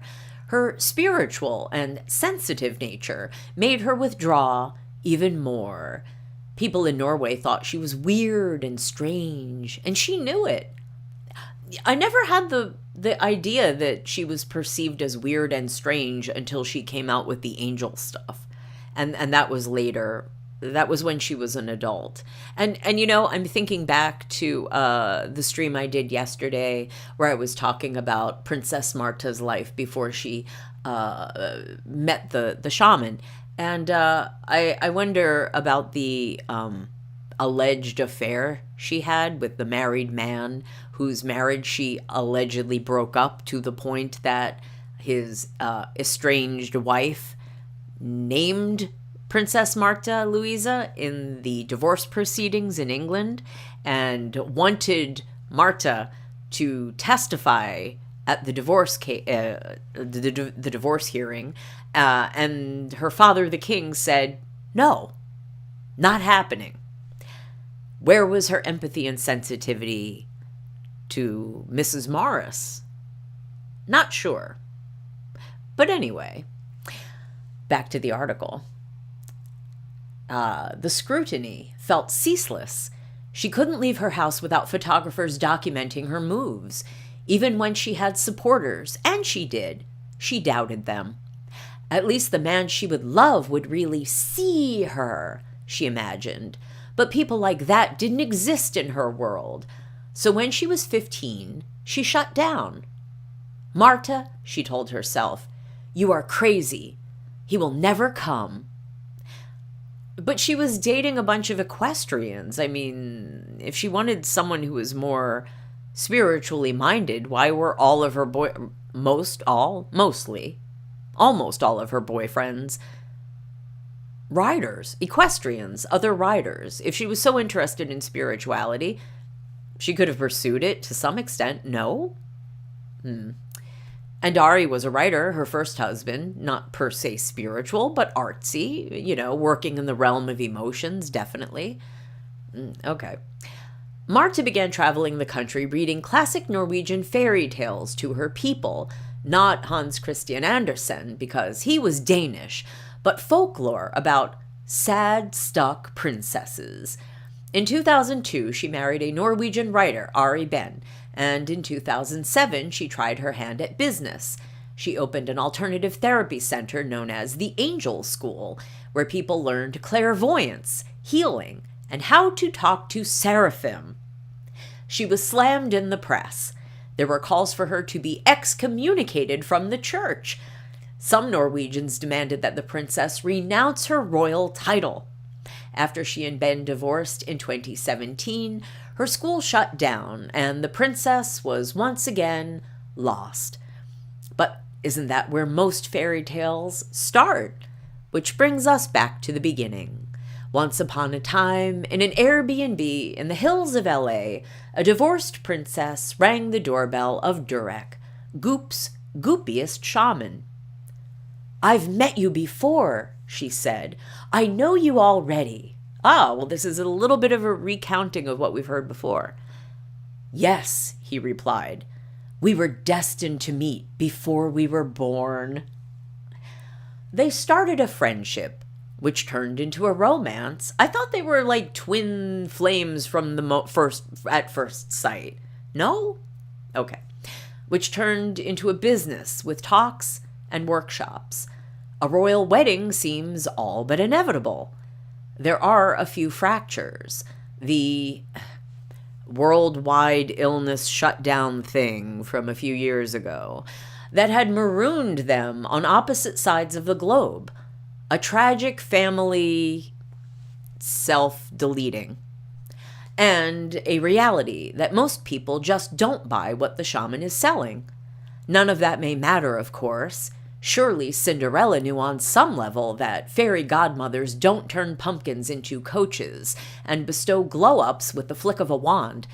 But people want to believe. They want to be seen. And so when the shaman saw this princess and the princess felt seen, it was on. If you believe in oracles, it had been on long before they met. When the shaman was 14, his mother, a psychic medium of West Indian Norwegian descent, who apprenticed with a Romany woman, told him that he would someday marry the Princess of Norway. He brushed it off because his childhood was filled with that sort of mysticism. Shaman Durek describes his childhood in meandering, dramatic sentences, as if he has no idea what will come out of his mouth until the precise second that the words escape it. The experience of listening seems more important than the minutiae, as though he is so carried away with himself and his vision that the details don't quite matter. For instance, Durek Verrett, as he was born in Sacramento, California in 1974 and grew up in nearby Foster City, is sometimes a sixth-generation shaman and other times a third-generation shaman. And we did indeed hear him referred to as a third-generation shaman in a previous article. Some of his elders had powers, but chose to stay away from them in order to follow more traditional paths. Regardless, his lineage is, quote, mystical AF, unquote. He says his great-grandmother was a medicine woman who grew up in Ghana before fleeing to Haiti and eventually settling in New Orleans. Her son, Durek's grandfather, had powers too, as did his father, but they were traditional Seventh-day Adventists. Durek told me alternately that his grandfather was a minister of his own megachurch and also a carpenter. Some holy men are known to do both, right? Well, hey, Jesus was a holy man and a carpenter. You could kind of say Jesus was the leader of his own megachurch and a carpenter, right? Kind of? Yeah. Or was Joseph the carpenter? You can tell my Bible studies are lacking. Okay. Back to the article. Durek grew up in what he says was one of the wealthiest homes in an affluent, primarily white neighborhood. After his parents divorced when he was 3, he lived with his dad, a pious construction entrepreneur, and his stepmother. Durek says his father had a private plane and cars and domestic staff to match, that his dad insisted he eschew his powers, speak perfectly, sit up straight, wear a suit to school, and carry a briefcase as a kid. Oh, he was Alex P. Keaton. Other times, he says he grew up splitting his time between Foster City and Hawaii, where his first language was Pidgin, and he'd have to wake up in the middle of the night to catch fish to feed his relatives. And to be clear, when I say his first language was Pidgin, it's P-I-D-G-I-N, like Pidgin English, or a version of a language, not pigeon, P-I-G-E-O-N, the bird. I don't mean he could speak bird language. But perhaps he can. I don't know. He probably claims that he can speak to the birds as well. Birds, angels, they all have wings. Okay, whichever way it was, the greatest tension seemed to stem from whether he should lean into his spiritual gifts, which he first noticed when he was 5. Well, wait, didn't we hear 2 at one point? It was 2? 2 years of age? Okay, I don't know. He would have visions about kids in his class, which would freak them out and cause them to complain to the teacher. He would wake up from dreams and see his ancestors staring at him from across the room. How did he know they were his ancestors? I don't know what all of my ancestors look like. Most of them existed before photography. He was already different enough from other kids in school. He was one of the few black kids in town, which led him to buy bleach from the drugstore to lighten his skin and hair. And he was attracted to both men and women. My dad cared more about what the world thought about him than he cared about his truth, and that was a problem for me, says Durek. The father would tell Durek that he was going to face enough trials and that openly expressing his spirituality would make everything harder.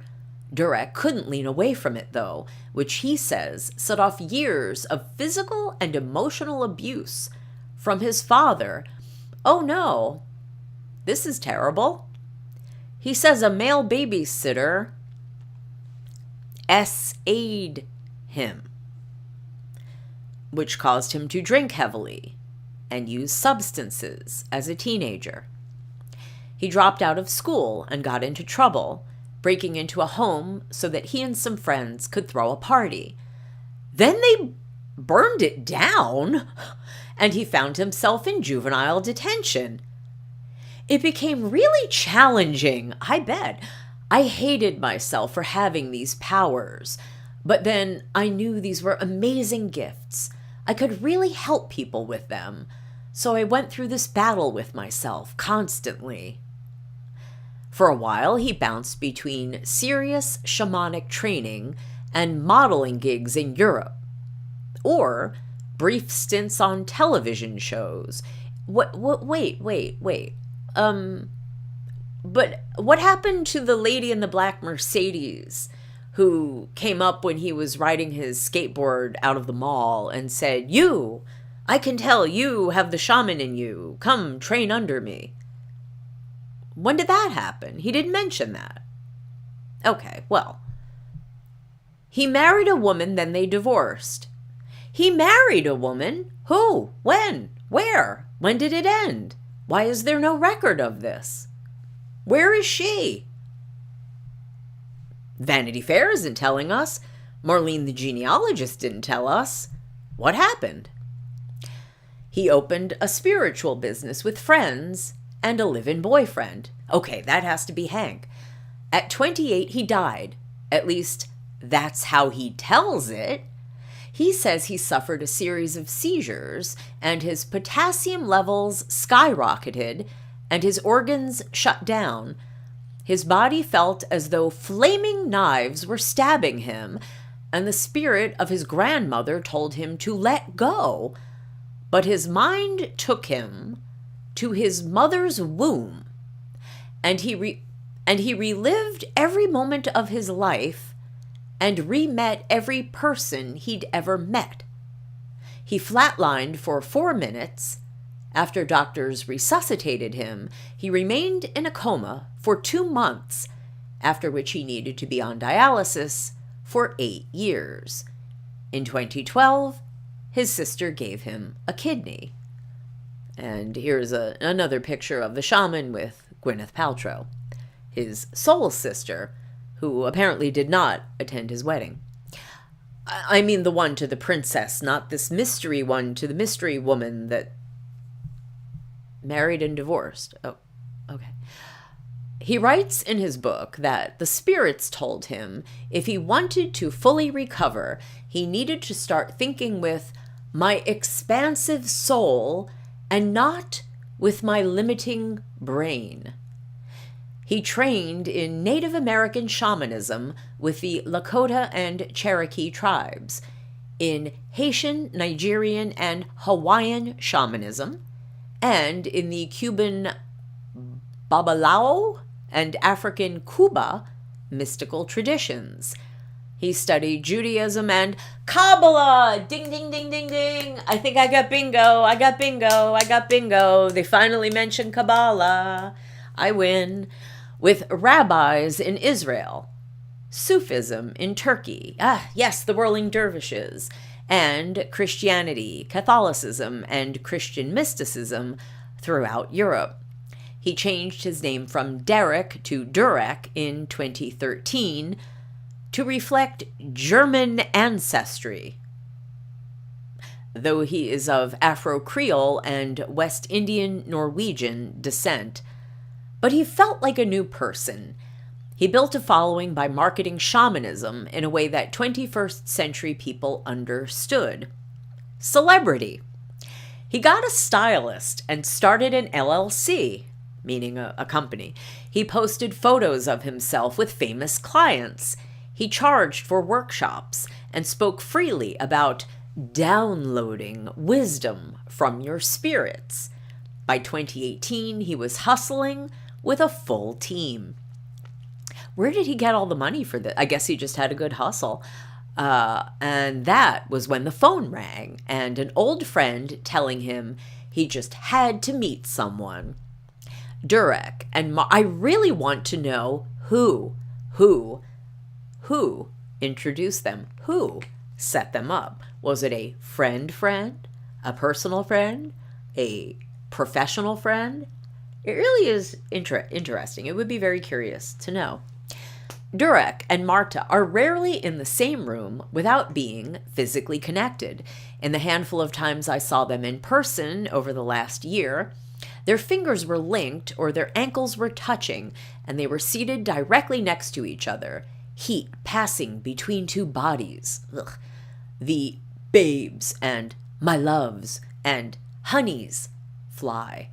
Durek can be sharp toward an assistant bringing him a plate of food without a napkin, or toward his PR person when she interrupts. But with Marta, he's mush. Isn't she so beautiful? Honey, you look beautiful. Can't you see why I love her? You know, though, it's how you treat the little people that really shows one's character. You know, like your assistant or your PR person. I could, in fact, see. It's not like Marta hasn't had people bowing to her since she was born. Fawning is part of princessdom. With Durek, the adoration felt earned. Both of them had been outsiders, castigated for their spirituality.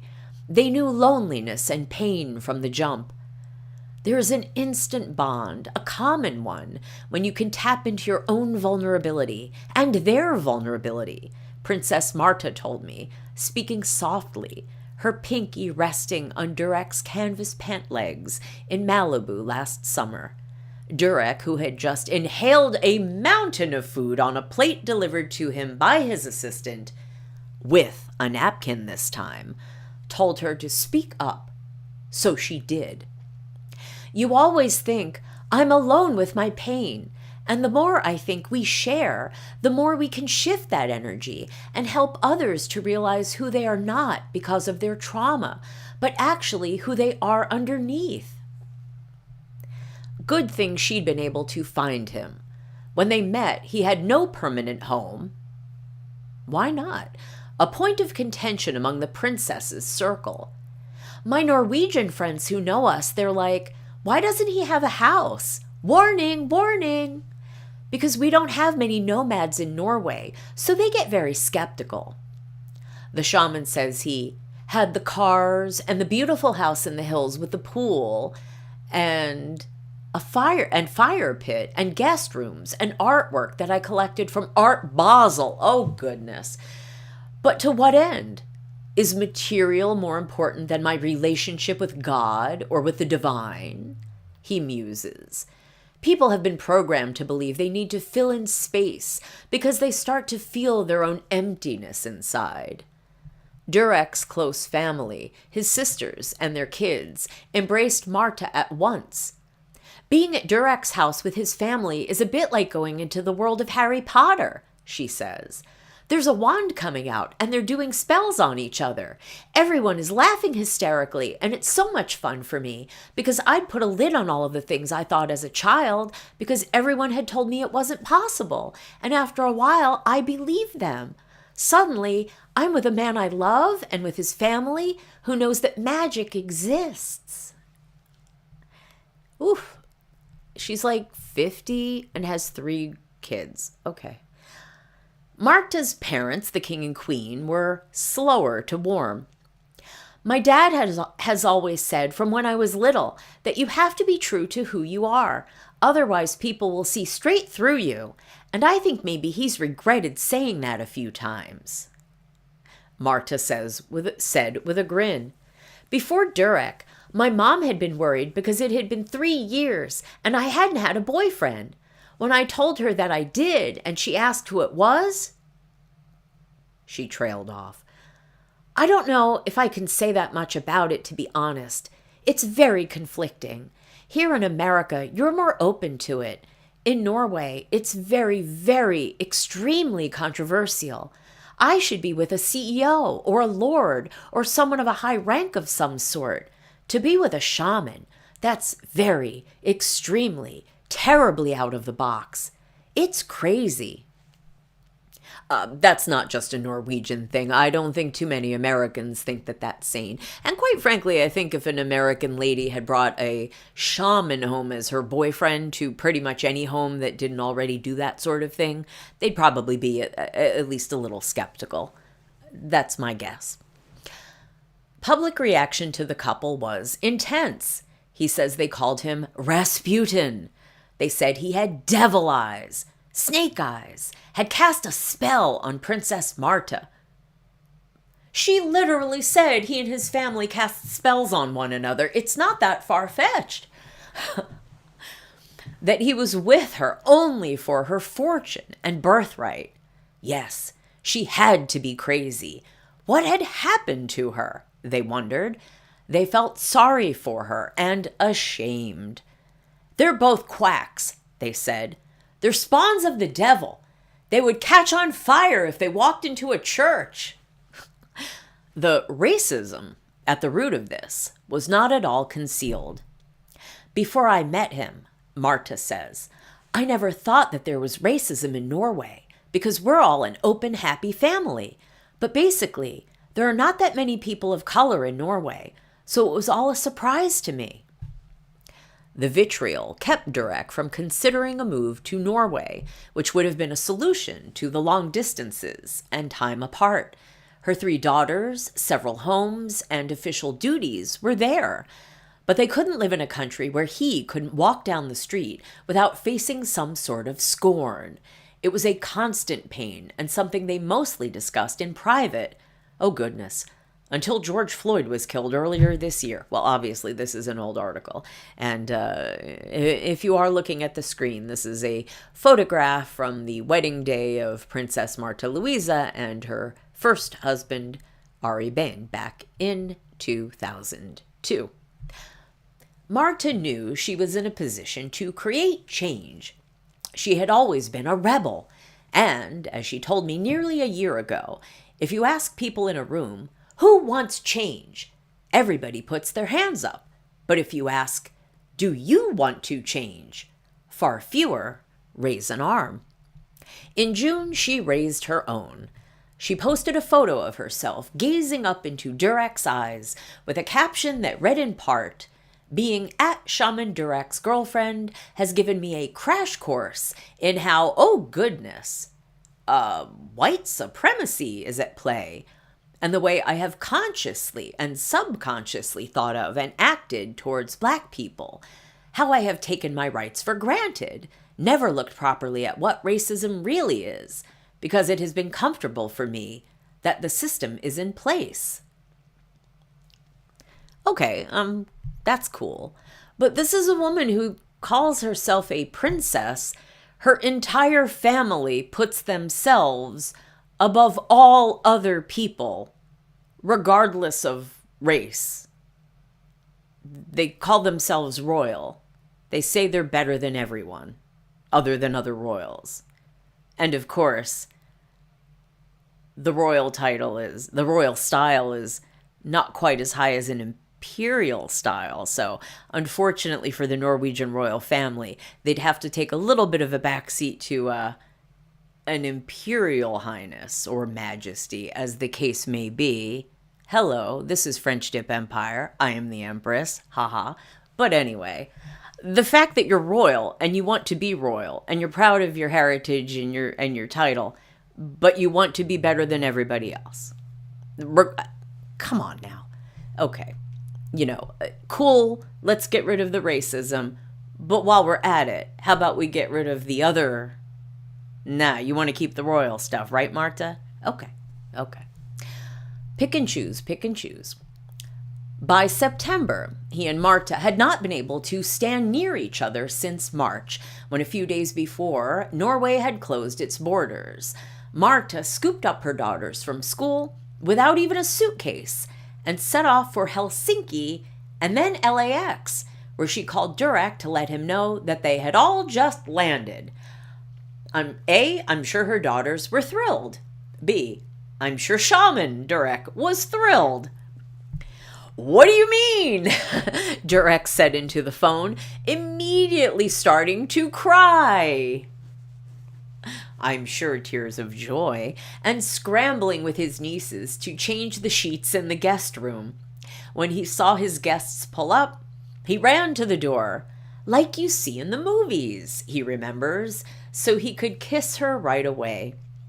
They only stayed for 2 days, because Norway announced a lockdown and would not allow Durek or any foreigners into the country. He cried for days. I screamed at the top of my lungs, he explained. I cried and threw up and had diarrhea, and then I meditated with spirits. Because you have to face the pain of how much it hurts to be away from her. Well, that sounds like a stable, mature adult.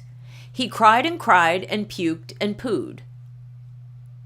Maybe he should have tried meditating first. Oh, I forgot screaming at the top of his lungs. I'm sure the neighbors appreciated that. Also, let's take a note. Marta grabbed her daughters without suitcases, threw them on a plane from Norway to LA with a stopover in Helsinki to spend 2 days with her boyfriend. And then they had to get back on a plane and go back to Norway. How much time did they spend traveling versus how much time did they spend visiting in California? Now imagine that's your mom. I mean, really, mom. Okay. I'll just move on. This has been the darkest period of Marta's life. She tells me over the phone from her wooden house in a small town just outside of Oslo. She sees her family at a distance, and she speaks with Durek at least twice a day over the phone or on FaceTime. Okay, you know that they could have clustered up with the family. I don't think she would have had to isolate from the rest of her family. They definitely, we all know, because we heard the stories, they came out as it was going on, and it came out after the fact. Anybody with a position of privilege or any ability to skirt around the rules was doing just that during that time period. If you could, you probably were. So I find it hard to believe that she was completely isolated. Also, this was the darkest period of her life, not when her daughter's father left this plane of existence unexpectedly. Okay. Think that would be the darker day than missing my boyfriend, but okay. I'm a different kind of person. I'm apparently not as sensitive as the princess. He was supposed to come over, but he hasn't been able to travel here, which totally crushed me. I went more into a depression where I just couldn't cope. That's good parenting. She could get her kids set up for remote schooling, but if anything went awry, if the paparazzi snapped photos of them on her private property, I don't think that ever happened, or the press wrote critically about her, it would break her. Durek has been great, of course, but he's on the other side of the ocean, on the other side of the land. Sometimes I just need his arms around me. Her voice cracks. That's been really tough, but it's like that for many people. There are so many people who are lonely. Ugh. And here they are, the shaman and the princess, in matching blue, with their fingers entwined. Such love. Even before the, big worldwide lockdown illness thing, their year had been tragic. Durek traveled to spend Christmas, oh here we go, with Marta and her family at their winter chalet, a log cabin on a snowy hill in Oslo that Durek says looks like Santa Claus could live there. They dressed up and went through all of the family traditions, lutefisk jelly, and plum pudding, and dancing around the Christmas tree, singing carols. Marta gave Durek sunglasses, and Durek gave her and her daughters sweaters that said Hawaii, a gleeful nod to the trip to Oahu he had planned for President's Day weekend, during which he was going to propose. They watched Home Alone and went to church at the invitation of King Harold, which Durek saw as a return to his roots. And fortunately, they didn't burst into flames. The shaman says a 23andMe test showed his Norwegian great-great-great-grandfather traced back to a man named Samuel Helen, a forgotten folklorist who Durek says had powers of his own. When they returned home from church, they found out that Marta's ex-husband had unalived himself. He had struggled with his mental health, but almost immediately, people pointed fingers. They were saying that it was my fault and Durek's fault, that if it hadn't been for Durek, this wouldn't have happened, Marta said. They had been divorced for 3 years. He had a new girlfriend, and things were fine between the exes, says Marta. When Ari and Durek had met, Ari had told Marta that he'd always known she'd end up with someone more spiritual, and he was happy they were together. I was so lucky to have the support of Durek and my family and my friends all around us. But it's a void, says Marta. Suddenly I was a single parent, which is a very different horse. And of course the grief, the anger, the self-pity, the sadness over never seeing him again. It's devastating. After that, everything shifted. The Hawaii trip became a time for mourning and healing, not celebration. Durek postponed a proposal. He had planned to do it at Disneyland and then Lake Tahoe.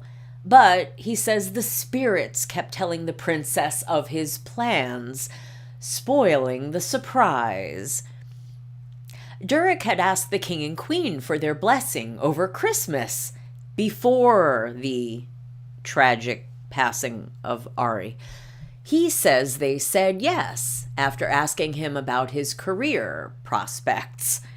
Well, he has a team of many people. Clearly, he's got pretty good prospects, yeah? Even better once he marries the princess. He has designed a ring, which he showed me. I agreed not to reveal what it looks like so that she can be surprised, but needless to say, it's fit for a princess and nods to her country and her family. At the end of September, Durek surprised Marta in Norway for her birthday. He booked a ticket without telling her and didn't call till he landed in Amsterdam to board the connecting flight. She picked him up at the airport, and they quarantined at her home together, just the two of them. It was warmth, comfort, security, acceptance, and being with someone who understands me, he says. They were stuck at home eating soup and taking tests for that thing that caused the world to be shut down for a while. It was paradise, he says. It still is. Well, there has been trouble in paradise as of late, and we are going to dig deep on that one on the next stream. But let's finish this article. This is the last paragraph. So here is the ending. Is it a happy one? Andersen's prince wasn't seeking a princess because he was a snob. He just wanted someone on his wavelength. So too was Princess Marta when she met Shaman Durek. He saw her and unlocked in her all the parts of her spirituality. He empowered her to expand her sense of self, her sense of love. In my reading with Shaman Durek, it didn't much matter if the electricity or spiritual downloads or invisible acupuncture teams were real or imagined. If afterward I felt a little lighter. He sees that energy potential, and if I had trusted in it, it probably could have worked. Because life is hard. Illnesses strike. People die. Racism persists. Sometimes life is a little bit better if you just believe. Very true, but it really depends on what you believe in and what does the Norwegian Royal Family believe in, with the way that they and their members have been behaving as of late?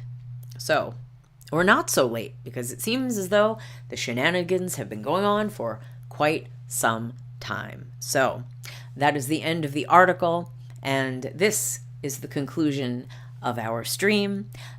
Thank you for joining me. This is French Dip Empire. I am the Empress, and we have been discussing the scandals in the Norwegian royal family. This has been part 4. Part 5 will be coming up, if not tomorrow, then hopefully later this week. We will continue the story of the princess and the shaman. We will be moving on to their actual wedding, which did happen earlier this year, and the scandals that have been coming out in the Norwegian press in and around the wedding, and also the shaman, and allegations that have been made against him by former clients, and a very bizarre celebrity entry. Not one of his accusers, meaning someone had something done to them personally, but someone in his milieu, a former MTV celebrity, has come out of the woodwork to accuse the shaman of impropriety. And it seems like 2024 is the year of the real world alums, because in the United States, we've had a real world alum nominated for the presidential cabinet, and we have a real world alum who is come up in the story of the shaman. MTV Real World cast members are taking over.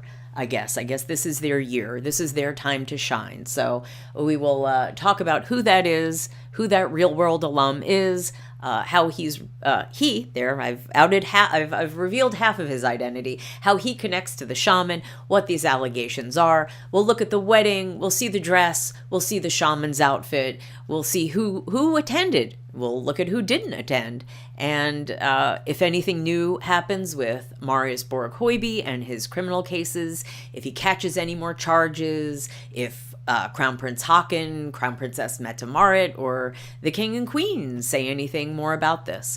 We will catch up on that on the next stream. So thank you very much. If you would like, share, subscribe, I would be overjoyed. And thank you for joining me. Hope to see you next time. Take care and have a great day.